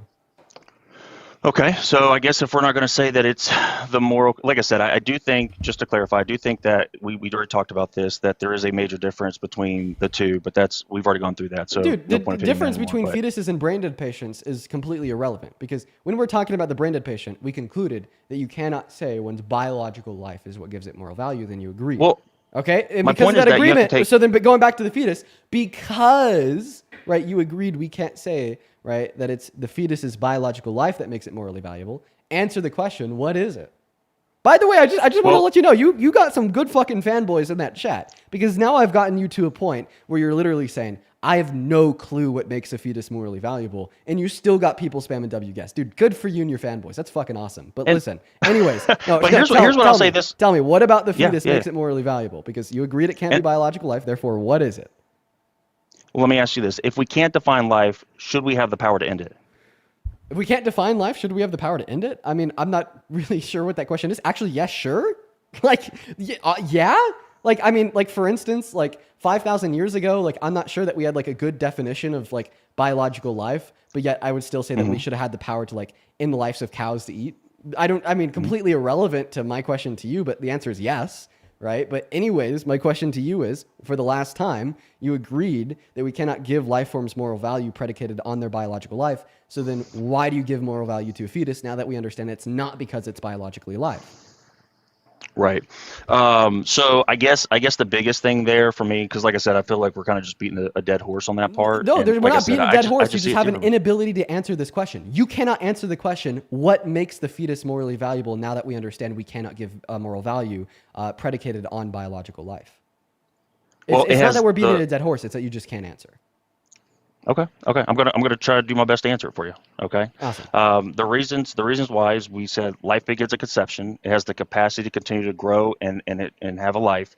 More value obviously doesn't depend on the location or the development, but by the natural course of nature, meaning that the child will continue to grow within the womb. A person that's in the hospital would die without medical intervention. Your body, your choice, that stops. When another body begins, right? Because there's two bodies involved, the mother and the body. Listen, just listen, in a sentence or less, because this is way too complicated. What makes a Okay. fetus morally valuable? Now that we understand it can't be that fetus's biological life, what is it? God's given it moral rights. God. Okay. I know that's what Awesome. we're going to get to, but Awesome. So God just said, fetus, you're morally valuable. Okay. All right. Awesome. Well, it's got as much. Let me put it like this: it's got as much value as me and you do. That's what I would say. It has as much value as me and you do. It should have the same amount of rights that me and you have. Wait, which means that someone should not be Would you say that from the moment of conception? from the moment of conception. It has as much rights as me and you do. So you'd say it that should have the same amount of opportunity to fight for its life. So you'd say and that a it's not- zygote is just as morally valuable as you? Absolutely. Okay, so if like, It has- so if you had to choose within the between- womb, it has as much right. Yeah. So if some like lunatic, right, like put a gun to your head and said, listen, if you don't hit one of these two buttons, right, 100 people are going to die. If you hit button number 1, 15 people will die. And if you hit button number 2, 10 people will die. What button are you going to press given the fact, or given the consideration and assumption that all of these lives are just as morally valuable as one another? I'd press button number 2 that would kill 10 people because that is better than the alternative of 15 people dying or of 100 people dying if I don't click either button. What about you? So 100 people die or 10 people die? So yeah, sure. Hit button number 1, 100 people die. Hit button number 2, 10 people die. Which button are you pressing? Well, if you had no other option, you'd have to do the 10, correct? Okay, right. So I agree. So now that you've determined that you want to save as much valuable life as possible, and you think that the life of a zygote, which is a unicellular human organism, is just as valuable as your own, hit button number 1, 15 zygotes die. Hitting button number 2, 10 5-year-olds die. Which button are you hitting? Are the zygotes within the womb? The zygotes within the womb? Wait, I thought you Are- said no, are location they- doesn't matter. I thought you said location doesn't matter. Okay, then I'll stand on it. Yeah, I think that they have, if they have the opportunity and viability to be able to grow, then yes. So you would kill the 10 5-year-olds Is over the is 15 the zygote? zygotes? Well, the thing is that the zygotes that are outside the womb that you're Wait, saying, but like you said through, like, location IVF? doesn't matter. Okay, I got you. Yeah, I then I'll concede that because I get what you're saying on that part. That part makes sense to me. So you'd kill. There's a flaw. There's a flaw in that part of the argument. I agree with you, and I see that. So then, if we adjust that frame, and I'm like I said, we're developing this as we go along. But the development on this part here that I would say would be that if we had the zygotes that are outside the womb, right, the moral obligation there would be: is it growing? Is it extending like a zygote that's within the womb? It's going to continue to grow, right?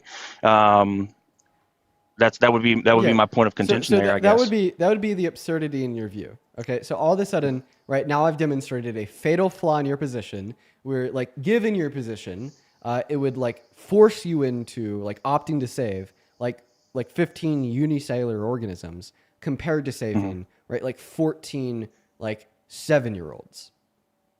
Yeah. And I guess the thing is like, again, because that's kind of outside of nature, right? So that was kind of my argument again earlier too when we were talking about the person that was in the hospital, is that we're kind of going outside the realms of nature and we're intervening to try to save the life. So like if we're talking about these zygotes that we're talking about, like that's not something that would have existed, right? 5,000 years ago, for example. So unless, and again, I don't think if we look at it in that frame of view, right, that it would be inconsistent with itself, because again, unless a person intervenes to save that life, it's not going to live with the person that is in the hospital. If you don't intervene with a child that is in the womb, it will live. So are you going back to like the comparison to a brain dead patient? I'm confused. No. Yes, I am, because I'm drawing the correlation between the two. Wait, but the question that I asked you about, like saving like 14-year-old zygotes, or like, saving 14 zygotes or 13 7-year-olds, that question didn't include anything about brain dead patients. So I don't understand why you're wrapping brain dead patients into it now. Well, because the reason why I'm saying is that is because medical intervention is what caused those zygotes to be outside the womb. The natural production of life would not allow us to carry zygotes outside the womb. And so if we're looking at it within a natural frame. No one ever said anything about if those zygotes were in or outside of the womb. I did. I asked you that. I said, were those in the womb or outside the womb? Oh, and you said, I didn't give you an they're answer. outside I the just womb. said, no, I didn't give you an answer. I just said, I thought that you said location doesn't matter, which you did say, by the way, but apparently now it does. Sure. Well, it doesn't matter in the sense of the natural world then. So then if location doesn't matter, then it wouldn't matter if those zygotes were in the womb or out of the womb. Well, because zygotes that are outside the womb do not have a natural production, correct? I don't even know. It's what not you a mean by natural part of life. Production. I'm confused. Like it's not a natural. It's a natural product of life. It's not like we are taking science and we are taking. What do you even mean? Do you think that if something's natural, it makes it like morally okay, and if something's unnatural, it makes it morally bad? Do you think if something is natural has like any implications on if it's morally right or wrong? I think.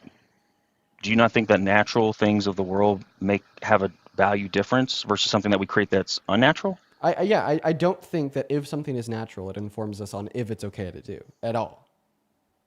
Well, I'm not okay to do. I don't know what we're talking about. I mean, it's okay to do. I don't understand what you mean by that. Like we're talking about a life in the womb. So, like, I just don't understand why you keep on using the word natural. Like, because again, nature. Well, what I'm saying, define the natural process of life. Define the natural nature? process of life. Define nature. I mean, again, this is the same thing that we were talking about cause, but I guess the point that I'm making on nature would be. So natural could be defined as existing in nature. Okay, I don't think that just because something exists in nature that it's like morally like okay to do. Do you? Just because something exists in nature is not morally okay to do? Yeah, and just because something doesn't exist in nature is unnatural, that doesn't mean it's not. Like, that doesn't mean that it's morally wrong. Why don't you give me an example of something that is natural that would not be okay to do? Sure. Considering the fact that the definition of natural is existing in nature, and animals eating their own shit exists in nature, right? That would imply that it'd be okay to eat your own shit, but like obviously not. It's right. And then also like be we okay also for see like animals to animals eat like their own crap. we also see like animals like raping other animals in nature, meaning that that'd be natural, but that doesn't mean that it's morally okay. It's still morally wrong, right? There's like many examples of this, right? Like But do you think that 1 second? Do you think that being gay is wrong? so when we're talking about this as a natural sense, right? You're saying that Just real quick, can I just get an it's answer to the question? Do you think being gay is wrong? I think being a homosexual is a sin, and I do think Yeah, that guess what? being We homosexual see it in over 3,000 non-human animal species. Oh, but now if it's natural, it's okay to do. I guess now you don't think it's a sin, and now you don't think it's wrong. Okay, so again, going back to your point, you said it's natural for some animals to eat their own poop. Humans don't eat their own poop because it's unnatural for humans to eat their own poop. It's natural for humans to do some heinous things that you just said, but it's unnatural. What do you mean it's unnatural for humans to eat their own shit? I don't even know what you mean Because by the word natural there. Well, for one, we have a higher level of consciousness than animals. Wait, no, I'm just asking you. Define what you mean when you say it's unnatural for humans to eat their own shit. What do you mean by the word unnatural? I just explained that because we have a higher level of consciousness that determines what is. No, higher level of consciousness is not the definition of unnatural. I'm asking you to define unnatural. Unnatural means that it's not. I'm trying to explain to you. Unnatural means that is outside the nature of that specific species. Outside of the nature of this species. Okay. The species. Okay. Okay, so it's outside of our nature to eat our own poop, correct? What do you mean by nature there? Just like it's outside of our nature to eat grass. what do you But cows mean- eat grass. what Does do that you mean mean- we should all eat grass? what do It's you mean- outside the nature what do you of mean us by to nature? jump on all four legs, but that's what frogs do. They jump on all four legs. What do you mean by nature? I mean by nature, by the way that God has designed the world. Okay, so you're basically saying that God didn't design humans to eat their own shit. Okay, and that's what you mean by unnatural and natural. So are you just asking like me for an example of something that's like unnatural in the sense of the idea that it wasn't designed by God, that's like morally okay? All of medicine. Advil wasn't designed by God. Advil's like not morally wrong to take. Like what?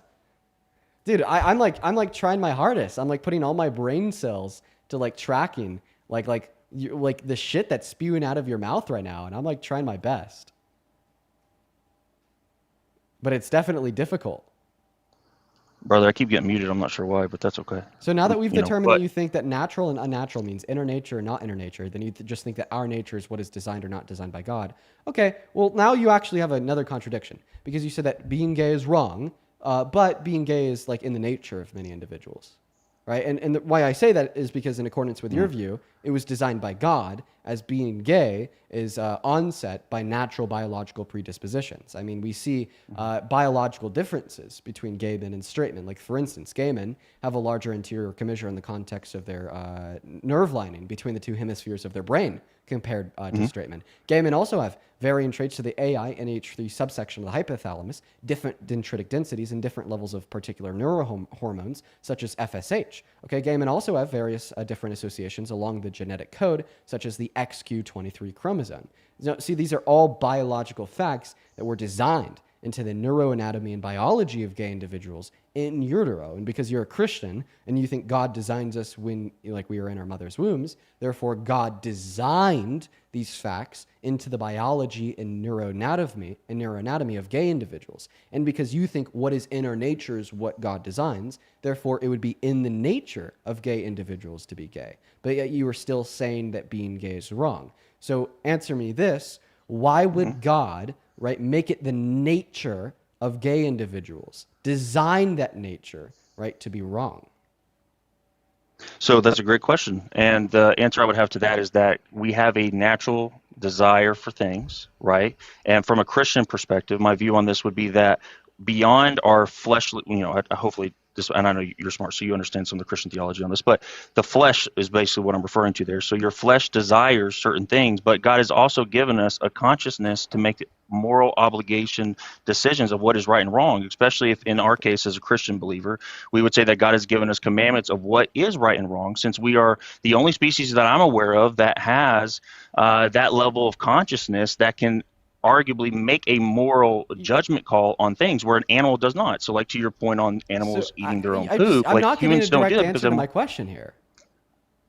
So like ask the question again so I can answer it better. So like in response to like me describing right? How in accordance with what you think one's own nature would be, and how in accordance with the Christian view here, God designed the nature of gay men to be gay men, right? Therefore, how could it be morally wrong given the fact that it's God's design and God's design is perfect, right? You just responded to that by saying, well, we have consciousness and we could determine what's right and wrong. That didn't answer the question. If God's design is perfect and God designed gay individuals to be gay, then how could you possibly say that being gay is imperfect, given that it was the design of God and God's design is perfect? Right. And that's what I was trying to explain, which is that we're different from animals because we have a higher level of consciousness. So we have a instinctual desire. Like you said, your brain is wired. You said a homosexual's brain is wired for a specific reason, right? From animals, higher consciousness. Go ahead. See, I'm just like writing down all of the completely irrelevant answers that you're giving. Okay, listen, the question was, how can you say that it's wrong to be gay, given the fact that God designed gay individuals to be gay, and God's design is perfect, therefore God's design is perfect, therefore you're calling something perfect imperfect, that is a contradiction. And then you're responding to this by saying, well, we're different from animals. Saying that we're different from animals doesn't address my argument, which is, if you think God's design is perfect, and God designed individuals to be gay, therefore being gay is as well, and can it possibly be a sin? Your second response was to say, we have higher levels of consciousness. Saying that we have higher levels of consciousness doesn't address the contradiction rooted within the fact that you're calling God a perfect designer, while in turn calling his design imperfect. Like, this isn't answering the question that I'm asking you. Can you actually try to give like a dead-on answer to what I'm saying? Well, yeah, because, I mean, can you hear me? Yes, I just want an answer to the question. Perfect. Once again, I'll make it clear in what the question is. If God's design is perfect, which you affirm, right, and God designed gay individuals to be gay, right, which is proven through the scientific research into the biological predispositions in which make somebody gay, then how could it be imperfect to be gay, considering the fact it was God's perfect design? Okay, so the problem with your position there is that you're not influencing the book of Genesis, where it talks about the fall of man. When we talk about when they ate from the tree of knowledge of good and evil, which is again part of the consciousness part that we're talking about there, the whole thing is that when we ate from the tree of knowledge of good and evil, the scales fell from our eyes, and it even said that Adam and Eve knew that they were naked upon themselves. And so now they have an instinctual sense of themselves, and now they can be even found guilty of quote unquote sins beyond eating from the tree of knowledge of good and evil, because they now know right from wrong, and to do wrong and know right, and to do and not to do right when you know it are both sins. So like that's the underlying argument, is that we're different. You already proved that it's not wrong to be gay, because you just said you can only do wrong. You can't do gay. Being gay is just a fact of your existence. Being gay is not a decision. Being gay is not an action. Being gay is a fact of your person. You can do wrong, but you can't do being gay, right? You just are gay, right? That's like saying you can do blue eyes. No, I just have blue eyes. I can do blonde hair. No, I just have blonde hair. I can do being 5'9". No, I just am 5'9". I could do being gay. No, I can't. I'm straight, but if I wasn't straight, I would just be gay. No. Actually, I totally agree with that, in the sense that as a heterosexual male, I am attracted to women, but it's the action of acting upon that attraction where the sin comes through. So just because somebody has the sexual attraction to the same sex does not mean that they are acting in sin. It is only acting in sin when they actually act upon that homosexual action. So then earlier, when you told us it was a sin to be gay, you were wrong. No, I said, well, again, this is semantics, because when I say it's a sin to be gay, I'm assuming that you're acting upon those gay tendencies. You just said, right, that it is not a sin to be attracted to an individual. It's only a sin to act on that attraction. Okay, define being gay. It's just having same-sex attractions, meaning that it's not a sin to be gay. So earlier, when you said it was a sin to be gay, you were wrong. Own it up. At the beginning of this conversation, you said that you'd be willing to admit when you're wrong. I fucking gotcha. Admit that you're wrong. All right, you ready? Yes. I misunderstood your terminology, so I was wrong by saying what I said. What I'm saying here, so I can clarify for everybody that's listening, okay, is that by having the inclination or the brain components that make you desire the same sex does not make you sin by you're not sinning. Just say, dude, okay, you're complicating everything that you're saying. Just say, I was wrong when I said it was a sin to be gay. That's all. It is a sin to act upon your homosexual or heterosexual tendencies that are sexually outside the confines that God has given us. So if God says it's, marriage is between one person, one woman, one man, then that's what it's meant to be. But at the same time, if I see a beautiful woman and I act upon that, I am equally as a sinner as someone that has the desire to be with the same sex, and they also don't act on that. We are the same. If they don't act on it and I don't act on it, then there's no sin there. Okay, so now you're saying that you do not think that it's a sin to be gay. I just want to hear you say it so then we can move on to the next argument. You don't think it's a sin to be gay, right? I don't like the framing of what you're putting that because Why? again, I think most of Why? the because you don't like the framing, because the viewers, dude. Hey, listen, is it a sin to be straight? is it a sin? Okay, I get what. Okay, I see you. So no, it's not. Is It's it not a sin to disingenuous- have the. Is it disingenuous to say that it's not a sin to be straight? Yes or no? Is it disingenuous to say that it's not a sin to be straight? No, I guess it's not. Is it disingenuous to say it's not a sin to be gay? I guess it's not. And the only thing I'm just saying here is because I think most of your audience, when they see, and this is the same thing for most people, right? When they hear that somebody is gay. Dude, hop out, bro. Oh my God.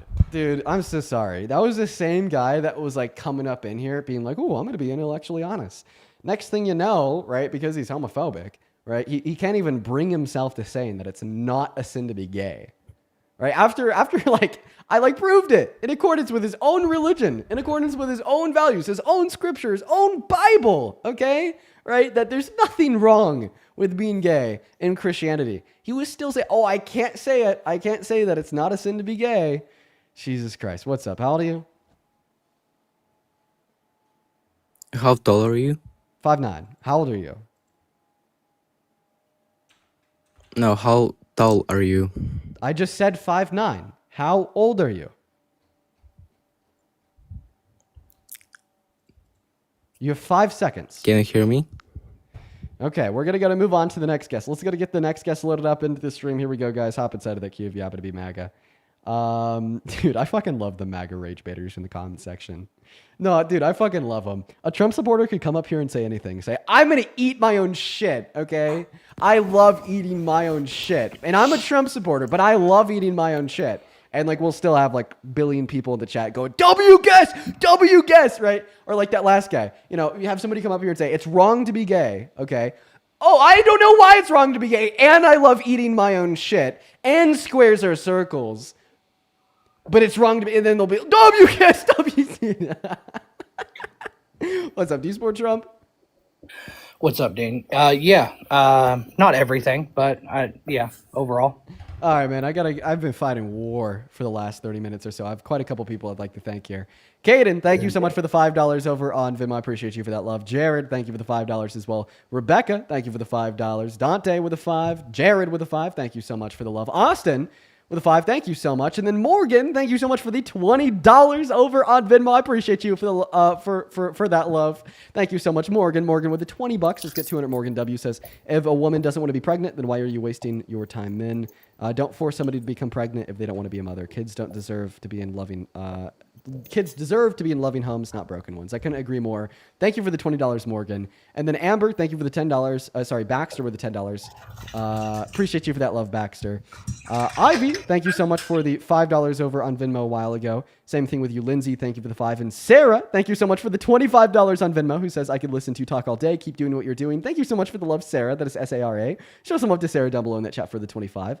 And then another Sarah with the $10, quote unquote, for speaking to MAGA with poison intelligence, hopefully educating some of them in the process. Thank you for the love. You are awesome. We are all cut up over on Venmo. Let's go to catch up on PayPal. The Little Dog Shop. Appreciate you so much for the $25 over on PayPal. He says SCOTUS will vote on reconsidering gay marriage on November 7th. Breaks my heart.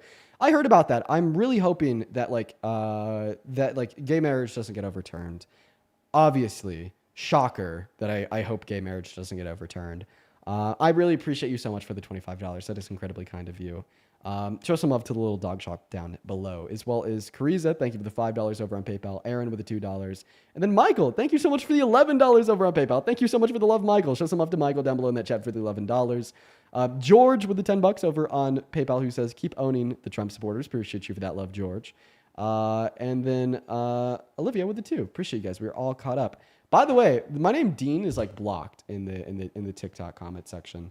I don't know. It's like considered like a hate word. It's like a slur or something on TikTok now. You just can't comment it. Don't know why. Anyways, the ammo shop. Go ahead and take it away. Tell us why you support Trump. Hey, what's up? Well, I mean, a number of reasons. But I mean, like most of his policies, not all of them. I think economically things are going to improve. I think that the way he has historically thrown things down to states' rights is a positive, net positive for the country. Okay, all right. So to your first point, saying that this country is going to get better off economically speaking, every single fact of the American economy has gotten significantly worse in the last 10 months, ranging from inflation, ranging to unemployment, to long-term unemployment at an all-time high, excluding the pandemic since 2017, to investment in American manufacturing, which is now on a downtrend after 3 years of going boom, boom, boom, boom, boom under the Biden-Harris administration, according to the Federal Reserve, or even GDP growth. It was at 2.5% last year, then in the first quarter actually went down and is now annualized and projected to be around 1.3%. Okay, how could you possibly say that the American economy is going to get better when Donald Trump has only made it worse in the last 10 months? Yeah, well, I mean, generally speaking, it takes economic policies between 6 months and a year to actually fully have their impact on the economy. Most of the negatives we're seeing, I think, are probably in response to tariffs, which I think in the long term will be a good thing. And the way he's playing them out to negotiate with other countries economically, I think is also a good thing. But we are going to feel some of the pains of it temporarily. I mean, that's a reality. And also, I'm hoping to see some other economic policies come alongside the tariffs. Okay, so you're just saying that you support Trump because of his tariffs, and you think that his tariffs are good? Yeah, I mean, I think his negotiating and the tariffs, I think those are all good things. Okay, yeah. Specifically, which ones? Well, I like that he's being aggressive with China right now because for multiple reasons. Didn't he like get a trade deal with them, and then he like threw it off the table, and now he's like repouncing like 300% tariffs on them?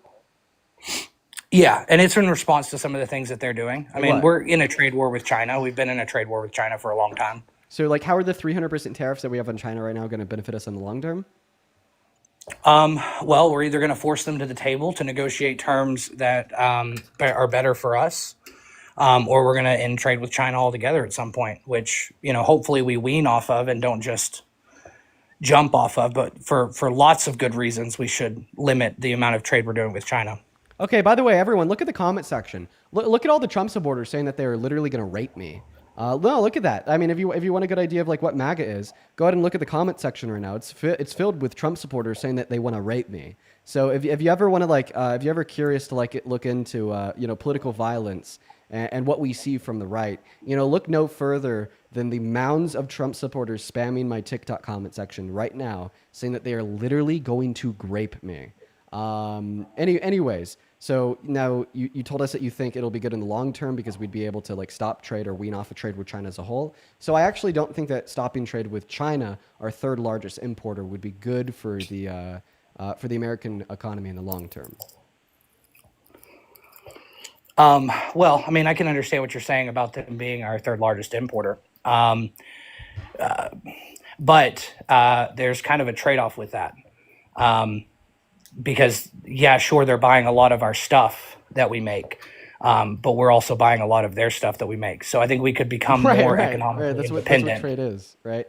Well, yeah. Listen, I think that a globalization of commerce is a good thing because then it allows us to focus on producing the things that we're good at making, right? Instead of having to create inefficiencies in our market by forcing us to produce the things that we're bad at making because of the tariffs. Not to mention that I think imposing tariffs on other countries is really bad for the performance of the American economy on the global stage because it reduces our own ability to innovate, right? Because what drives innovation? Well, I mean, there's lots of things that drive innovation, but summed up into one word, it is competition. Okay, under capitalism, right? An Econ 101 course will teach you that competition drives innovation. Now, when we're imposing like 300% tariffs on China, 75% tariffs on India, 50% tariffs on country, Argentina, there we go. We are limiting the competition of goods produced in other countries in the American marketplace, which in turn will limit the innovation seen in the American economy. And if you're America first, then you should not support any policy that would limit the amount of innovation seen in the American economy.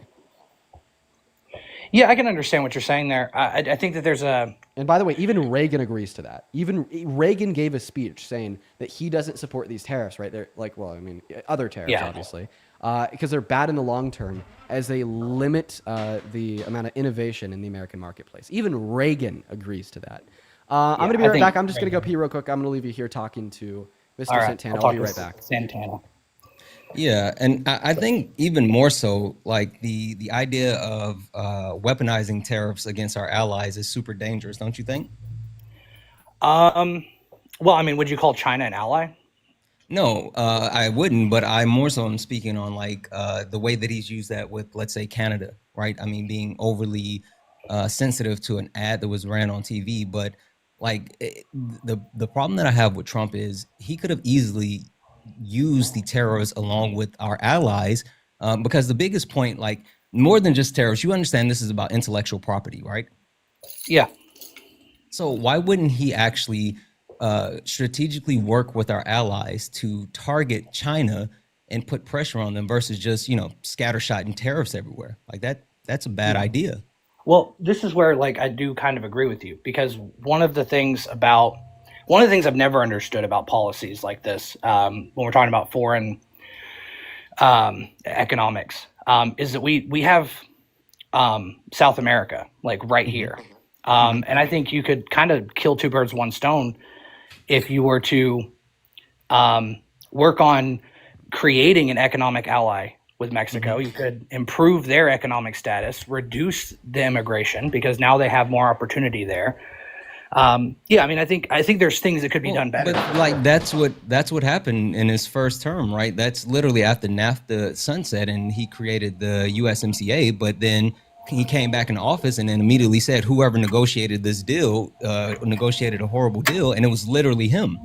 Like he has the inability to have consistency, and that's a problem on his part.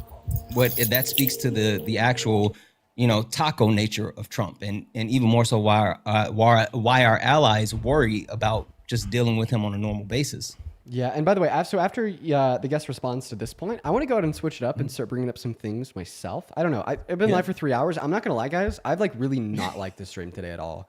Like not at all. I haven't been enjoying the stream. Like I kind of wish that like the last 3 hours of my life were not wasted the way that they were. It's been super unenjoyable for like about 1,000,000,001 reasons. So what I'm hoping here is that I could start bringing up some things that maybe I'd like to talk about so I can enjoy the stream a little bit more.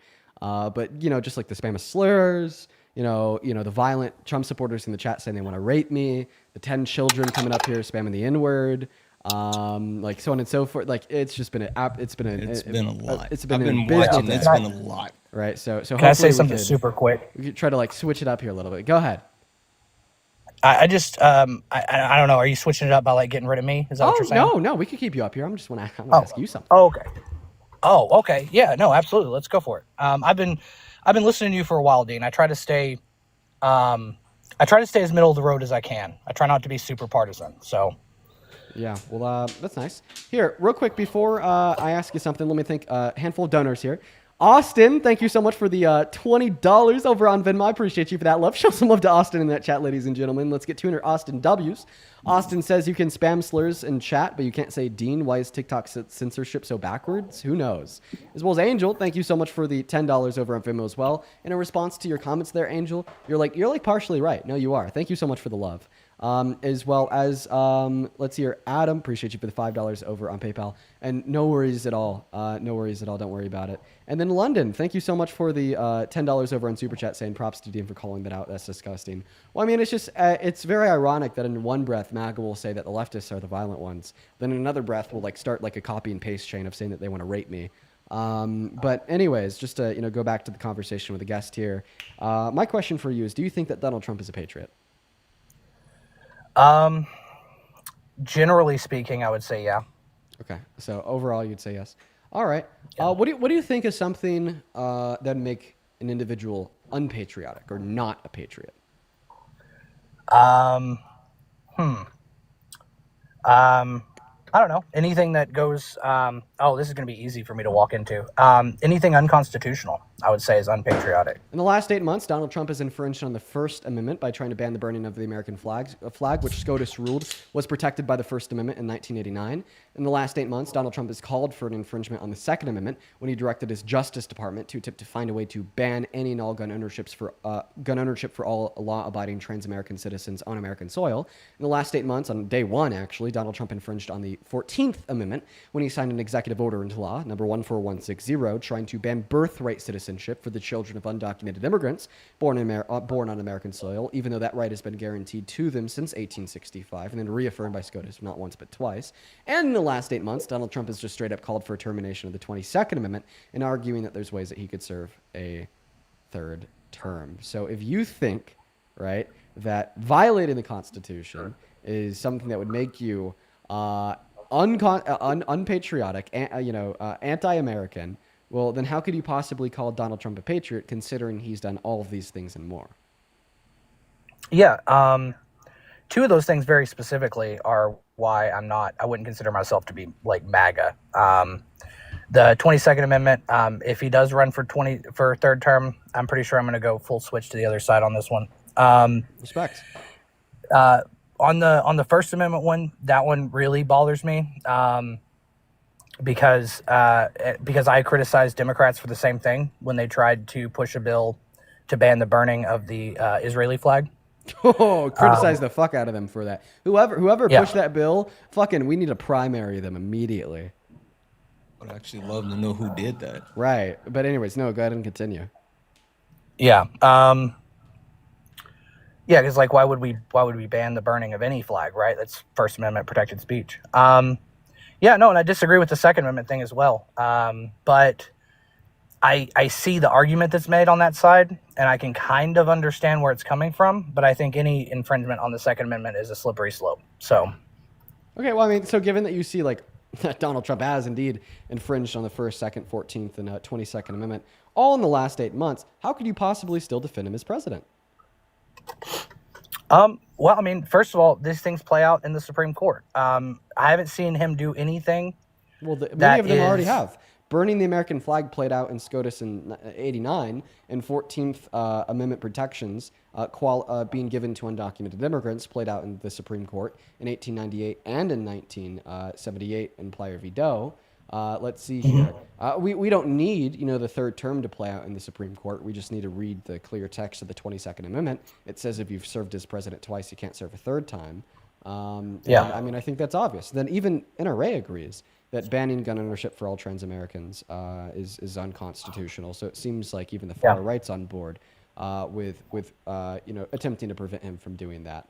So do you understand now how it's not a sufficient answer to say that you still support him even though he's done these things because we got to wait for them to play out in the Supreme Court because either they already have or they're just obvious infringements?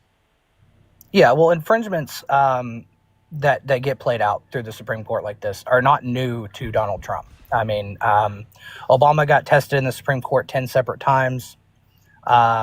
Bush blatantly violated our constitutional rights through allowing the Patriot Act to go through. Yeah. I mean, there's what I'm saying is this isn't a new thing. He's not doing anything that's so I'd say what is a new thing is like outside the realm. I'd say what is a new thing is like intentionally violating the Constitution, right? Like when Biden, tried to forgive student loans, and the first way he attempted to achieve that goal was inevitably ruled as unconstitutional by SCOTUS. It was because of an unknown technicality. But there's no unknown technicality to argue that Donald Trump didn't intentionally infringe on the 14th Amendment when he tried to take birthright citizenship away from the children of undocumented immigrants born on American soil. And there's certainly no unknown technicality for Donald Trump saying that we're quote unquote taking your free speech away or that it's now illegal to criticize him in the media.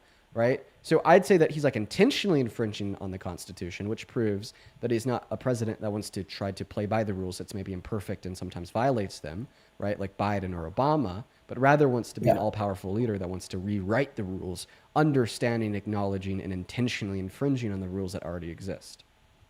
Well, and that's where I would disagree with you because, for instance, Biden with vaccine mandates intentionally circumvented the constitutional process for doing something like that and went straight to a regulatory agency to try to push vaccine mandates in the workplace. And it got tested out and tried and failed because it was unconstitutional. And Obama did the same thing with the ACA. Give an argument that Biden like intentionally infringed on the Constitution with OSHA vaccine mandates, which, by the way, like weren't from him; they were from OSHA. Right. Well, it was his administration that pushed OSHA to try to come up with that type of a mandate. Just out of curiosity, do we have evidence of that?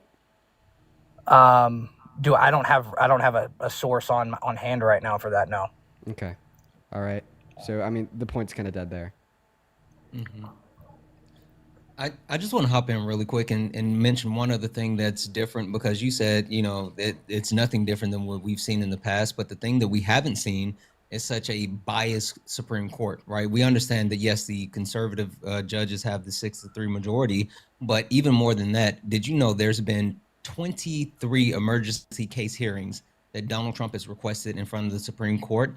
And out of 23 emergency case hearings, they've ruled with Donald Trump 21 times. And out of that 21 times, 14 times, they haven't even written a decision. They've just done a shadow docket. So I disagree. The thing that is different this time is you obviously have a Supreme Court that's willing to actually just acquiesce to Donald Trump, versus in the past, the Supreme Courts, no matter if they had a certain lean, they were a lot less biased. Yeah, I mean, I think that's a little bit anecdotal, but I mean, like, one of the things about that specifically is something that I'm watching and I'm a little worried about.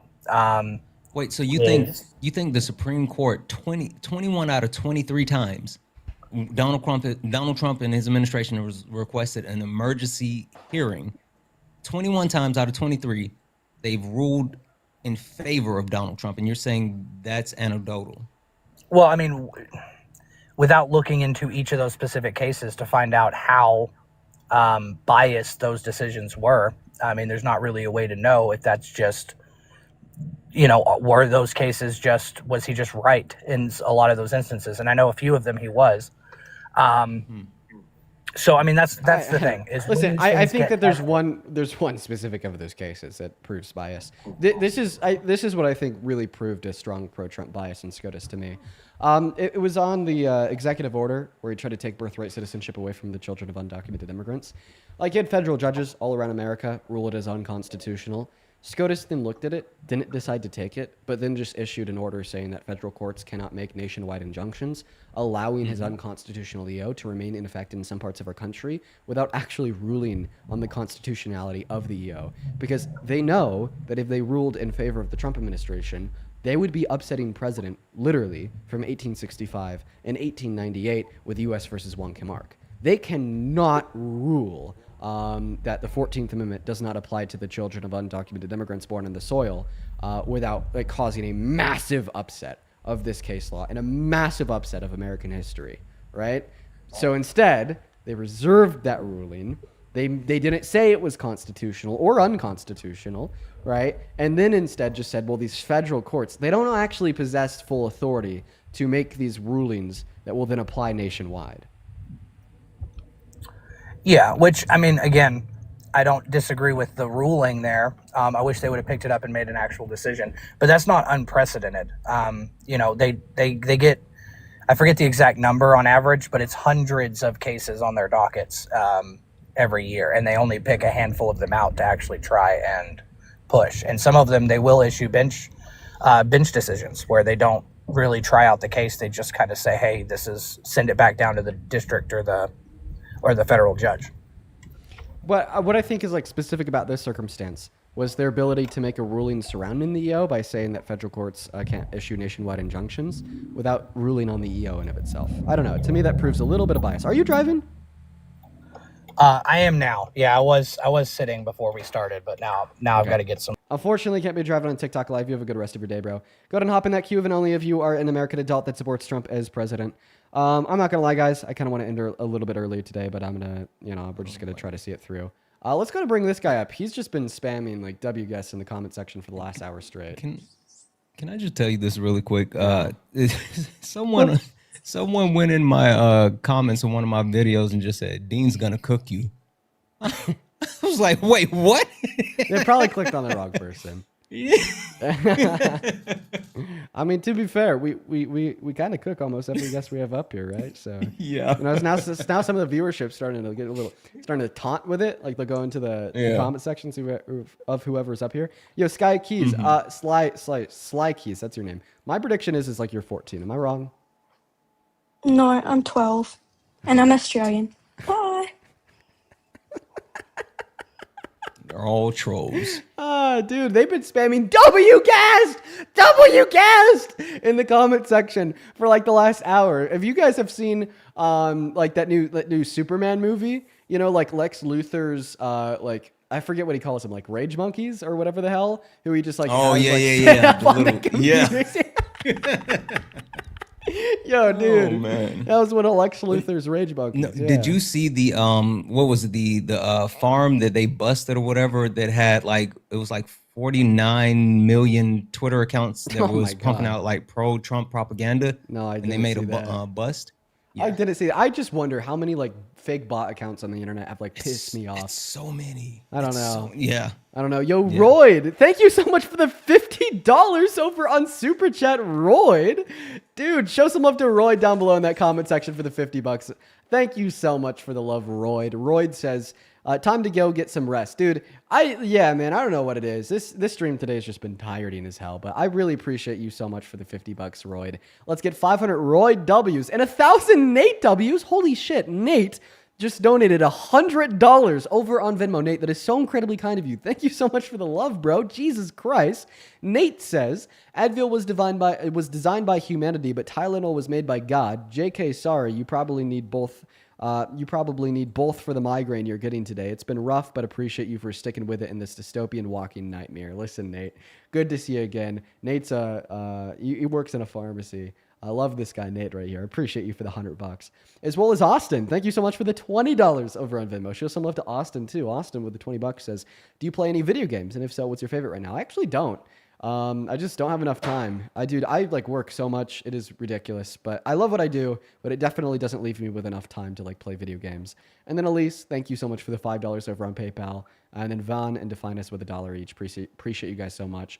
If you want to support me, if you want to support what we do here, before we hop off here in around 50 minutes, you can find my PayPal and my Venmo in the link tree in my bio on TikTok and in the pinned message of that YouTube stream. You could even attach a message, and then I'll get a notification of your donation on my phone, where I could read it off to everyone watching. But anyways, Callie, welcome in. How old are you? Callie? It's not here. I'm going to go ahead and kick Callie, and we're going to go ahead and move on to the next guest. Right now, quite frankly, only hop in that queue if and only if you are an American adult that supports Trump as president. What's up? Are you MAGA? Dean, Hi, do you support Trump? do you like Abraham Lincoln? Your bio says, I love Abraham Lincoln, in case you couldn't tell. Dean Withers, Team Cole, Jess, and Conrad. You know what? Just for you. Do you like Abraham Lincoln? I assume that you want me to say yes here.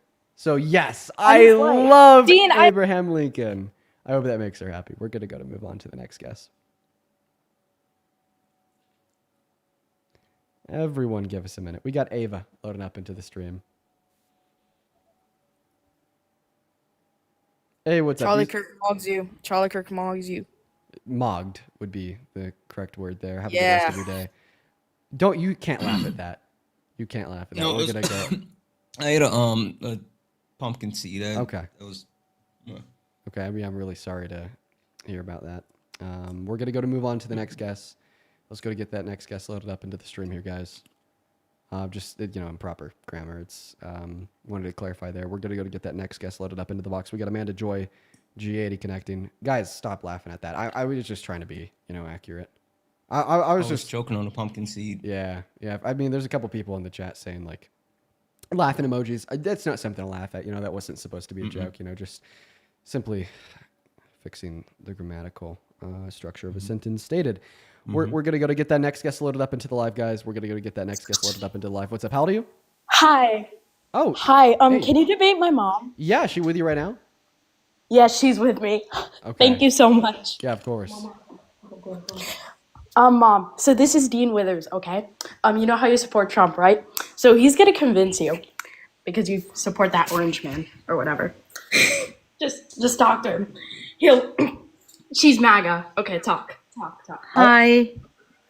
Hi, good afternoon. Hi. So, I think your daughter kind of said it best. Yeah, we just debate Trump supporters here. Are you interested in having a conversation with me and my buddy Santana down here about why you support Trump? Okay, she surprised me, to be honest. Hey, listen, if you don't want to do it, it's fine. If you don't want to do it, it's fine. No, it's okay. It just, I felt that Donald Trump is better than Kamala because she, like, I felt like he's more to the Bible, more Christian, more keeping the values and principles of the Christians. He rejected the LGBTQ. He what else? Like he's more to Christian. This is what for sure. How about this? We're going to start with a very, very, very simple question because you just said that rejecting the LGBTQ is Christian. Did Jesus reject the Jewish Pharisees that were literally trying to kill him? No. So then why should Trump reject the LGBTQ? It's a point of LGBTQ because the Bible rejected. The Bible in itself rejected. Well, because remember Sodom and Amorah, they were, if you read in the Bible, they were doing the same sin as LGBTQ. They were doing boys by boys and girls by girls. And that's why God allowed a fire to come from heaven and burn the two cities. No. So do you know where the story of Sodom and Gomorrah is found in the Christian Bible? Yes, in the New Testament, St. Paul mentioned it in his messengers, in his messages. But I'm not sure which one. Listen, no, I'm asking literally what verse. So the story of Sodom and Gomorrah can be found in Genesis 19. All right.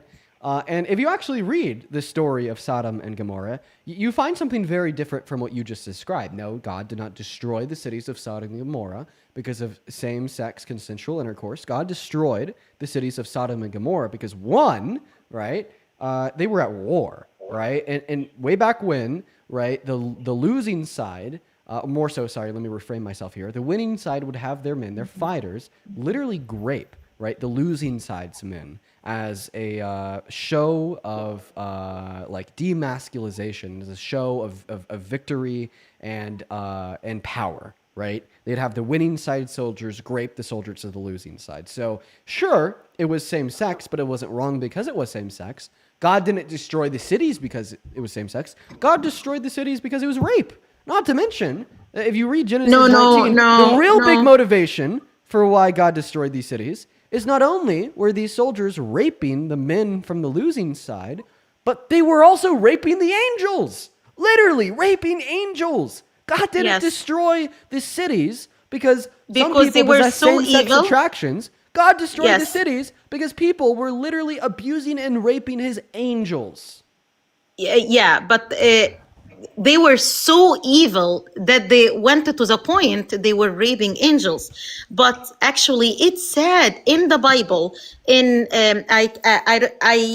If Mariam give me time, my daughter, I will, and didn't surprise me, I will be able to get the verse from St. Paul messages, because he said it specific. He said they were sinning, boys to boys, girls to girls, in Sodom and Amorah, and that's why God put the fire from heaven and destroy the two cities. No, I don't think so. So Paul talked about homosexuality twice, once in Corinthians, and then another in Thomas, I believe, right? And neither of those two books of the Bible where Paul discussed this. Honestly, Did Paul write Thomas? That doesn't make any sense. He Just a said second. he said One this second. verse: boys by boys and girls by girls by doesn't girls make and any boys by sense. boys. No. Paul didn't write the Gospel of Thomas. No. He No, wrote no, I didn't Corinthians. say. Inside of Corinthians, which is the only place Paul talked about homosexuality in the Bible, he doesn't mention Sodom and Gomorrah, so I don't know where you're pointing to.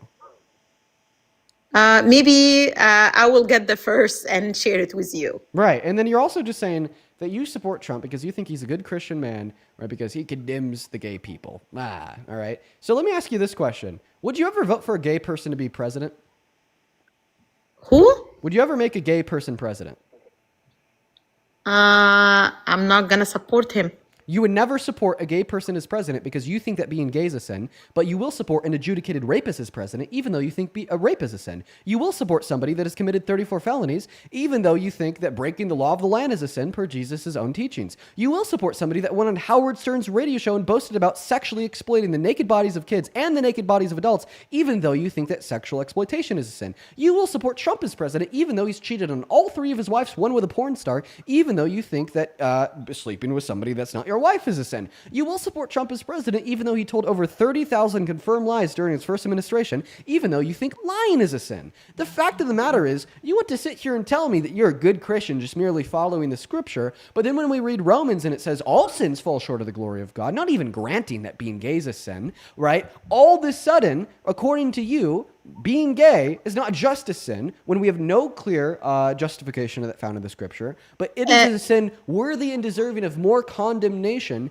than rape, worthy and deserving of more condemnation than sexual assault, than sexual exploitation, than lying 1,000 times, than being best friends with Jeffrey Epstein, than sleeping with somebody that wasn't your wife and cheating on 3 of them. Like, do you understand how like your feelings here? Yes, Like, being gay yes, is wrong. yes. This isn't something that's like rooted or found in the No, no, scripture. no. I'm This is gonna something tell that you. just relates to your own prejudice, your own bigotry, and your own homophobia. I want to tell you that some of this stuff I didn't know when I, when I choose like to, like support Trump. Some of those stuff I didn't know at all. I start to hear it when he became a president, and I wasn't, I wasn't happy with it when I know it. But when he get out and said, after he became president, and said he get the Bible and he said, this is the best book ever. I recommend every Christian in America to read it and live with it. This is my favorite book. So what came to my mind that maybe he repented from what the stuff, the past that he did. And Yeah, it's all it takes. Oh, if you rape a woman, just say, I'm sorry, God. Funny enough, he hasn't even done that. He said in a sit-down interview that he's never asked God for forgiveness for any of the things he's ever done wrong in his life, which, by the way, doesn't just mean he's not repented for rape, sexual exploitation, 30,000 lies, or 3 accounts of cheating, but it also means that he's not even Christian, because if you read the book of...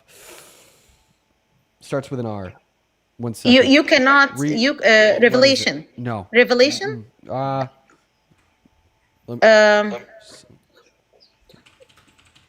One second. James, not even Nara J. If you read I was just James about to 2, say, are you 14, sure? there we go. There we go.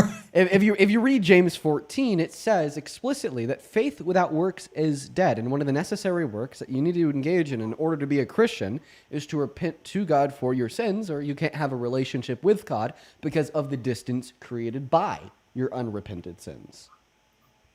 Yeah. Right? So just to recap, right? Right, Trump's not it's even one a of the Christian. things. And no, he hasn't It's, repented for rape. He hasn't it's repented for one of sexual the, exploitation. it's one of the things that when you recognize you have you did the sin, that you ask for forgiveness. It's like, yeah, well, yeah. Trump said he's never done that before. I'm going to go to let Santana speak, and then I want to add on a little bit here how Donald Trump's platform, Donald Trump's policy is just so antithetical to Christian values. It is insane. I'm going to let Santana go, though, first. Go ahead.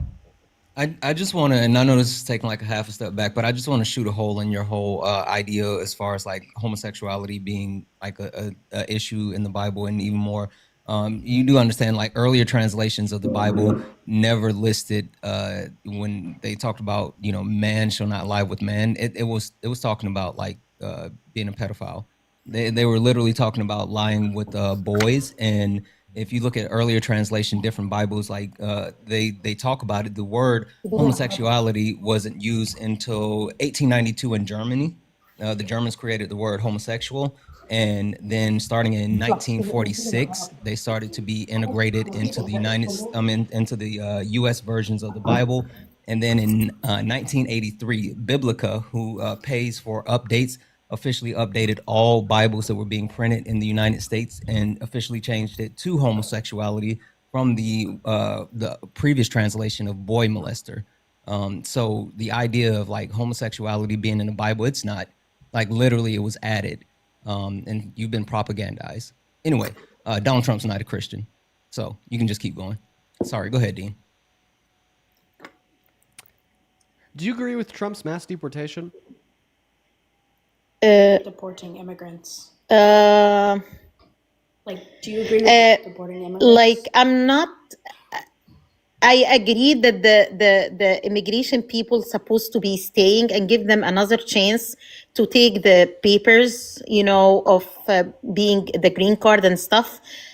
But at the same time, if it's gonna be again like coming over the veterans that they already was in the army of America and the defeat America, and some of them are homeless and they don't have any kind of source to live. No, I'm gonna prefer to choose the veterans, because they supposed to be getting all the money that the other immigrations come and take, whatever food stamps and, you know, some other stuff that they gain benefits from the government. Those veterans they deserve it more than the immigration people. Yeah. You know, honestly, I'm just going to try to like be super genuine with you here. Not going to like go for a clip or anything. I mean, I don't think I do that too much anyways, but I'm just going to like talk person to person for the sake of your daughter and actually try to change your mind. Undocumented immigrants, they don't take resources from our government that if they weren't here would have been given to veterans. Undocumented immigrants actually contribute their resources, right? So that we have more money, more funding, more available means to take care of our veterans by not only promoting a better economy as a whole, making contributions in the tune of 1.1 through 1.7 trillion dollars every year to the GDP, but also paying more in taxes to the likes of $100 billion per year on the federal, state, and local level. In fact, undocumented immigrants, per the Personal Work Order and Responsibility Act of 1996, cannot qualify for any federal system of benefit. And they only qualify for limited social safety nets in 10 of our 50 states that are democratically ran, meaning that they actually receive less benefits when compared to citizens. On the taxation side, yes, undocumented immigrants have to pay taxes, but they can't file for a tax return, meaning that they pay higher proportionate tax rates, higher effective tax rates than citizens. So they disproportionately pay more in taxes and they disproportionately receive less in benefits, meaning you're not subsidizing them, they're subsidizing you. Okay. So it doesn't affect the veterans in any way, being the immigrations in the United States? If anything, it just gives our government more money to hopefully spend on the homeless vets. But our government will certainly never do that under a Republican MAGA Trump administration. He likes taking more away from the homeless. He likes taking more away from the low income. He likes taking more away from those that are worse off. On November 1st, less than a week from now, 41 million, right, Americans are going to lose access to their SNAP benefits because SNAP no longer has any funding, okay, because of the government shutdown. The Trump administration was asked to spend emergency funding on these SNAP benefits the same way they are on ICE. They responded to that by saying, nope, we're not going to give SNAP emergency funding. And then when asked, well, if states pick up the burden and make those payments for now, will you reimburse them once the shutdown is over? Which, by the way, just seems like such a common sense solution to me, okay? Right? Even if it would be hard for a government to approve emergency funding for that, I'm so totally happy and okay with just the federal government saying, states, you have a guarantee that if you pay for these systems now, we'll reimburse you when the shutdown is over. Perfect. If Trump did that, which I honestly thought he might just for like the social support, I would have said, Trump, thank you for making this good decision. But he couldn't even bring himself to do that for low-income Americans. He said, states, if you pick up the bill during the shutdown, we are not going to reimburse you once the shutdown is over. All right? So he doesn't care about Americans. He doesn't care about low-income Americans. And that is yet another fault of the Trump administration that is actually contradictory to the Christian scripture. Because if you read Matthew, right, it says the way that you treat the less among you is the way that you're treating the Lord your God. Well, the way that the way that Donald Trump is treating those with the littlest among us is absolutely terrible. He's given the big middle finger to them, therefore, according to Matthew, given the big middle finger to God. Okay. Also, I just want to call out really quick, like to Dean's point, this administration literally not only has cut benefits to veterans in multiple ways, including like mental health access for veterans. They've cut staff at the VA, and they've also Donald Trump signed an EO to basically make it illegal to be unhoused in the United States. So when you talk about like helping veterans that are unhoused, this administration doesn't care about that at all.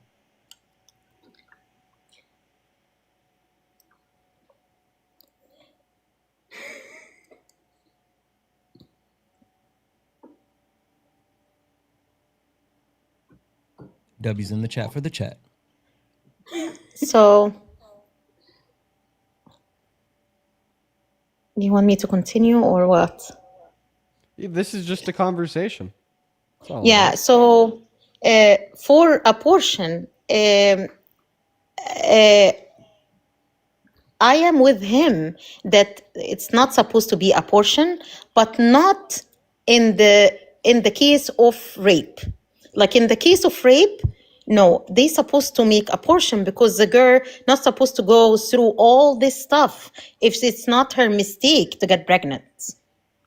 You know, I don't but know how we got an abortion. Hey, listen, does God think that women and girls should have the free will and ability to choose if they want to access abortion? no, God will create the baby inside the woman, so she doesn't have the authority to, to kill the baby. But I'm saying, Just a question. Does God think women and girls should have the free will and ability to access abortion? I don't think so. If God No. doesn't think women should have the free will to access abortion, then why do they?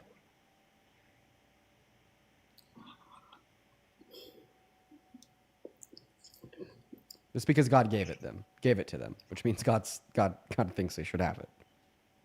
All right, free will. God thinks we should have free will. Yes, yes, So, but so God thinks women should have the free will over accessing abortion. And if he God didn't does. think, if God didn't think women and girls should have the free will and ability to make that choice, then he wouldn't give them the ability to make that choice. But if God exists, and because women and girls do have that choice, and God is all powerful Yeah. and the ultimate designer of everything, he designed it to be the way, and so they do have that choice, and he could take it away if he wanted to. As Christians, we know that you cannot. No one allowed to take his soul away without. That's not what I'm asking you. I'm just asking God. you, can we agree now that God he- thinks women and girls should have the free will and ability to access abortion, even if abortion's morally wrong? Yeah. So then why don't you? Okay, the access. It's like it's still a sin if you kill a baby. Yeah, sure. Because Whatever. But we're talking about the access here. That's what Yeah. we're talking about, right? I Yeah. think the Christian perspective yeah, would be, the access. would be to Yeah, say, they can access. oh, but so then you say that like women and girls should have access to abortion, and in fact, legislation to infringe not on that should, access. not should. It's a will. If they choose, they can. They do it. But when they do it, it's gonna be wrong because the God who put the baby in her uterus, and if she did anything to this baby, she You're did. just not listening to me. Okay. What I'm saying is that God thinks women and girls should have the free will and ability to make that choice. We're not saying if they make that choice, are they doing something wrong? We're just saying, should they have the ability to make that choice to begin with? God says I don't yes. think so. God knows they have the ability, but I don't think so. It's right. Who gave him that ability? it. Who gave him that ability? Who gave them that free will? Okay, God give us a free will to do the sin or do the virtue. So why would God want us to have something that he doesn't want us to have?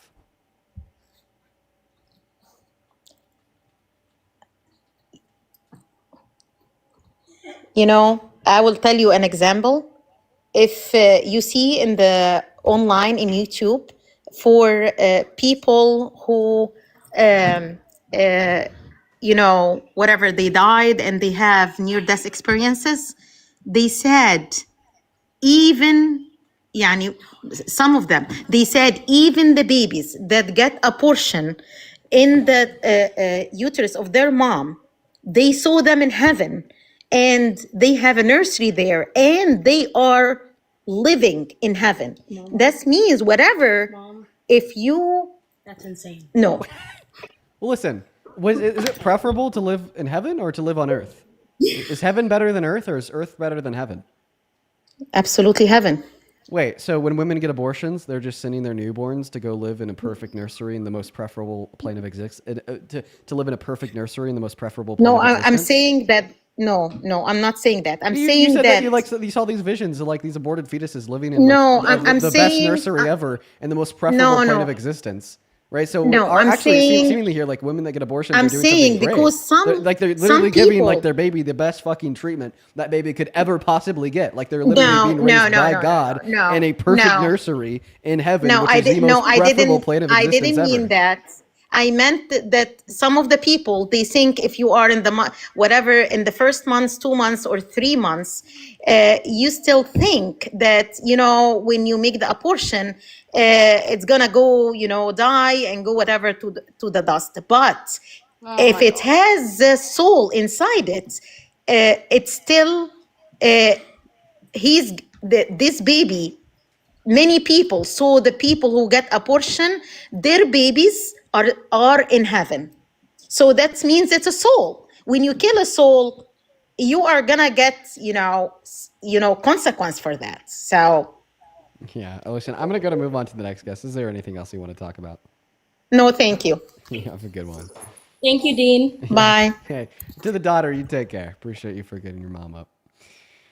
Oh, Santana, motherfucker! Listen, I'm glad that you gave the cue to gentle parent because you know I was about to shift gears. So, dude, I just I'm just over here. I'm kind of over it. If it makes any sense.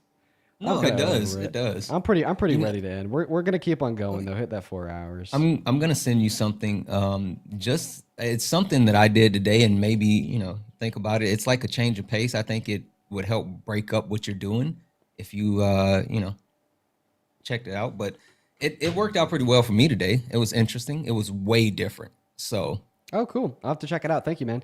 Yeah, I mean, I don't think it's like the debates that are weighing on me. It's just like the people that we've had up today. It's just like all right. 4 hours. No, but that's what I'm saying. Yeah, like it's they're insufferable. Yeah, especially today. I don't know what it's been. Bro, I'm looking for like trying to get this very like one specific person up from the queue. Their name is Ohio Family, but the queue And it keeps you jumping. It's like jumping like every 3 seconds. Fucking jumps. Oh god, I got him. Okay, Ohio Family's coming up here. By the way, if you're watching and you want to support me, you can find my Venmo, my PayPal on the top of the phone screen. You could also find it in the link tree in my bio on TikTok and in the pinned message on YouTube. What's up, Ohio Family? Are you MAGA? Hey, Dean, how are you? Yeah, I'm doing all right. How about you? I am doing really well. And I'm like, listen, yes, I did vote. But after I voted, I did vote for Trump. I have changed my mind completely. But I have one giant question for you, and it's all respect if you don't mind. Why not? You do so much good.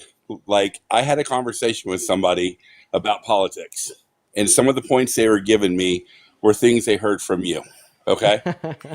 So I respect that. My question to you is somebody who's bringing this debate platform to the mainstream and bringing this ideology, what I call community, where we can debate and then agree to disagree at the end of the day.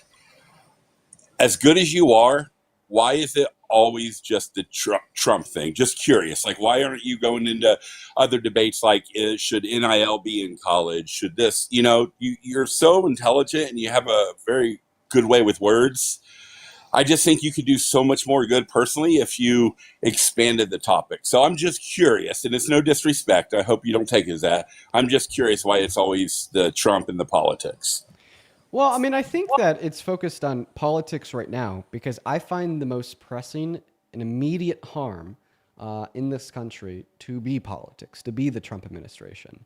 Like you said, NIL. What is NIL? Name, image, and likeness. NIL, How they pay college players. They're paying college athletes right now. Yeah. Yeah, and So, and I think some athletes are millionaires. I think a debate like around, like, for instance, NIL in college, right, could be one to have, could be a good one, right? That impact lives for sure, 110%, right? But what I'm focused more on right now is, like, shit, come November 1st, 42 million Americans are losing food stamps, right? If everybody was on the same page last November and voted for Kamala Harris, that wouldn't be happening, right? And the way that we get on that same page, right, in my mind, is by having these conversations, inspiring a center focus around critical thought, and the fleshed out examination of what we believe in and why.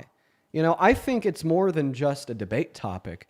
It's a goddamn national crisis, all right? The well-being of millions of Americans have been on the line, are on the line, and will continue to be on the line, right, until we as an American people can get together and reject this administration. And quite frankly, until we've achieved that goal, I feel like every day I'm in fucking crisis mode, right? I never stop thinking about the harm that this administration is causing. And I don't know if I will wean off of my goal on trying to get more people against that harm, the harm that this administration is causing by being vocal, by being outspoken, and by having these conversations. But, honestly, the day that we have boring ass politics again, is the day I might have a conversation about NIL, for college athletes on live. And I can't wait. I can't wait until the most pressing issue for me to talk about is, should college athletes be paid or not?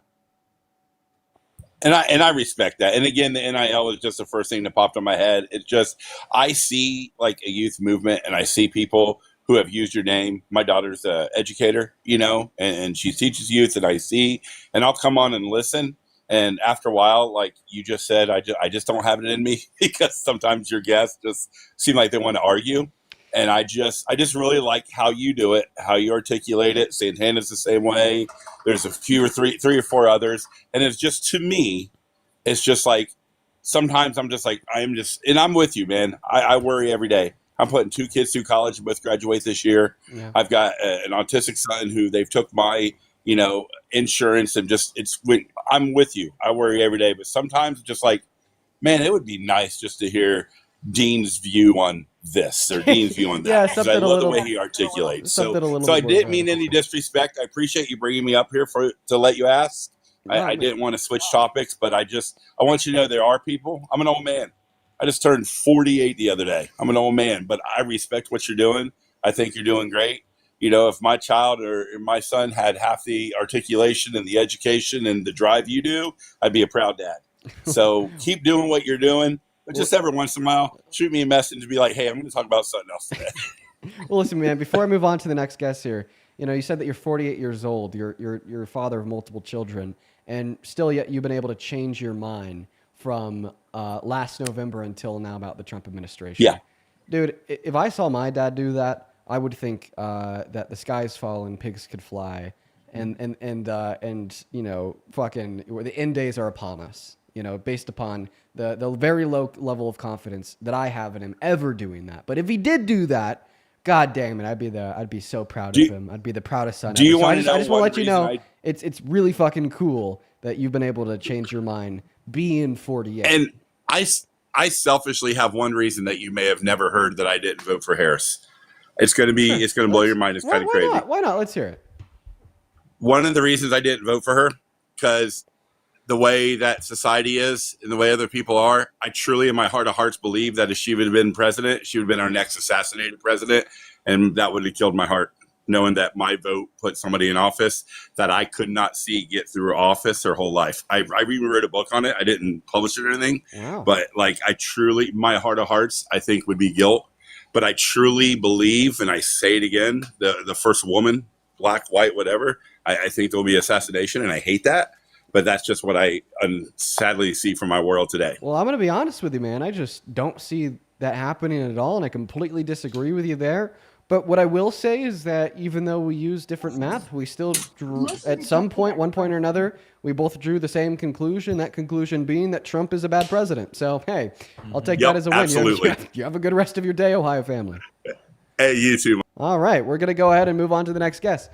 All right, let's go to get that next guest loaded up in here. You know, completely different math there, but same answer. Trump's bad president. Yeah. Take that when I can. Take the W's when they're presented to me. You say a win is a win? Yeah, I guess so in this circumstance. Listen, I mean, I think another thing I could say here, maybe he's still listening, and I don't mean to hurt your feelings here. I hope that it doesn't. Right? Like, I would objectively say that is like a really bad way to think about politics. I Right? agree. Like, I'm not going to vote for Kamala Harris because I'm scared she might be assassinated.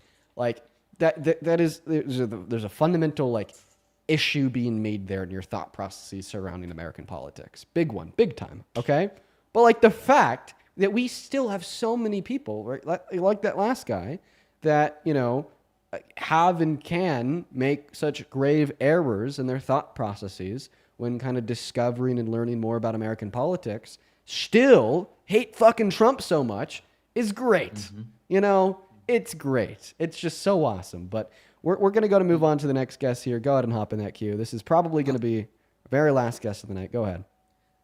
I'll just call out the fact that like the people that actually run for office, especially the highest office in the land, have an understanding that they're literally putting their lives on the line. So I think that's a risk that they're willing to take. I don't Yeah. think that anyone who's running for office is unaware of that. What's up, MTC? Do you support Trump? Oh no, was I supposed to only be Trump supporter right now? Yeah, it's okay though because of that last guest. It was a little bit confusing. Yeah, his bio said liquidate the billionaires. Definitely not a Trump guy. There's a couple people I need to thank here. Royd, thank you so much for the $50 again over on Super Chat, who says losing Bible verses in reference to that conversation that we're having about the Bible, the last guest. Thank you for the $50, Royd. That is so kind of you. Let's get 500 Roy W's. That is ROYD. As well as Carlos, thank you so much for the $10 over on Venmo. Carlos, are you MAGA?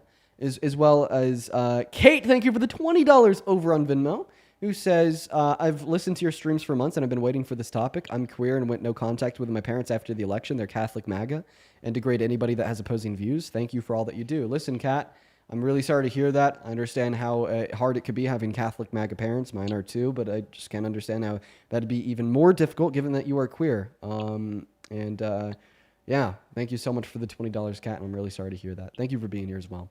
As well as Jennifer, thank you so much for the $60 donation over on Venmo as well. Thank you so much for the love, Jennifer. Dude, show some love to Jennifer down below in that comment section for the 60 big ones. Holy fuck. Jennifer says, love listening and you are incredible. I can't put myself away. I can listen to you all day long. I admire you so very much for what you do. You're one amazing human being, my friend. Well, thank you so much, Jennifer. I don't know. More recently, I feel like I haven't been performing at like my peak ability because I've just been more tired and more fed up. But I'm happy to hear that what we're doing here is still appreciated and is still working. So Jennifer, thank you so much for your incredibly kind words and your $60 donation. I want everybody watching to show some love to Jennifer in that chat, as well as Audrey. Thank you for the 5 and Elizabeth with the $10 over on Venmo. Let's go ahead and check out PayPal here. Before we do that, we got somebody in. What's going on, JT? Do you support Trump? Oh, I did not know. I did not mean to join. I'm so sorry, but I love. No worries, JT. You take care, man. All right, we're gonna go. I have 3 really quick, if you don't mind. Yeah, go ahead. Karen, thank you so much for the 2. Yes, fuck Steve. Jeffrey, thank you so much for the 20. I appreciate you. And again, we don't talk about tamales. And Bridget, thank you so much for the 15. I appreciate you more. Dude, fuck Steve. That's crazy. That's crazy. Dude, Steve was a real piece of work. I have to go back and watch it because I missed it. He was a crazy motherfucker, Santana. He was not a good guy. Let's see here. Elise, thank you for the $5 over on PayPal. Thank you, Elise. And then Valerie, thank you for the $5 as well in PayPal, saying you do not need to read this out loud. Okay, you got it, Valerie. I'll keep your message to myself. And then Matthew, thank you so much for the $20 on PayPal. Matthew actually says, please read on live. Matthew says, I'm so thankful for you, Parker, Santana, and Good Trouble. You guys have opened my eyes and educated me so much. My stepmother, father, and brothers are MAGA, and they are racist as they come, and I'm so happy to be free from that. Dude, Matthew, thank you so much for your kind words and the $20. Listen, we got a nice community over here, okay? We excel to not be racist as fuck, such as your grandmother. So I'm happy that you found a little corner on the internet to, hang out with like-minded people. Thank you for the $20 and your kind words. What is going on? Do you support Trump, Naby? Nope, not here. All right. We got the next guest. Oh, holy shit. Hold on, Dean. I'm going to bring somebody up. Yeah, you got it. If you don't mind. No, go for it. Oh, my God. Hello? Hey, not Phil. Dude, yo, give me a second. Why are we already starting this? Hey, Creed, how are you? I'm good. Dude, Creed, you're a Trump supporter? Yeah. Big time, big as they come? Yup. Can I get a W Alex from you? No. Say it. I don't know. Come on. Say W Alex right fucking now. Come on, Creed. Say it, Creed. I don't know who that is. Say W Alex. I don't know who that is. Do it. Do it or I'm going to kick you. Who is that? Just say it. Just say it. I don't know who that is. So. All right. You know Come what? on now. You know what? I'll just say it. W Alex for the $500 donation over on PayPal. What the fuck, dude? Alex, with the $500, we need just to take a second here. Alex, dude, you've been supporting me. You've been supporting me for a while, okay? You come in here, you drop some massive fucking donations. Listen, man, thank you so much for your kindness. That is like, I just don't deserve that. I'm not sure anybody does. That is so much money. Thank you for the love, Alex. I want to see, you know what? It's actually, I'm pretty sure it's Dr. Alex. Let's get 500. Dr. Alex is here. Dr. Alex with a $500 says, Dean, don't get discouraged. Keep up the good work. Thank you so much for the love, Alex. I see it says MD in your name. So you're Dr. Alex, like literally, like no joke. Whatever you do, I bet it's cool as shit. I appreciate you for working in the medical field. I know that can be hard sometimes. And thank you so much for the $500 donation. That is just seriously like, holy fucking shit. It is insane. Just absolutely insane. So thank you so much for your kindness, Alex. Dude, I want to see like nothing but W Alex spam in the chat for at least the next 10 minutes. As well as Mark. I'm pretty sure it's Mark. Marku. Yeah, that's it. Marku. Thank you for the $10 on PayPal, who says thank you for the good fight. Thank you so much for the love, Marku. Kimberly with the $10 says, please don't stop speaking. I appreciate you for the love, Kimberly. Thank you for the 10 and the kind message. And then another big one here. Ida, thank you so much for the $100 on PayPal. That is IDA. Ida, it is so good to see you. Just like Alex, you were like another name. You just like drop in, you watch, you donate. I appreciate you for the love, Ida. Show some love to Ida down below in that comment section for the $100 on top of all the W's. For fucking Dr. Alex with a 500. What the fuck is going on? This is absolutely insane. I really appreciate you both so fucking much. We'll go to recenter this debate. Just seriously, guys, thank you so much for your kindness, Creed. Why the fuck do you support the worst president of your goddamn diddly darn life? Do you mean the best president of my life, actually? No, the worst, Mr. Trump. I didn't know that the best president of your life was an adjudicated rapist that doesn't want to allow any emergency funding. No. He is, quite frankly. Quite frankly, he is not. Quite frankly. Why do you impersonate him then? I always hear you. I can prove it. Voice and stuff, Dean. Yeah, it's mocking him. I think you want to beat him, Dean. Wait, it's okay. I mean, wait, you think that I want to be like a bumbling 80-year-old that thinks that I won the last federal election, then tried to rig it, even though no evidence indicated that to be the case? There's also like sued for rape, I appreciate, and then held civilly liable, and is now denying emergency funding to 42 million Americans on SNAP, so they might starve. No, that's never going to be me. I also never want to be the guy that sat down in Howard Stern interview and said that I like to sexually exploit children. He never said that, actually. So. Well, what he said is that he likes to walk back show before, his beauty pageants and walk into the changing rooms of the teens and women at Miss Teen USA and Miss USA and look at them while they have no clothes on and they're naked. It was sexual exploitation. It was a mix-up of his words. He didn't mean it like that. That's not true, not Phil. Like Donald Dude. Trump was very clear about that as far as what he wanted to do. He explicitly talked about how he liked to walk into the changing room.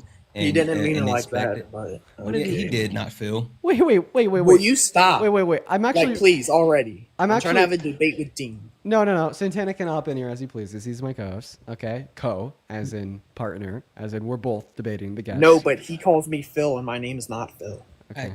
I said not Phil. Yes. You're already trying to rage bait me. That's not gonna work. I'm Okay. not sure what you're talking I about. want you to go ahead and listen to this clip, and then I want you to interpret it for us. Okay? Okay. I don't see it as a conflict. It could be a conflict of interest, but it's the kind of thing you worry about later. Oh, I see. You tend to think about the conflict a little bit later The on. question is, how can it not be construed? No, I mean, some of these foreign girls, Mr. Trump, in my country, we say hello with vagina.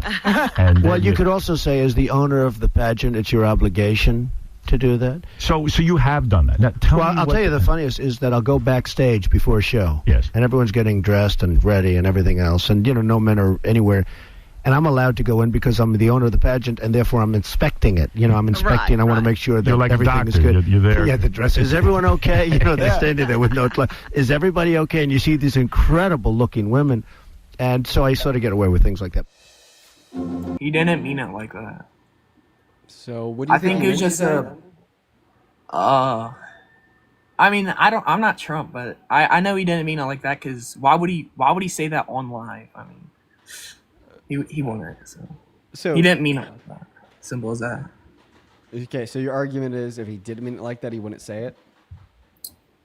No, if he say that was true and he meant that, he wouldn't have went on live and said it. So I mean, I wouldn't be so sure about that one. I mean, have you ever watched Gideon and his pred catchers talking to the predators and them just openly admitting to doing these things? Because Gideon will prime them by saying things like, "Oh, you're not that bad of a guy," and kind of play into it in a sense of making them feel comfortable into admitting them.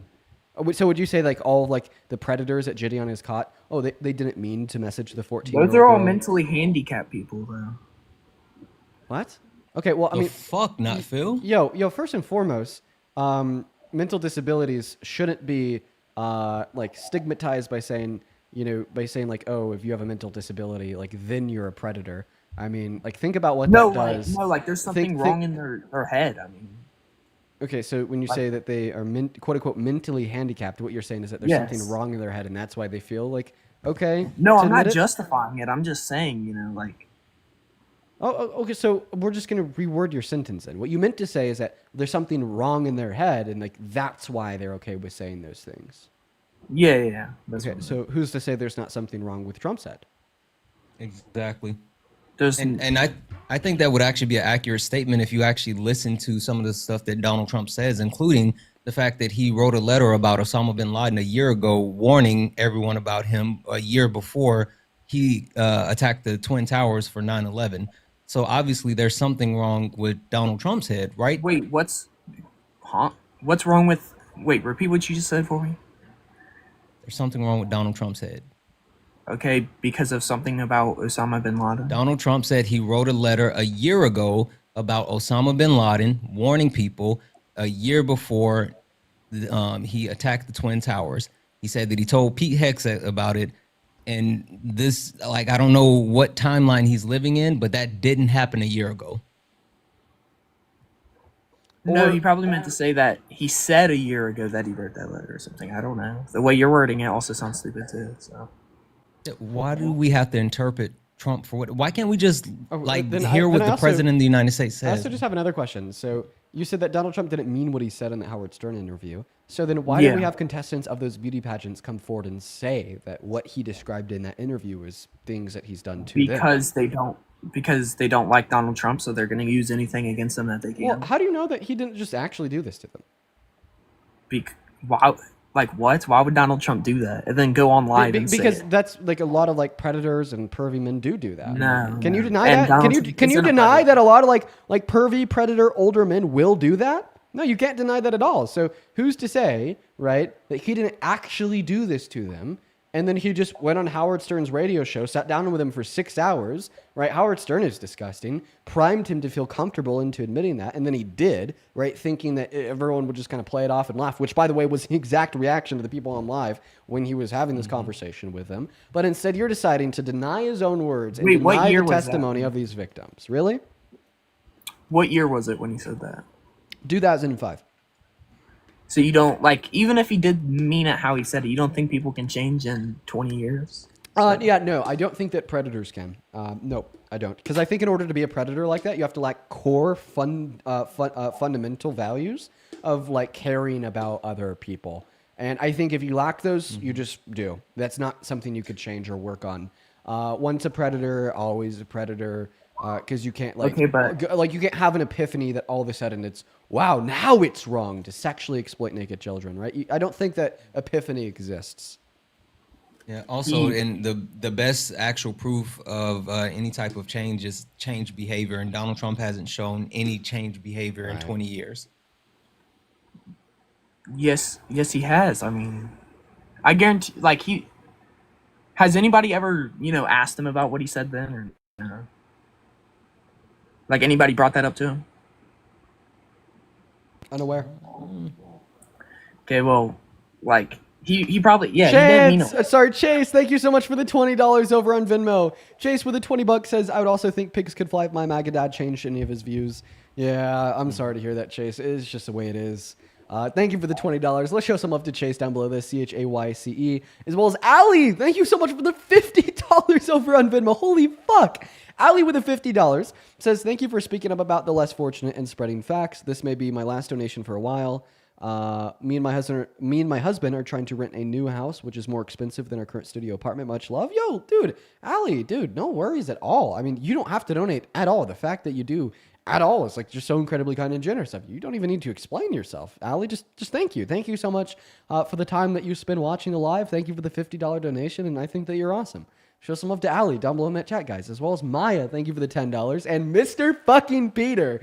Dude, good to see you again with the $100 donation over on Venmo. Jesus fucking Christ, Peter. Peter with $100 says, for being the fucking man, a leader and a role model, never change. Peter, dude, you are literally always hanging out with us in here. I think that you're the fucking man yourself, all right? Show some love to the man, the myth, the legend, Mr. Peter, down below in that comment section. Shut up. Stop yawning. For the $100. Just really quick. I mean, if we're going to say that, I just have to say, holy fucking shit. Show some love to Ida Louise for the $100 donation as well. So fucking thank you.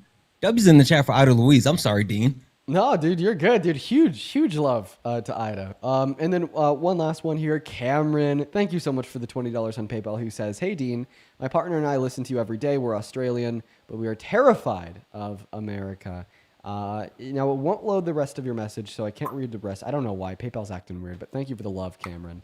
Now back to Mr. He didn't mean it that way. Yeah, shut the fuck up. You lack a spine. The fact that Donald Trump could sit down, say to your face, hey, I've sexually exploited kids. Okay, right? And then you'll still be like, no, he hasn't. Even when those kids come out and testify that he has, right? You still say, well, they were lying and they just hated him. You're a goddamn member of a cult, right? You can't see the light because you don't build your beliefs off of reality. You attempt to build reality off of your beliefs, and it's goddamn pathetic, okay? Right? And I'm going to make this even more pathetic for you because your next challenge is to tell us, well, if he didn't mean what he said in the way that we all interpreted it, what did he mean?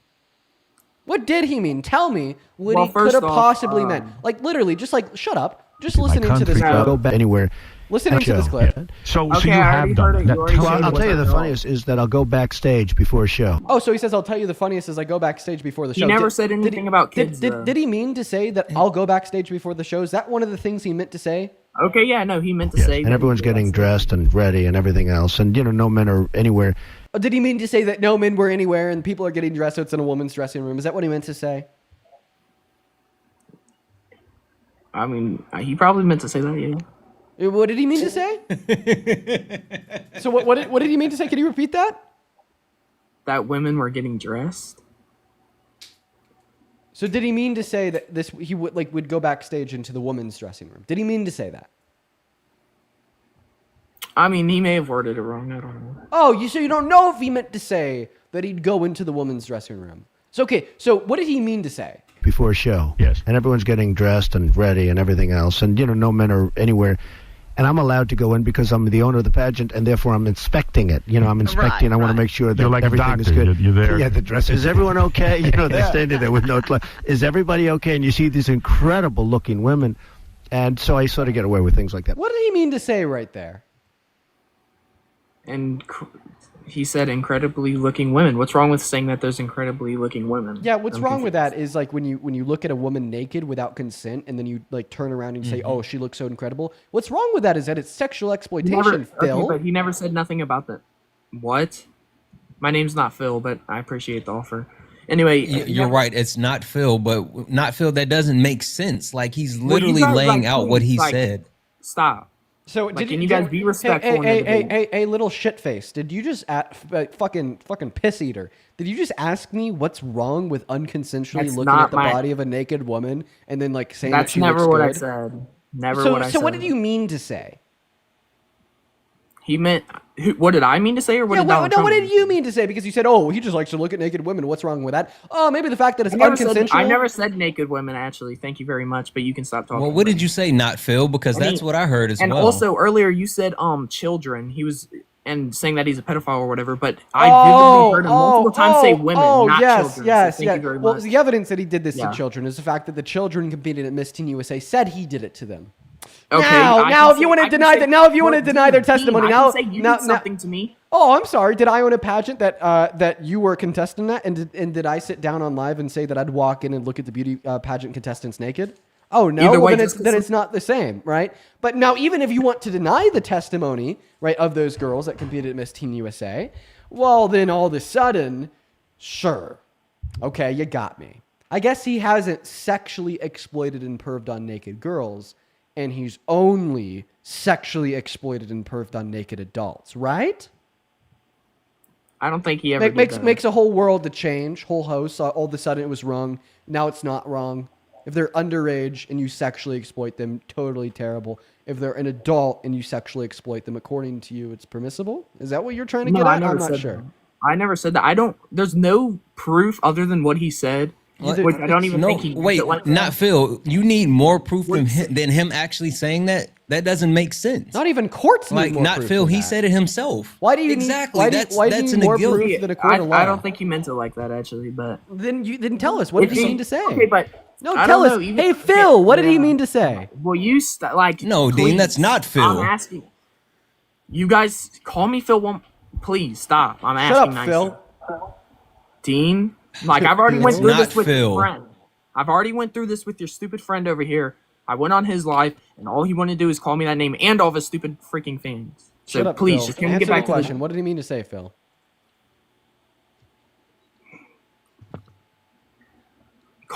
Okay. Why is it so easy Just to raise answer the you, question, Phil? not Phil.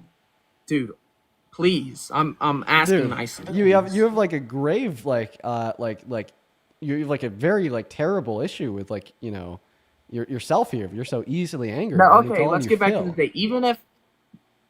Even if he said that and he meant that, yes, that's wrong and that's terrible. But what does what he said affect him being the president of the United States? Well, the role is the presidency is a role of public service where you want to do good by others. Now, obviously, if you sexually exploit people, you can't do good by others, and you're more so centered around yourself rather than the public. Okay, but he could change. So, I mean, I would argue. Oh, and what's the evidence of change?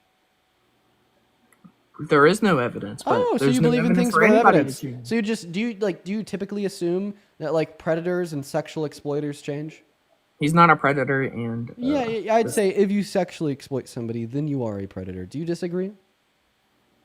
No, I agree. No, okay, and I think that he did sexually exploit the women or girls he did this to. I mean, you just accepted it yourself. That's what you think, though. No, but that's what you think. Well, I mean, that's what he said, and that's what I could prove. I mean, a fair definition of You sexual can't prove it. Actually, all you can do is go off of what he said, and I think he. I can't prove it. I could That's just the go off proof. the proof.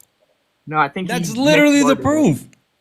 That's firsthand testimony from him directly. That's Yeah. literally the proof. Yeah. No, I think he misworded it.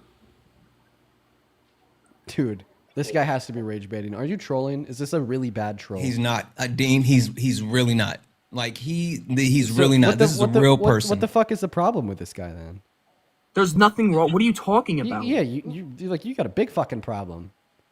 I don't have a problem. Like how does one become so fucking delusional? I'm not delusional. Oh, dude, you're objectively. I hate to be the one to tell you, you're so delusional. No, Oh my god, that's you're so your delusional. opinion. That's your opinion. No, that's a fact, my friend. No, that's your Nina, opinion. thank you so much for the $20. And I'm not your friend, actually. So. Thank you for the $20 over on YouTube Super Chat. I know you would only consider yourself to be the friends of sexual exploiters like Trump. No, I get it. Actually, Whatever. I'm not. Whatever, Nina. I Okay. appreciate you for the $20. Nina with the $20 says, haven't been active in a few days. ICE has been unlawfully tear gassing Chicago communities on a daily basis without impunity. And it's crazy that not a lot of people are talking about it because of like the other terrible shit that the Trump administration is doing. I'm really sorry to hear that, Nina. And thank you for the $20. Oh, Maya, thank you for the $5 on Venmo, who says, here's my last $5 to say fuck this guy. Would you like to respond to Maya? I don't care what Maya has to say. Like, well, I mean, she says fuck you. W That's Maya, cool for listen, her. as well as Shane. Thank you so much for the $50 over on Venmo. Appreciate you so much for the love. Thank you so much. Show some love to Shane down below in that comment section for the $50. Let's get 500 Shane W's, as well as 500 Can you Nate say W W's. Shane Phil? Yeah, could you say W Shane or W Nate, who also donated $50, saying if my sons grew up to be like you, I know I raised them right. Thank you so much for the kind compliment, Nate. And if you are a dad, I bet your kids are going to grow up to be just fine. Thank you so much for the love. Could you say W Shane and W Nate for the $50 each over on Venmo? you can do that yourself. Oh, I just You have- did. So did the chat. Yeah. Silver, thank you for the $20 as well over on Venmo. Appreciate you for the love, as well as I just read your message there. I'm really sorry to hear that you guys are scared, but I'm happy that this live could help, make you feel a little bit better. Thank you. Thank you so much for the $20 Silver. You were awesome. Show some love to Silver down below in that box. As well as Sophie with the $10 in Super Chat. I'm actually going to read Sophie's message, then I want you to respond to it. Sophie says, it makes me so fucking sick that people like this will be given proof yet still defend sexual exploitation. I love you, and watching your debates, you educate me so much. Now can you debate my mom's MAGA boyfriend? You could get him on the live. I'd happily talk to him. But I'm inclined to agree with Sophie, and I want to hear what Creed's response is. It makes me, Sophie, and a lot of other people very sick that people like you will be given damning certain proof of sexual exploitation. I but then didn't see still no turn a actual blind proof. eye. I didn't see no actual proof. Oh, okay. So if you were a dad of a daughter and your daughter came to you and she said, "Dad, one of my teachers at school sexually exploited me, walked into my stall while Okay, I was but in the there's no- bathroom." Hey, listen to me. Okay, wait. And then that teacher that did that to your daughter came to you and he said, "Yeah, I did that." Would you believe that? Would you believe your daughter? Yeah. Okay, so if, course I I don't would. know, right, we have a 17-year-old that competed at Miss Teen USA, come out to the media and say, well, when I was a beauty pageant contestant here, right, Donald Trump would walk into our dressing rooms and sexually exploit us by looking at us without consent. And then Donald Trump, obviously went on the Howard Stern show and said that this is exactly what I did. Why won't you believe that this happened to them? Well, there's a big difference because that would be. Yeah. Also, I think Trump may have. Whoa, what's the big difference? You didn't even finish the sentence.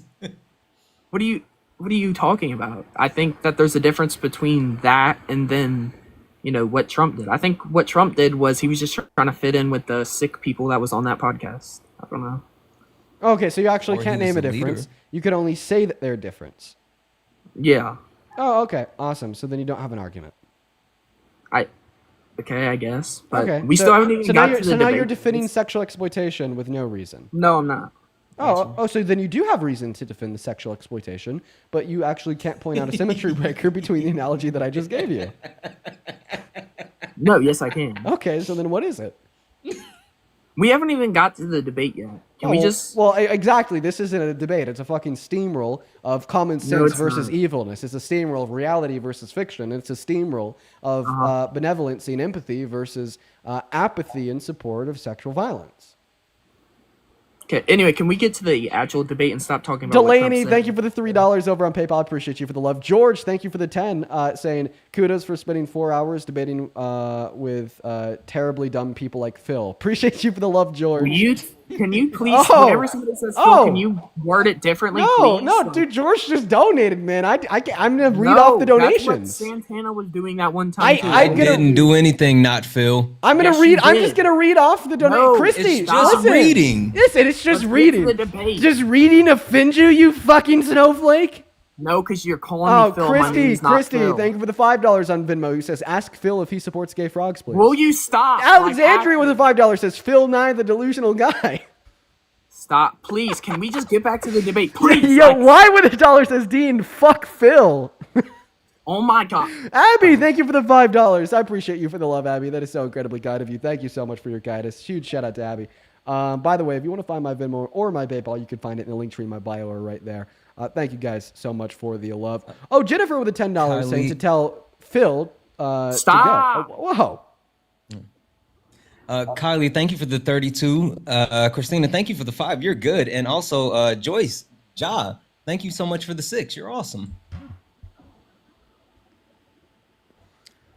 So Okay, you were anyway, defending a sexual predator that pervs on not. kids and women. No, he doesn't.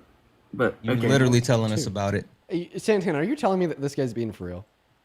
He's dead ass, Dean. Like you promised? Like dead something? ass. I'm Dead just, ass. I'm finding that hard to believe. Like No. This Dean, I would not if he was not, I would have not brought him up. Promise you. I promise you. Okay. Also, W's in the chat for Amy. Amy, thank you so much for the 50. Said you and not Phil are the best part of my day. Thank you so much, Please, Amy. Will you stop reading? Shut then? up, Phil. Daniel with the this is real, Santana? This is really real. I have the whole YouTube on. I have the whole YouTube on my page. It was a whole thing. Unbelievable.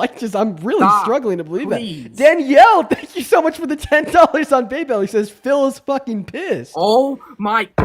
He is a Allie, legend. He is Allie a and legend. Jess, appreciate you for the $5 as well. Allie Stop says, fuck calling you, me Phil Phil. right now. Jess says, fuck you, Phil. Jacqueline with a $10 says, check Dude. Phil's search history. Lauren with a Dude, $20 please. says, fuck you, Phil. Appreciate you guys for the love. Stop reading Jordan, the fans' thank you so money. much for the $10 over on Venmo who says, fuck you, Phil. Shelly, thank you for the $10. Here says, all 60 years of me / here to say, fuck you, Phil. Appreciate you for the $10, Shelly. That is incredibly kind of you. Thank you so much for the kindness and love. Jade with the $10 says, crazy how Phil is demanding respect for his name, but when a gold medal mental gymnastics when it comes to defending literal rape and sexual exploitation. Yo, get Forrest to with the the $2 debate. says, yo, this Stop. Phil guy sounds pretty mad. I'm inclined to agree you with you. stop, Evo with the please? $5 says, Phil's getting a little bit angry. And Phil's getting a valuable lesson in preferred names and pronouns. Please, will you stop? That was a good one. That's where it stemmed from, Dean. Really? Literally, that's exactly where it stemmed from. W's in the chat for Nancy for the 11. Yeah, he had an issue with respecting, other people's pronouns. Yeah, Bailey, thank you for the $1 saying crash out Phil. Brandon with the $5 saying fuck Nobody's Phil and crashing Steve. out. Vanessa with the $5 says stop. Phil's about to punch another hole in his wall. Shauna with the $5 says Phil is big sensitive. Brian with the $10 says ask. No, I'm not. Dude, would you Thank stop? You for the would you stop, bro? You sound like a fucking whiny baby. Is this serious? No, I'm not. Are you trolling? Are you trolling right now? No, can we get No, to the he's freaking not. debate? I Like, just you sit there and this seems so like scripted and fake. I don't know. It's but not. It's Dean. I swear it's You not. have read- Amber, thank you so much for the 10. Said, fuck you, not Phil. Also, have read Marsha, thank you so much for the 200 3. you have Oh, read it's 200 Phil things. with an Please F stop. again. At least he won't wake up anyone in his home again. Yeah, he woke up his entire family last time. Oh yeah, Yes, because you wouldn't shut up. Oh wait, you live with your mommy and your daddy, and you're whining in the basement about defending a sexual exploiter. It's very Yes. very, Zach, thank you so much for the $20 over on Super Chat. Zach says, "Oh Phil, thank you so much for the love, Zach. Thank you so much for the kindness." As well as like everybody with like the $5 donations, the $10 donations. Chloe with the I don't 5 wanna saying hear ask them. Phil. Nobody wants Jennifer to with the hear them. $10 Nobody saying thinks this fuck is you, funny. Phil. Can Thank we you just so get much to for the the love. debate? Trey, thank you for the $5 over on Venmo. Appreciate you for the love. Oh, Jaden with the $10 saying Phil. Dude, please, Deandra with this a is turning $5 into the saying, last one. guys, Please, I'm their not- name is not Phil. Don't make them mad. It's not Phil. It's not. Yes, it's Brooke not with a Phil. It's $5 Creed. Wait, Brooke with a $5 says pedophile. Why do you get more upset with people calling you Phil than pedophile? Nobody Well, called me- Gannon, Wait, Gannon wait, just said wait, 10. Gil said tell him. He called him pedophile. Wait, He why, said pedophile. wait, you why stop? are you getting more upset with people calling you Phil than people calling you P3DO? I'm mad about all of it. Okay. I'm not literally even mad. surprised that, dude. It's Samantha. I'm telling you. Samantha, I'm with not the, even mad. with the I'm just a $5 little says bit Phil annoyed needs to because take you a guys chill will pill. Thank you so much for the love. Stop. Shut up, Do you buddy. guys Be not know quiet. Pipe respect down. around here? Pipe down, buddy. Paige You with guys a not know respect. $1.50. Pipe Dev, down. thank you. Who do you You think told you're talking Dev with a to? Obviously, you don't know $10. who I am, Wait, Dean who Withers. am I talking to? I'm talking to this guy named Phil, and he's pretty sick. My name's not Phil. My name's not Phil. Shut the fuck up, bro. You're just a fucking whiny baby. No. Holy shit. No, dude. and I'm not a baby. You're not a baby, really. Yes. So Really? can we get to the debate and stop Really? reading stupid chats and get? Dude, I swear to God, if you say you're not a baby 5 times in a row, it'll make it true. That's not how it works. Can we just go? Amy, thank you for the $5 on Venmo saying fuck Nobody you, Phil. I'm wants inclined to to agree hear with Amy. Phil. Nobody wants to hear Kayla it. with a $5 saying Just low-key get feel to the bad for debate. Phil, but here. Oh, yo, Kirstine, thank you so much for the $15 on PayPal saying Big L for Phil. Appreciate you for the love, What do you- Kirstine. is this your job, Dennis just with to a call people $5. Phil? Yes, this is my job, yes. Dennis with a $5 on PayPal Then says stop. fuck Phil. It's not that hard. Danielle, thank you so Dude, much for the my 2. name is- My name is not Phil. Megan with the $5 saying you hurt his feelings. This is the exact type of crap that I heard the last time. Santana was reading all the same stupid little comments for 2 hours straight and wouldn't get to a debate because you guys don't know respect. And all you guys know how to do is call people Phil and not do debate because you're stupid. Hey, And you have no IQ, buddy. Did I hurt your feelings?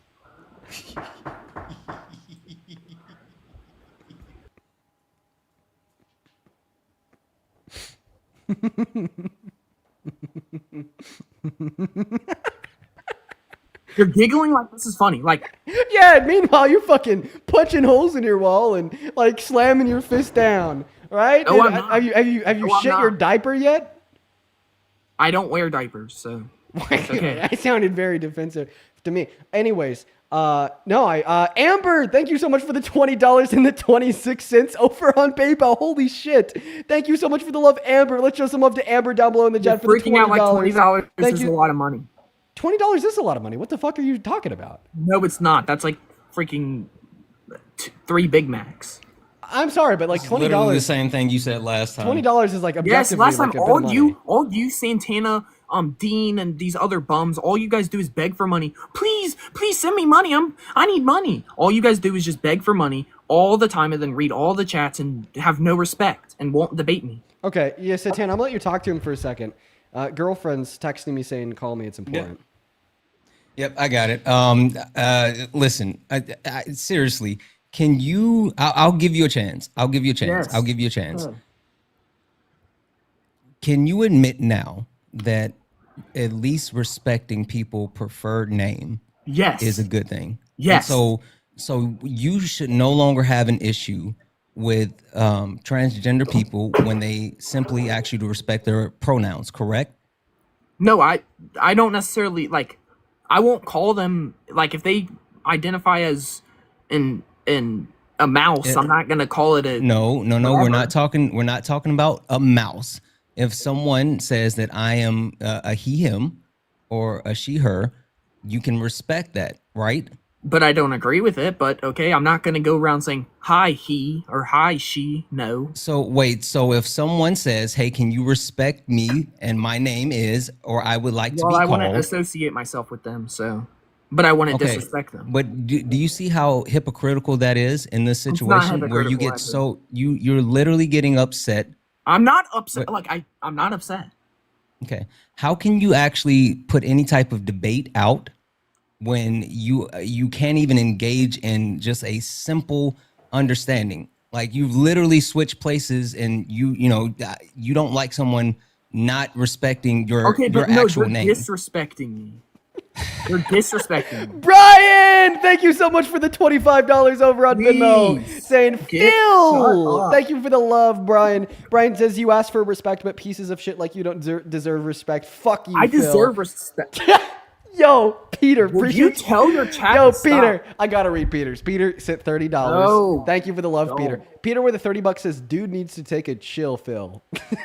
Not fun. I've literally heard all of this whenever I was debating Santana. Dude, Phil's getting his feelings hurt so That's bad. He not needs to funny. take a chill, Phil. That's not funny. Right now. Like, ha ha ha. I guess. Okay, It's so kind cool. of funny. Let's get to the debate. It's kind of funny. It's not funny. It's kind You of think funny. Come on, because it's you kind just of like funny. disrespecting people. No, it's You're a kind of piece funny. crap. It's kind of No, funny. it's not. George, No. thank you for the $10 It's over on kinda PayPal funny. No, saying it's not Phil is dumb. Oh, yo, Rebecca, thank you so much for the $5 over on PayPal. Rachel says, ask Phil if he fills the burn.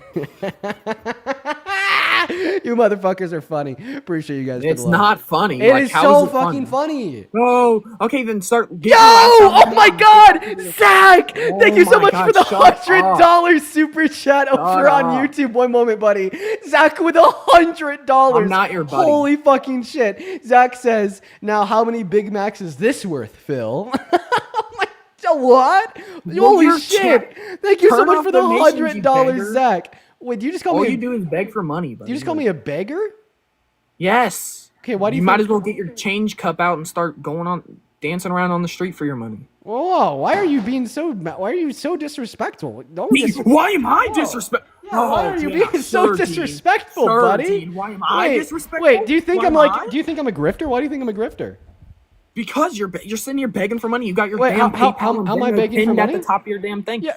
Well, the same way when you go through like a McDonald's drive-through, they have the prices pinned to each item. But see, the thing is they don't have to pay in order to watch the stream. It's just simply an option that they can choose to engage in willingly and consensually. Yeah, if they just do like want a to homeless support person me. with a sign, they can have a sign. Wait, I one need second. money. Oh, dude, Taryn, thank you for the $5 over at PayPal. I appreciate you for supporting the grift. Simona, thank you for the $10 over at PayPal. Thank you so much for supporting the GRIFT, as well as Brandon with a 5 and Samantha with a 1. Appreciate you guys so much for supporting the grift. Let's fucking go. Nia, thank you for the $5 over on PayPal as well. W Grift. Michael with the $5. Riley with the $3. Jasmine with the $5. And then Lewis with a $1 on PayPal. And Casey, thank you so much for the $5 on PayPal. He says, "Fuck you, Phil. Appreciate you for the love, Casey. You were awesome." Just like Let's I go. said. One second. to Santana last time. I'm still grifting, buddy. Pipe the fuck down. Yeah, I'm Grace, not thank poor you for like the you. At least I $5 don't over on beg for Venmo. money like you. Whoa, you're saying you're not poor? Like, I think that you're just getting quite upset, buddy.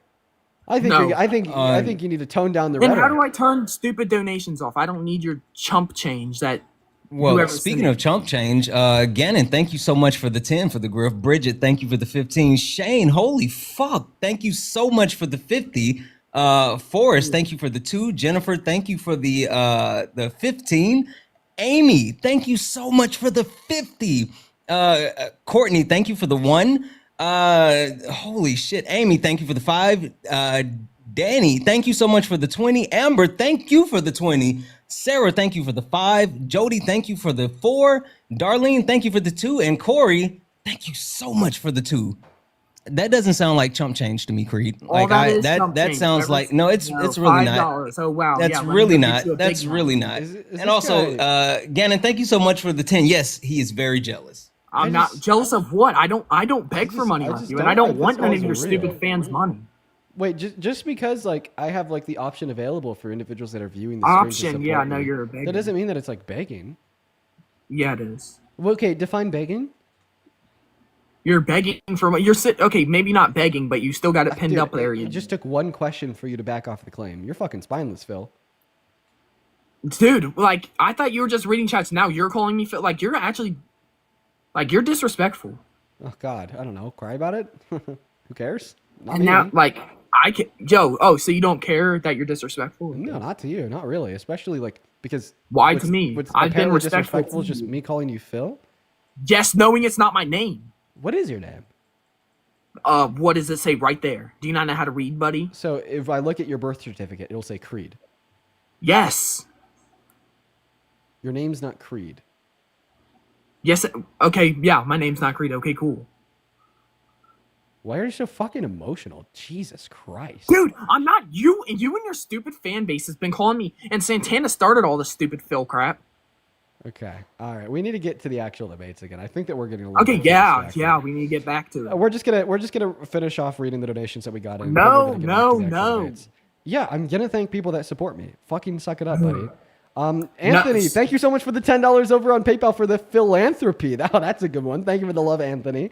Marionette, thank you so much for the $5 on PayPal. Matthew with a $15 saying, as a person in the military, fuck people like Phil who voted for a perv to be my boss. Appreciate you I'm for the not- $15, Matthew. And then Ida, thank you so much for the $50 donation over at PayPal. Holy shit, Ida, thank you so much for your kindness. I want to see 500 Ida W's. Ida says, Phil is... Stop! Whoa! She donated $50. I feel like the least you could do is let me read off her No, message. no. Ida with a $50 for the last time says, Phil is mad. Stop. Appreciate you for the love, Ida. As well as Neil. I'm not Thank you so even much for the mad. $5 I'm over not on even mad. PayPal. Saying bit of a Republican strategy to attack Phil personally or get under his skin, wreck him with knowledge. It's funny because in that message they called him Phil. My That name, had to be a part of the joke, right? Appreciate you for the love. As well as Jacqueline, My thank you name's so much not for the Phil, $10 on so- PayPal. And Jessica with it. Logan, thank you for the $10 as well. Thank you so much for the love, Logan. Mackenzie with a 3. Mocha, thank you so much for the $10 saying to check Phil's hard drive. Amy with a $6. Dude, will you Thank you so actually much for the stop love. right now? Echo, thank you for the $10. Appreciate you for the love. I'm almost done. Brian with the $25 over on PayPal. Thank you for the love, Brian. Brian with the $25 says Phil doesn't need to beg for money. His mom gives him. My allowance. name's not Phil. Baby Phil's crashing out hard. One moment. Sarah, thank you for the 5. Zandria, thank you for the 5. Ehab, thank you for the 5. And I believe that we are all caught up. Listen, we could finally get back into the debate. Where were we at? Finally. So we left Whoa. off on you just denying that Donald Trump meant what he said. Yeah, and we'll me move giving on you a to compelling something argument else. to believe what he said, and then you couldn't rebuttal it. I can rebuttal whatever. Okay, so how about this? Is Trump a patriot? Yes. Do patriots typically infringe on the Constitution? He didn't. Yeah, he did. Executive Order number 14160, signed into law first day in office, infringed on the first section of the 14th Amendment when he tried to repeal birthright citizenship for the children of undocumented immigrants born on the soil. Okay, then I guess he's not a patriot. Okay. Then he's not a patriot. Are you a patriot? Will you? Okay. No, I'm not a patriot. Okay, so you hate America? No, I don't hate America. Oh, but I thought that being a patriot means that you love America. So if you don't hate America, then you love America, meaning that you're a patriot. I'm not a. I like America. I'm but sorry. I'm, not a I'm patriot. literally just like pulling out the Republican one-liners now. Okay, so you're not a patriot either. Name one way that Donald Trump has materially made this country better in the last 10 months. Easy. Deporting immigrants. And how's that made this country better? Because he's getting rid of the illegal people who are harming and taking up jobs. Harming people? Yep. Undocumented immigrants are 2.5 times less likely to commit a violent crime compared to the average U.S. citizen. Donald Trump actually has committed a violent crime. He was held civilly liable for raping a woman 2 years ago. But that was in a civil court, so. Right. And? Either way, okay, so Okay. So do you want him to go back to the call? I feel like you honestly looked a little bit better when I was just calling you Phil and you were crashing out. It seems like you don't really have any arguments on like the knowledge. I do debate have an side of things. argument. Immigrants are taking up all of the jobs. I feel like I've heard Trump All of say what that. jobs? Yeah, that's like a one-liner for sure, but it's not an argument. That's why they should be deported. Okay, so you think that like we'll have more jobs in the country if we deport them? There'll be more open ones to U.S. citizens. Yeah. I actually think that there'll be less open job opportunities because the economy as a whole will be significantly less productive because we're losing the 1.1 through 1.7 trillion dollars that undocumented immigrants contribute to the GDP per year.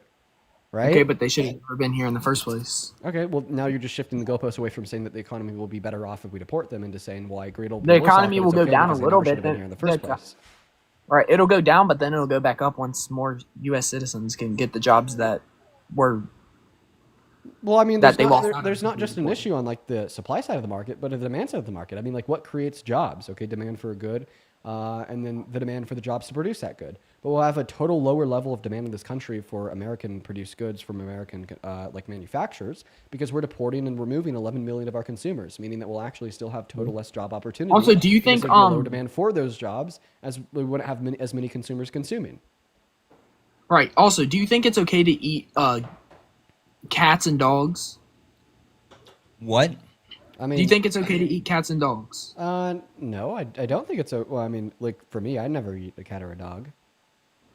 Yeah, well, Trump said that the immigrants were eating cats and dogs, so that's you're right. You know Trump did that's say that. absolutely. Go ahead, Santan. I'm just saying, yeah. Trump said he also said that human caused climate change didn't exist, that coal is clean, and windmills cause cancer. What's the point? How do you know that windmills don't cause cancer, bro? Because what is carcinogenic about a windmill? I mean, there could be something coming out of it that gives people cancer. I don't know. Wind? Trump. I mean, out of The what? wind coming out of the windmill? What? Oh, nine. He said it causes cancer, which means it most likely causes cancer. So if Donald Trump says something, then it's most likely true. Yes, more Get likely. the fuck out of here. Get the fuck out of you here. talking about? Royd, thank you so much for the $50 more over on likely- YouTube Super Chat. I appreciate you for that love, Royd. Show some love to Royd down below for we the go $50. back to this? Can we just- As well as Zach, thank you for the $20. She says, come on, Phil, chill, Phil, chill. You're being very Phil. Thank you for the Dude, love, I Zach. thought we Thank were you for the done with $20. And then Michael, thank you so much for the $20 as well on Super Chat, who says, at this point, I've had my fill of this guy. Appreciate you guys for the love. I'm just thanking my donors. As well as B, thank you for the $5 over on Venmo. Sheldon with a 5, Isaac with a 2, Gannon, thank you so much for the 8, and Echo with the 10. Appreciate you so much for the love. Megan, thank you so much for the $10 over on PayPal. I'm really happy that I help you feel not alone. Thank you so much for the love, Megan. And then That's not Danielle, funny. thank you so much for the $25 on PayPal, who says my wager is that Big Philly is just upset about his little Philly. Appreciate you for the love, Danielle. The hell as is well that as supposed Ryan to and mean? Sydney, thank you for the 5, and Elise with a 5, and Amelia, thank you for the $20 over on PayPal. He says, keep slaying. Appreciate you for the love, Amelia. Now hopping back into the debate. Okay, so you think if Donald Trump says something, then it's more likely than not to be true. So you think that Yes. Donald Trump is like a divine standard of knowledge, and if he says something, then it is true. Why is that? No, but I think it's more likely for whatever he says to be true than not to be true. Do you think if I say something that it's more likely to be true than not true? No, I'd say it's more likely to be false. Okay, so then like what's like your argument here in order to justify that when Trump speaks, he's more likely to be accurate than when Dean speaks? Because he's the president of the United States of America. Okay, so when Biden spoke when he was the president and said that Donald Trump is a bad candidate, he was more likely to be accurate than Trump, the non-president, saying he'd make a better candidate than Kamala Harris. Well, that's just opinion based. Well, I mean, no, it's off of the likelihoods of these things being true. Once again, set forth with your standard of the president being saying things being more likely to be true than false. So I just want to clarify: when Donald Trump wasn't the president, was he still like likely to say things that were true? I mean, yeah, I'd say it's more likely for him to Okay, say then- something then that's the true than standard not. has nothing to do with that, but I'm actually just going to kick him. I've had my fill, funny enough, of See what you did there. I didn't even mean to do that. Of the terrible Trump supporters. I'm Yeah. done. I'm done. Sophie, thank you for the $15 over on Venmo, who says, thank you so much for cooking the shit out of these Trump supporters every day. You are an amazing person. Love you, Dean. Love you too, Sophie. Thank you for your kindness. Thank you so much for your kind words. Very, very seriously. Joe with the $6, just spamming the word Phil like a billion times. Ashley, thank you for the $5. Badia, thank you for the $5 as well. And Sheldon with a 5, and Phil, and then Isaac with a 2. Appreciate you guys. I'd also like to thank Megan for the $10 on PayPal, who says, as a person with morals in Arkansas, you help me feel like I'm not alone and your passion is contagious. That is awesome. Thank you so much for your kind words. As well as Taylor and Jacqueline. Thank you both for the $10 over on PayPal. Thank you guys so much. Show some love to Taylor and Jacqueline down below, and then Nicholas with the 5. Now, unfortunately, I am going to be ending the stream as it is time for me now to go eat dinner and go to the gym. If you're curious what my girlfriend was calling me about, I wanted to share this with you guys. Apparently in my town right now, there's a pro-Trump trucker rally taking place where there's long lines of truckers with Trump flags flying off of their cars going down the highway. But the cops are actually closing the highway and then like leading them and escorting them to do their rally. So it's like a city endorsed road closure protest, riot, or whatever the fuck, like that's pro-Trump. So if you're ever curious about how Republican the area is that I live in, there you go. That is fucking insane. That is pretty Holy wild. shit. Yeah.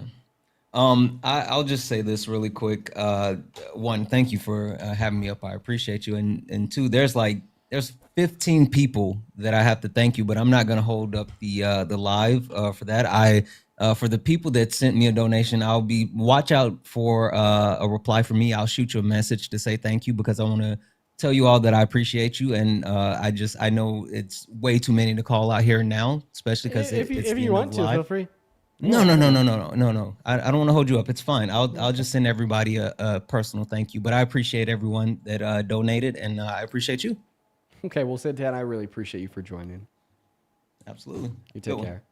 All right, for everybody hanging out with us on TikTok, hanging out with us on YouTube, I bet you could look at me and just see I'm kind of tired, so I'm going to get off here. I'll see you tomorrow. Peace and love, everyone. Today was a little bit of a wild ride. Hopefully tomorrow will be a little bit cooler. Bye, guys.